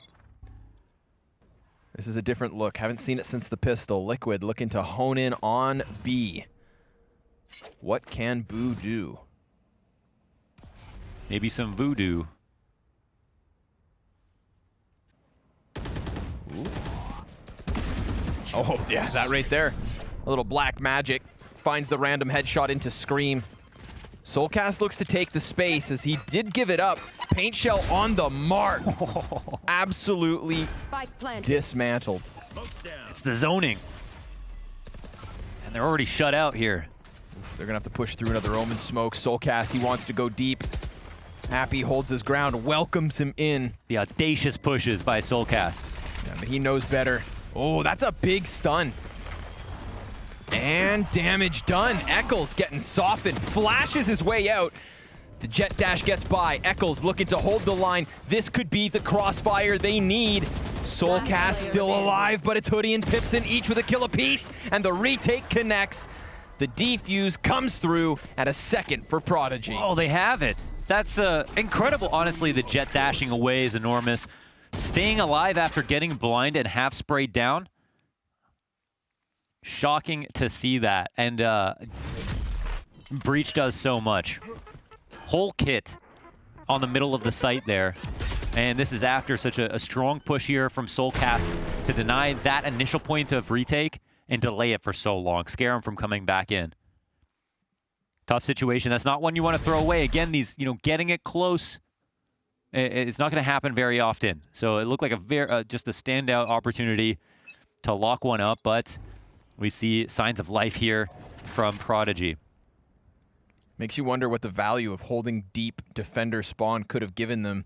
You saw how they gave it away, and then all of a sudden everybody was zoned inside of the site. Abilities slamming them through the pillar. But here they come, right back for what they wanted. Showstopper goes out, Soulcast goes down, and Hoodie's in with a second. Absolutely alongside Happy in terms of impact for Prodigy. But Happy, he goes down. Eccles gets the best of him. Cryptix came off that spike plant, then goes in for second servings. Again, the abilities deserving of the damage, but the jet dash denied. And then all of a sudden, Killjoy's lockdown really has Prodigy wary of the play. That was the trump card right there. Cover going The delay is going to be huge. They actually, they delayed the spike plant, excuse me. You just said that, I missed that. Had it out for a second, put it away just to drop the ult to make sure. But this does allow them back into the round, maybe. They're going to try it. Link cuts one down, dies to Boo, who teleports over goes for the peek out of the deep corner, but he's caught between two members of Liquid, and that's their 4th round. It's pretty terrifying that you can make your way into B, just mosey in there like it's nobody's business so easily. Jet was perched up, looked for an opening, got away clean, but unfortunately getting away is not good enough, especially in the face of a lockdown and a raise ult that comes on in. And that blind dash, right? She doesn't know if these deep corners are occupied. She doesn't know what Link's reposition is, and that is a good reposition to get DeLazy just to the other side of the boxes. So those 2 one-off rounds from Prodigy, we get 5 back and forth in nature. Get out of my way. Still 2 rounds to 1 to the favor of Liquid, and Scream is looking good. Poor Pipson, not gonna peek that. Why this guy has his own mouse. Right? Yeah. I mean, how many could say that? He is a walking commercial. Yeah. God damn. Back to the A site. I really like this offense from Liquid. Very varied in their approach. He's Mr. Don't try this at home.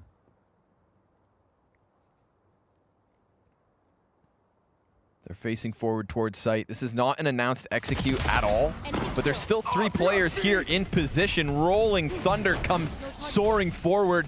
However, Paranoia sent deep. Happy's inside of the corner, but he's caught out by Scream. How unfortunate. Boo's only able to get the 1. Scream is on for the ace, but Link is gonna take it. And you half believed that he was gonna get it despite being rocked by that fault line. That was a Rolling Thunder right there. That's a man who wanted that ace. Yeah, I know. You see him just swallow his pride a little bit. It's going to take him a lot to get excited these days. You know, he's really done it all in terms of highlight clips. You got to let him have the ace for him to be satiated, or maybe you don't want to let him get the ace. Hold that carrot out in front of him for as long as possible. Yeah, just the fault line. The nice try. I'm always actually shocked by how well Scream can aim despite these distractions, whether it's a Paranoia fault line or anything else. Shadows traveling. He just seems to be so confused, composed, excuse me, the opposite of confused, laser focused and prepared. Good fault lines coming out of the opposing breach though. Prodigy. Also, he's just so sharp that even while that fault line came in, right before it popped, he got that instant headshot into heaven. Yep. Just doing what he does.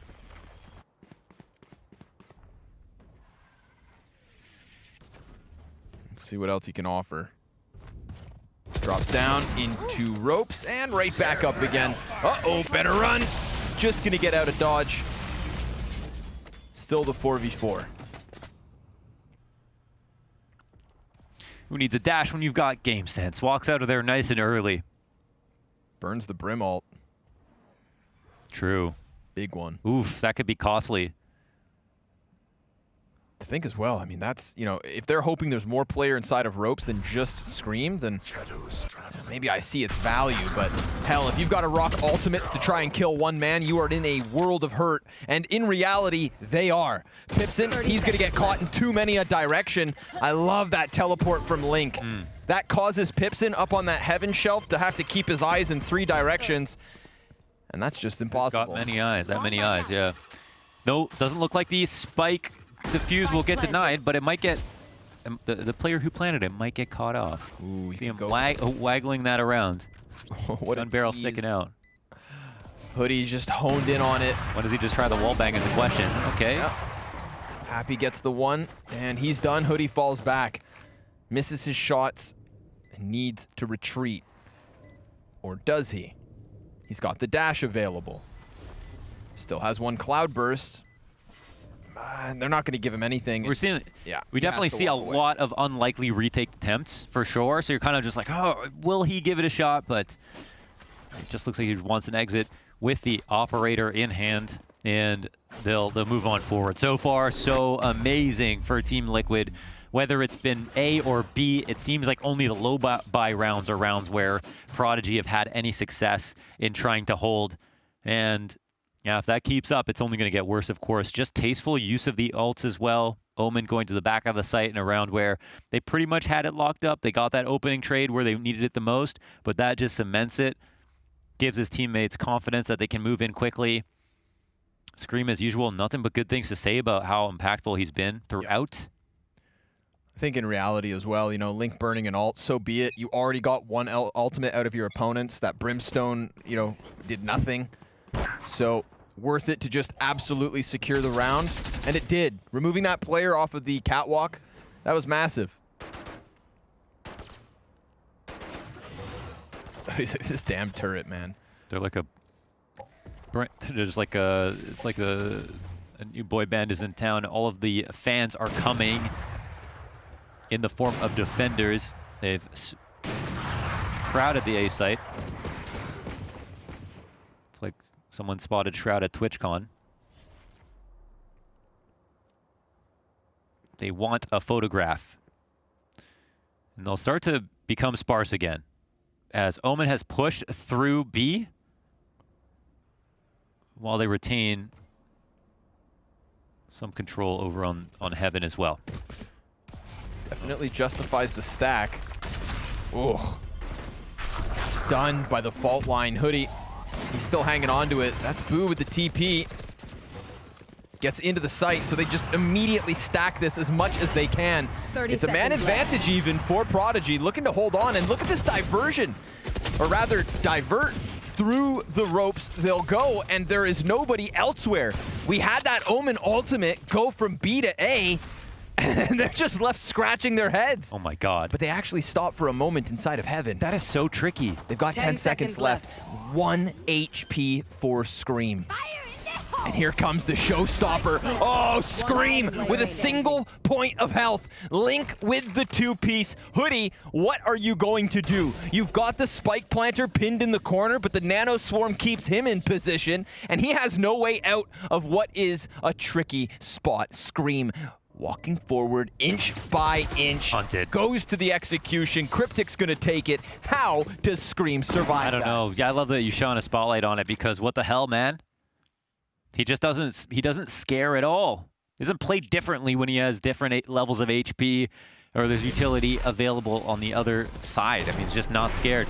Beautiful stuff. Another stopper shut down completely. There's nothing on the list of things that suck. That's way up there. Okay, it's right up there with Hoovers, Dysons. Not fun. Going for the alfalfa now. Cover going out. It's a good look. Bit limp though. That it is. Scream, not so much. Again, just literally holding W key all the way through mid. And that's an easy pickup versus Happy. Rolling Thunder comes out. He just caught a player going through the Omen smoke. Knows that he could be up here. Now confirmed he had to have retreated. No charges left. Cryptic's gonna get that spike planted.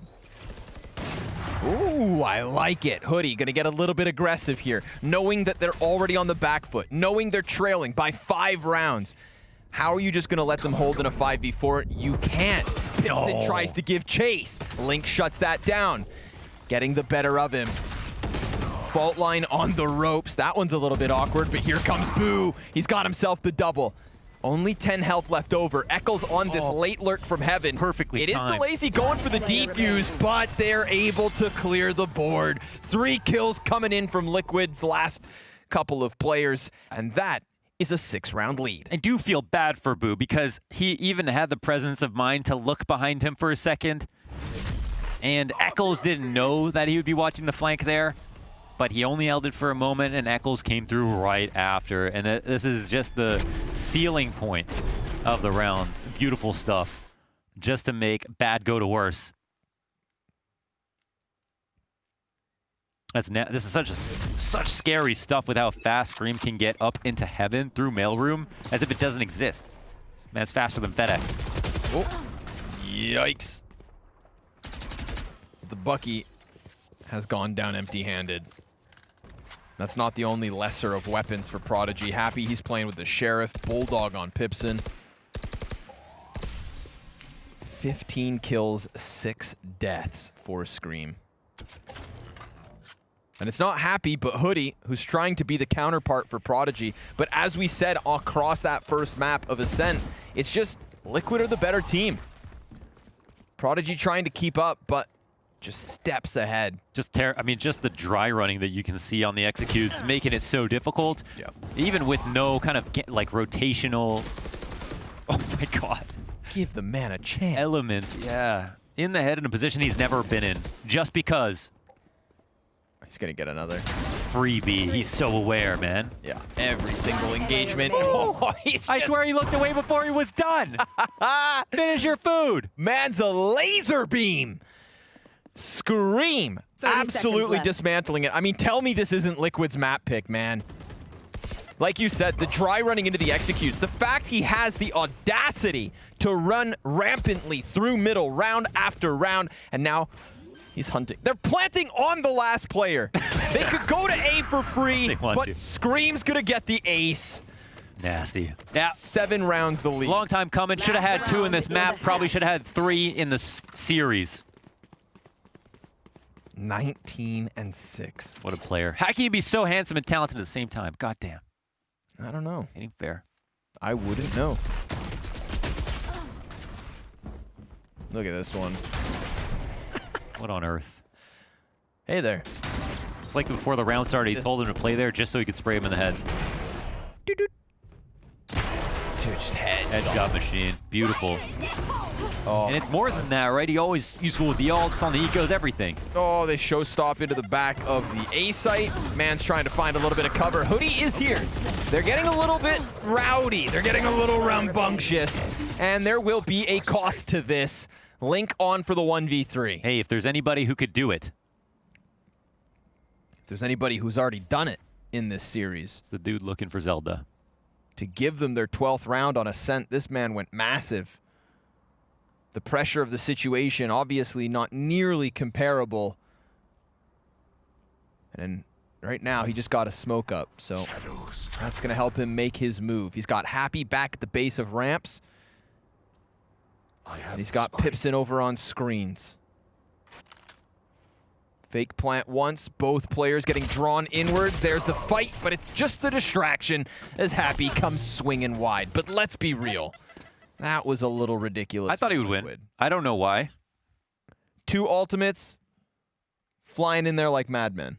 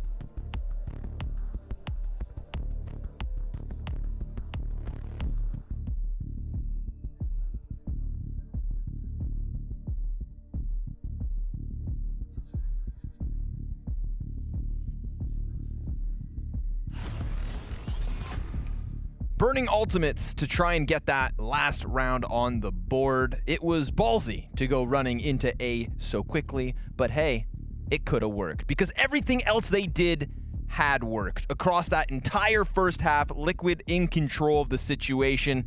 Prodigy, 3 rounds to their name after the defending side of Split. Now, Liquid take to the defense on their map pick, and that can only bode well for them, especially with the man, the myth, the legend, Scream. And Link. 19 kills and 7. Nuts. They're comfy, man. They're sleeping on their side. Pillow under the head, pillow between the legs. Getting some rest. Defense on Split after an extraordinary opening half. The map is their oyster. Try and run into this. A site Eccles hiding. Can't hide long enough. Hey. Hoodie finds the headshot. Happy finds the back of Cryptix. Now we're talking 5v3 with the spike down. And Prodigy have a bit in this race. Now Link, gonna round the corner, also dies. So okay, we've got a pistol, we've got a lifeline for Prodigy. That's what we'll call it, a lifeline. Because, I mean, they've still got what seems like an insurmountable task ahead. But let's be real, Launders. We saw them tested on the first map of Ascent. And they were able to string many rounds together to nearly get it done. That's true. It was attack, or sorry, that was them on defense. So, yeah, like if it, you know, it's one of those situations where it's like, oh, the first map was close, but it was also their pick.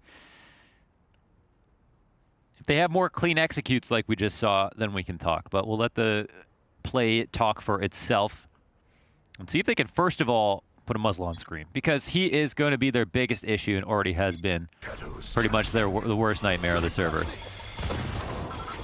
Okay. Scream on a Sheriff.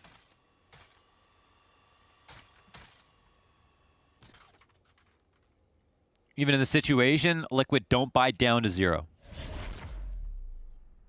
Cultivating a bit of cash. Never hurts to be fiscally responsible. Oh, he hits the headshot. Doesn't get away with the kill. That's 2 frags to the favor of Prodigy in mid. Scream just looking to still hold on to B main, pushed by the paint shells. Oh. And delays, he's gonna go ahead and stun some men in mid. Wow, I like how Happy disengages there. It's actually so key, and his teammates rotate all around. Just beautiful. Could have very easily died. Such a smart move by him. Spike will get planted. No enemies in sight. And we'll start talking about what the game plan is in the up-and-coming round. Frenzy's coming more into the meta. Very popular on these second rounds. Super strong in the crossfires in positions that are tough to clear without utility. And demanding, on certain characters especially that don't have the right utility. Almost gets the damage off that they need.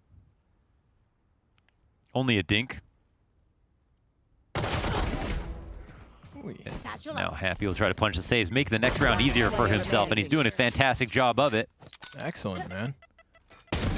Ooh, earning all sorts of orbs. He is now 1 away from the ultimate already. Flawless round coming out of Prodigy. That's great. Excellent conversion from their pistol round win. That's a start to the second half. But it's still Happy and Hoodie at 15 kills each, with Boo the next in line on 8. So, what is in store for us here? Who can actually make as much space as Scream did in that first half? And my question as well, is Scream just going to continue to tear up as he pleases? I mean, I feel like the man at this point in this form could justify sprinting down mid even on defense. Do it. Maybe he will. But for now, he plays on the opposite side. He sits pretty on A. Prodigy look to sink their teeth into B. They've got Killjoy on the site. It's going to be the full-blown execute coming in. So many abilities ready to be thrown forward. Ooh, they got some good spots teaming with abilities right now. Cryptix Eyes open. Oh my god, instant first headshot. There's another player to his left. Some damage out though. And they catch one going spawn. 3-on-2 for the retake. Soulcast with the double from Heaven. This is going to put it on Scream back from his spawn. DeLazy's trying to plant the spike. He will get that down. Jet dash pass. Boo's trying to catch Scream. He's got 3 bullets. That's all he needed to drop Link, but it's on DeLazy. 2 more players to take. He catches one with his head turned. Eccles down for the count. DeLazy's trying to hone in on Scream, but he just got back behind cover. 46 HP to the 100 of Scream, and Scream knows exactly where he is. A 10th round here for Liquid. Last thing you want is to have to 1v1 Scream when he knows where you are. Unlikely situation there, but an absolutely pivotal one. First to 10 rounds, and it's versus the full B exec. They don't clear this one key position. They had kind of normal spots in the site in different corners. The last thing they needed to do was get that position cleared. If they had done that, they would have been in a much better spot, of course. Everyone else would have been a rotator, and it might have been easy pickings. Disgruntled, happy at the end of that last round, understandably. I tip my hat to Boo. He had 3 bullets left in that bullpup, fighting the player down beneath. One man walks out from Heaven. He slaps the crosshair up and shuts him down. 3 for 3 on those last bullets, gets the kill, and without that, it's not even close to the 1v1. So everybody trying to deliver in what was a crucial moment, but now 3 rounds away from a win. 3 rounds away from securing a spot at first strike. State of the economy isn't amazing here for Prodigy. This is awkward. Ult gets popped a bit early. Happy will make it up into Heaven and will not have an effective way to use that ult, but they don't know exactly when it'll go off, so it'll have some impact. And Scream, however, he'll also have impact. Whoa, an incredibly important 2 kills. DeLazy's still able to get onto the site. Heaven is compromised. They know it. But to the 2v4 situation, Liquid will sit pretty. DeLazy's able to spike plant. Spike planted. His Eccles. That would have been crucial. If Pipson goes down, then this one looks over. But DeLazy can't manage more than the 1 kill. A perfect paranoia. That has him turning his head as if there's a man up in Heaven. But Pipson, 61 health, cut down by Soulcast. That's Liquid's 11. Untouchable. Soulcast not scared. And he's got ult up as well for the next round. We'll lock it down. Defenders win again versus the B take. You can see from the X's, everybody dead on the site. Attack and defense. Giving away the site for the plant. Scream, look at this. Dude, he's untouchable, man. I mean, it's like we can all be in that spot, but only Scream will get 2, right? Everyone will get 1, but only Scream will get 2. Hired guns. Nice attempt by Pipson there to try and close it. But the 2 rounds for Liquid's defense come by way of defuse, so clearly Prodigy are finding some success. They've just stopped finding the rounds. Win or lose, the French players have held it down for their country. And Belgium.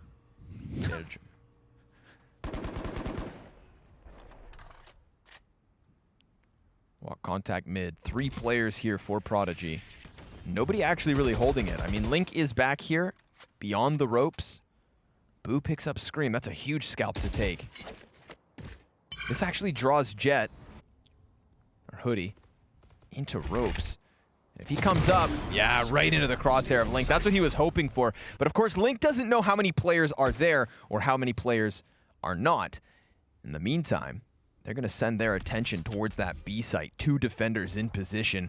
Heaven already given way to Prodigy. So the ult, showstopper. Easy frag onto Pipson, lays the paint shell up for the alley-oop. And that's gonna relegate DeLazy to the corner. A little bit of crowd control going down. Shots connect. Soulcast with the 3K, and it's defenders with another win. A 12th round on the board. It's impeccable from Soulcast to pop the ult at that moment, to peek into Heaven when they didn't have it, to find the 1 kill who was going to go and catch his rotators without them knowing or hearing footsteps, and then to get onto the site, pair up with Killjoy, wrap the site, get the 2 frags. I mean, it's all beautiful. Knowing when to go and when to stop are 2 different skills, and he seems to have both.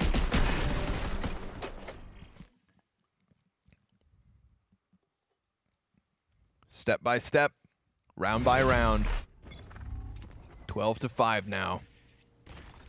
Prodigy, it really looked like their game was going to be on Ascent. It felt like that was the test for Liquid. Obviously, right down to the wire. 13-11. Close as could be. But then we moved on to Split, and this is the beast of BO3s. Playing where your opponents are clearly comfortable, and I mean, we saw it in the first half, man. Scream looked out of this world.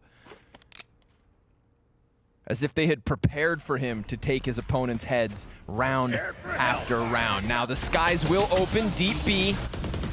They're able to get a player out of position. Scream, he runs right through. He stops somebody. No, man. 3 kills on him already. He drops the cloud burst. A flawless round to close. Scream makes this game look easy. Damn, lock it up, baby.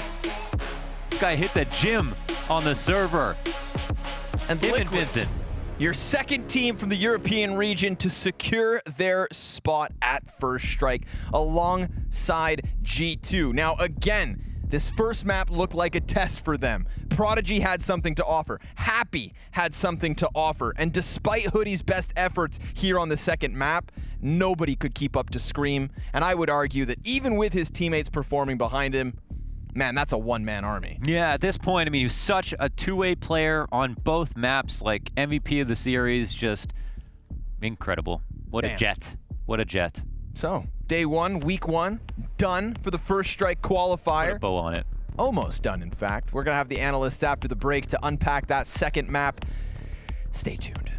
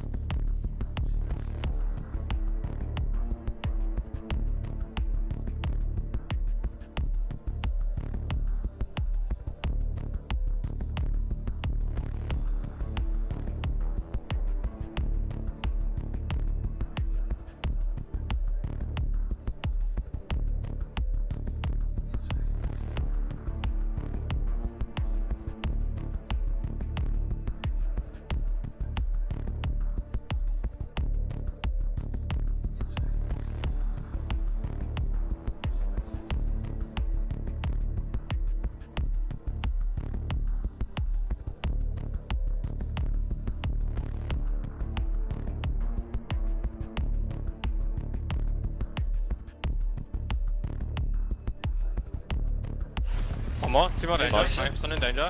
Reach ult. One more has ult. Change it. Nice! Let's go! Let's go! Clean. Clean, clean. That's what you hear Scream end on, and it was a clean game from start to finish. The man was screaming down the house, screaming down the server, and making sure Prodigy didn't hear anything for the rest of that game because he was a madman. He was unleashed. He shut them down. He shut them down completely. And if the story of the first map was Prodigy, putting up a good fight, resisting, trying everything they could not match their opponent on that map. You could see 9 rounds on the offense of Split, a map that is heavily, defense favorite. They put 9 rounds on the board for Liquid. All that space they were taking mid, Prodigy never knew what to do with it. And you could see on the side of Liquid, they had different ways to finish the round, taking mid, going back to B, taking mid, going back to A. And I mean, I guess we do need to mention Scream at some point. Yeah, the freedom of expression in this game for Scream is just so conducive to his playstyle, it feels like. And to see him on someone like Jet that just doesn't have any limitations for where you can be, where you need to aim, it just highlights his real skill set. That's like playing for himself, out-aiming people, and getting 2 where you're only supposed to get 1. Well, 386. He blew Happy away from what he was able to achieve, nearly hitting 400 ACS. And remember, this wasn't like a full regulation game either, right? This was a stomp coming out from the Liquid camp. For Prodigy, though, we still got to look at them as a team and say they did very well to get to this point, right? Because, again, we spoke to Pipson. He only had 3 weeks of practice as a full team to get themselves ready for this, and they did this on the back of a whim. They went, oh, okay, we had a bit of success online. Let's see if we can keep it going. Look, they had a good run. They definitely had a good run. Making it to today for Prodigy is a win. The problem is when you have a map like Split that probably tactically speaking they don't really master, this is where individuals like Scream can just take over. They will exploit any weakness in your defense, any gaps you leave open, he'll go in it. And I echo Mohan's sentiment with the Jet, right? Very skill heavy, very skill dependent, take a lot of space. You don't have to respect any of the rules. You can just dash through if you want, and people will give you the duels. Scream in here with his millionth frag, like 380 ACS. It's absolutely madness. And that game in itself, it just screams Scream. Yeah, put him up in lights. What a show, man. And it was, the impact for the combat score, of course, comes with him being a part of the team and instrumental to the round wins. Not standing back on exits when they needed just exits. He was always there, opening kill, ran up mid by himself. How do you even do that on Split? Like run up mid through mailroom by yourself in the first 20 seconds? It seemed like the door was always open when he was there to knock on it. And you don't want to open a door to Scream ever, especially when he's feeling it like that. But I do want to open a door to this young man. It's Eccles, the captain of Team Liquid. He's got a big smile on his face. You've qualified, mate. You've done it. But that was a way to put a show on for us on Split. Was this just a Scream moment where you just go, okay, guys, you can do whatever he wants?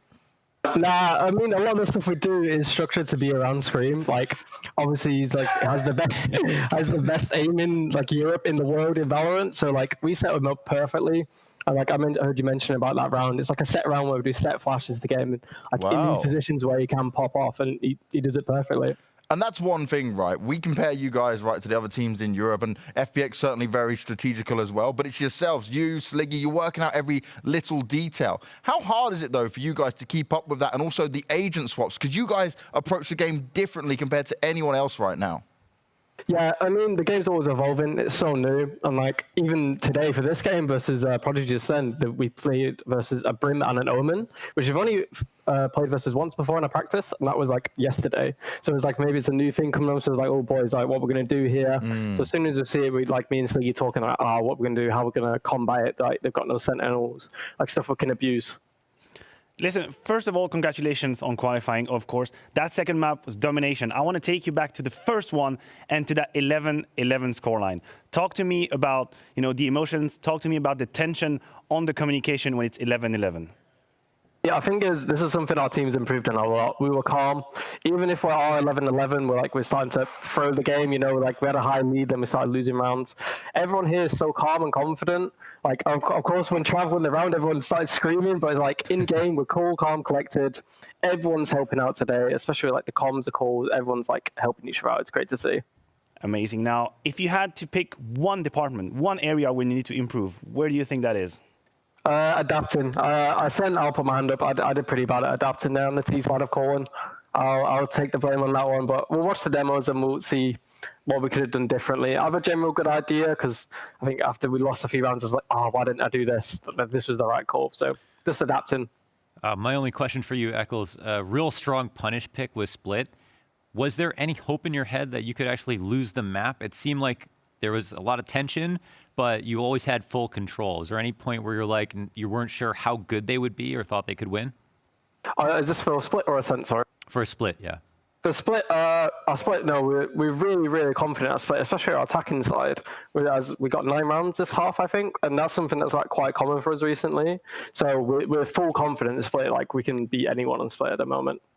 Now, Adam, I feel like I've been on this journey with you, right? When we think from gamers all the way to now through your Valorant success, how much has this meant for you? Because I know how much you've given up, right, in order to get to this point, and there was a potential that we might not have even seen you in Valorant. Yeah, no, honestly, it means the world. Like, before Valorant came out, I was going to quit games and go to uni. I thought that ship had sailed, but Valorant came out, and look, it's like, I could never imagine this. This is incredible. We've just qualified for a 100K event. I never would have ever dreamt that I would have been at this, and especially in Liquid, in like the training facility, it's just so crazy. And in terms of now, right, you've got to get yourselves ready for the main event. Is it just no days off, no practice, no breaks, and just straight into practice? I think we can allow 1 day off, but yeah, we practice hard. I'd like to say we're like the hardest working team in Europe, and obviously qualifying first strike is a relief. It's paid off, and yeah, we'll take a day off or 2, then get straight back in the server because obviously you've got to figure out Sky. She's going to be available for first strike, so we're gonna get adapting, get the practice in, and get ready to play. And when it comes to you guys, right, we know that, like you said, Sliggy's working so hard, you guys are pushing the bar out all the time. But when it comes to the other competition in Europe right now, how do you think you're going to match up to the likes of G2 and FPX? And are you even practicing against them at this point? Well, we don't practice versus the top teams. Like, we've tried practicing them before, but then it gets to a point where no one wants to show anything because obviously, like, people record scrims and stuff from your own point of view, so it just becomes like a bad scrim. So we don't generally practice versus G2, Fumbus Phoenix, or NIP. So, yeah, obviously, we're aiming to beat them. I think we really need to beat Fumbus Phoenix. Every time we've played them, we've lost, and we've lost the most stupid rounds, and we've lost the game. We've lost 2 2v4 ecos versus them or something like that. I remember the sheriffs, mate. I remember those sheriff shots. So we're bound, if we stop throwing those ecos, then we'll actually eventually beat them. And obviously G2, everyone's coming for G2. I feel like they've not been practicing as much, and I think they've like put the foot off the pedal, so I think everyone's catching up to them really quick. And what do you think you have in terms of like the biggest advantage over those type of teams? We've got Sliggy and Scream. The SNS duo, those guys. Sliggy's got the fucking master brain, and Scream just hits the headshots. Definitely, mate. You seem to have the package and everything you need to get it done. Thank you very much for your time, Eccles. I'm very proud of you, my man, and best of luck going into the main event. Thank you. Cheers for having us, guys. See you later. What a man, what a gent. You forget how young he is as well. He's only 20 years old, right? He's an in-game leader. He's turned his whole career around. I met him 2 years ago playing through a reality TV show to try and make it to be a pro gamer. Gamers. Yeah. Gamers. Oh, Gamers in Sweden. Yeah. And then he came into it, right? And he was on the winning team. He got to join Fnatic Academy. He had this whole story to go with it. Fnatic Academy didn't work out. He got stuck back in the UK scene, and that is a horrible place to be in. Trust me, I've been there. You don't want to spend too much time in it. And then he broke on out and went in to Valorant. They all inned on it. And now he's reaping the benefits of that hard work, that dedication. And you can't say that for many players. And he can have bad games, right? You can look at the scores and the stats here, but there is a lot of thought behind it. And even that round that you poked out, Launders, we didn't think, like we don't think so much could be going into the detail of it, but that's one of his sets. That's one of the things they've got played, and this is where you've got to really look at. There's a lot of details right now where we're all learning about Valorant. It felt like one of the games where you just didn't have to look at the scoreboard. As a caster, that's one of the best feelings, where you don't feel like it's so dry or like so confusing that you have to like check who's underperforming, because it felt like you could see the contributions. There weren't any questions about who was not playing well. And with Eccles, we're seeing one of the most important flanks.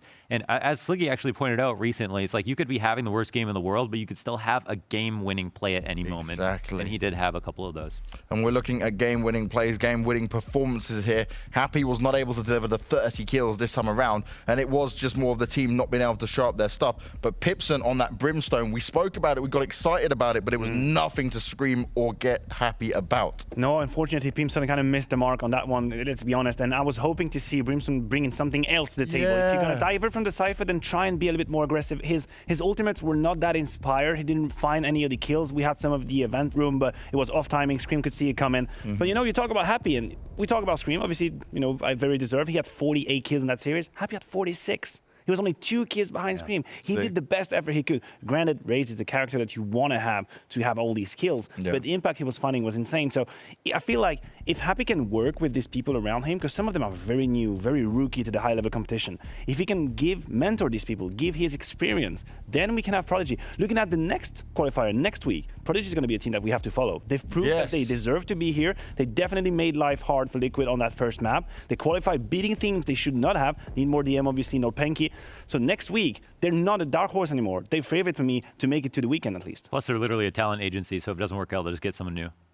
Yeah, they can do it. To be fair, they've done that, right? They've been in other Ignition Series events. They've had their invites, and they come with different rosters some of the time. So it is a possibility. Smartest way to start it. There's always talent to find within it, right? If someone's not doing it, you're on the chopping block. Axed, you're gone. Look rotate at all in of the your next other one. options. It's like, hey, look, there's 20 players to choose from. Oh, his stats are pretty good. Yeah, I'll take him. But one thing we got to say on this, right? Liquid G2, they're through. They've made it to the main event. We expected this, though. But we can see NIP and Prodigy come back in week 2. They have to go through the qualification process all next week. We know they will. But right now, when I came to this first event, I never expected Prodigy to be in this position. And right now, when they come back through, they're going to be in a better seeded position. They're going to look better when it comes into it. They're a scary team on paper, especially when it comes to these best of ones with it. And it's brutal, but it's also nice for the underdogs. Indeed. So you can have the exact same run again.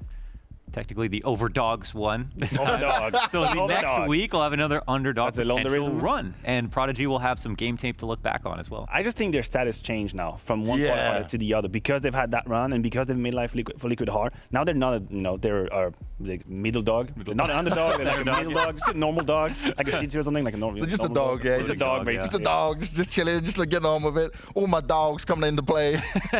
So what we're gonna have tomorrow, though, is the next 2 matches. Oh baby. Now this is something to get excited about because FPX, right? They are supposed to be the most thought out, the most strategical. Angel himself said they are playing the long game with this roster. It's not about early success in this, yet they've already found a lot of early success. They're the favorites, but they're going up against the full French lineup in the Opportunists. Then we got Summon FC, a bit more of the British boys coming in there, and a team that many people at the beginning, if you go back 2 months ago, would have said, no, there isn't much to offer for these guys. They are the definition of hard work. Boaster right now is one of the hardest workers in the room. He's literally doing this non-stop. And none of them are salaried. None of them are on org. So this could be life-changing for these guys. James, I think it's really coming home with Valorant. Oh, yes. You know? That's your time. Give him a flag again. Yeah, give him the flag. Actually, don't do that. Don't ever give him that flag again. It feels like I actually thought you were wearing it already because you just, I can't imagine you without it. Thank you yeah, there's a very lot of UK talent in Valorant. This one, you just going to claim Scream is from UK, just to make sure that, Yeah, it's not even EU Valorant. It's just he wanted to join the boys, He wanted to come over and enjoy some British banter, get in with the lingo. He did say at the beginning, we did an interview with him not so long ago, and Scream was like, it is a bit of adjusting to their humor and stuff like that. It's very different to what he's used to, probably. Yeah. And he's a lot older than some of those guys when it comes to the team. But we're done for a day, boys. We've had a great day of Valorant action. We've got 2 more best of 3s to come tomorrow. It's going to be the same time as today. You won't want to miss any of the action. We've got 2 more teams qualifying to the main event, 4 out of 8, and it'll all be decided tomorrow. We'll catch you then.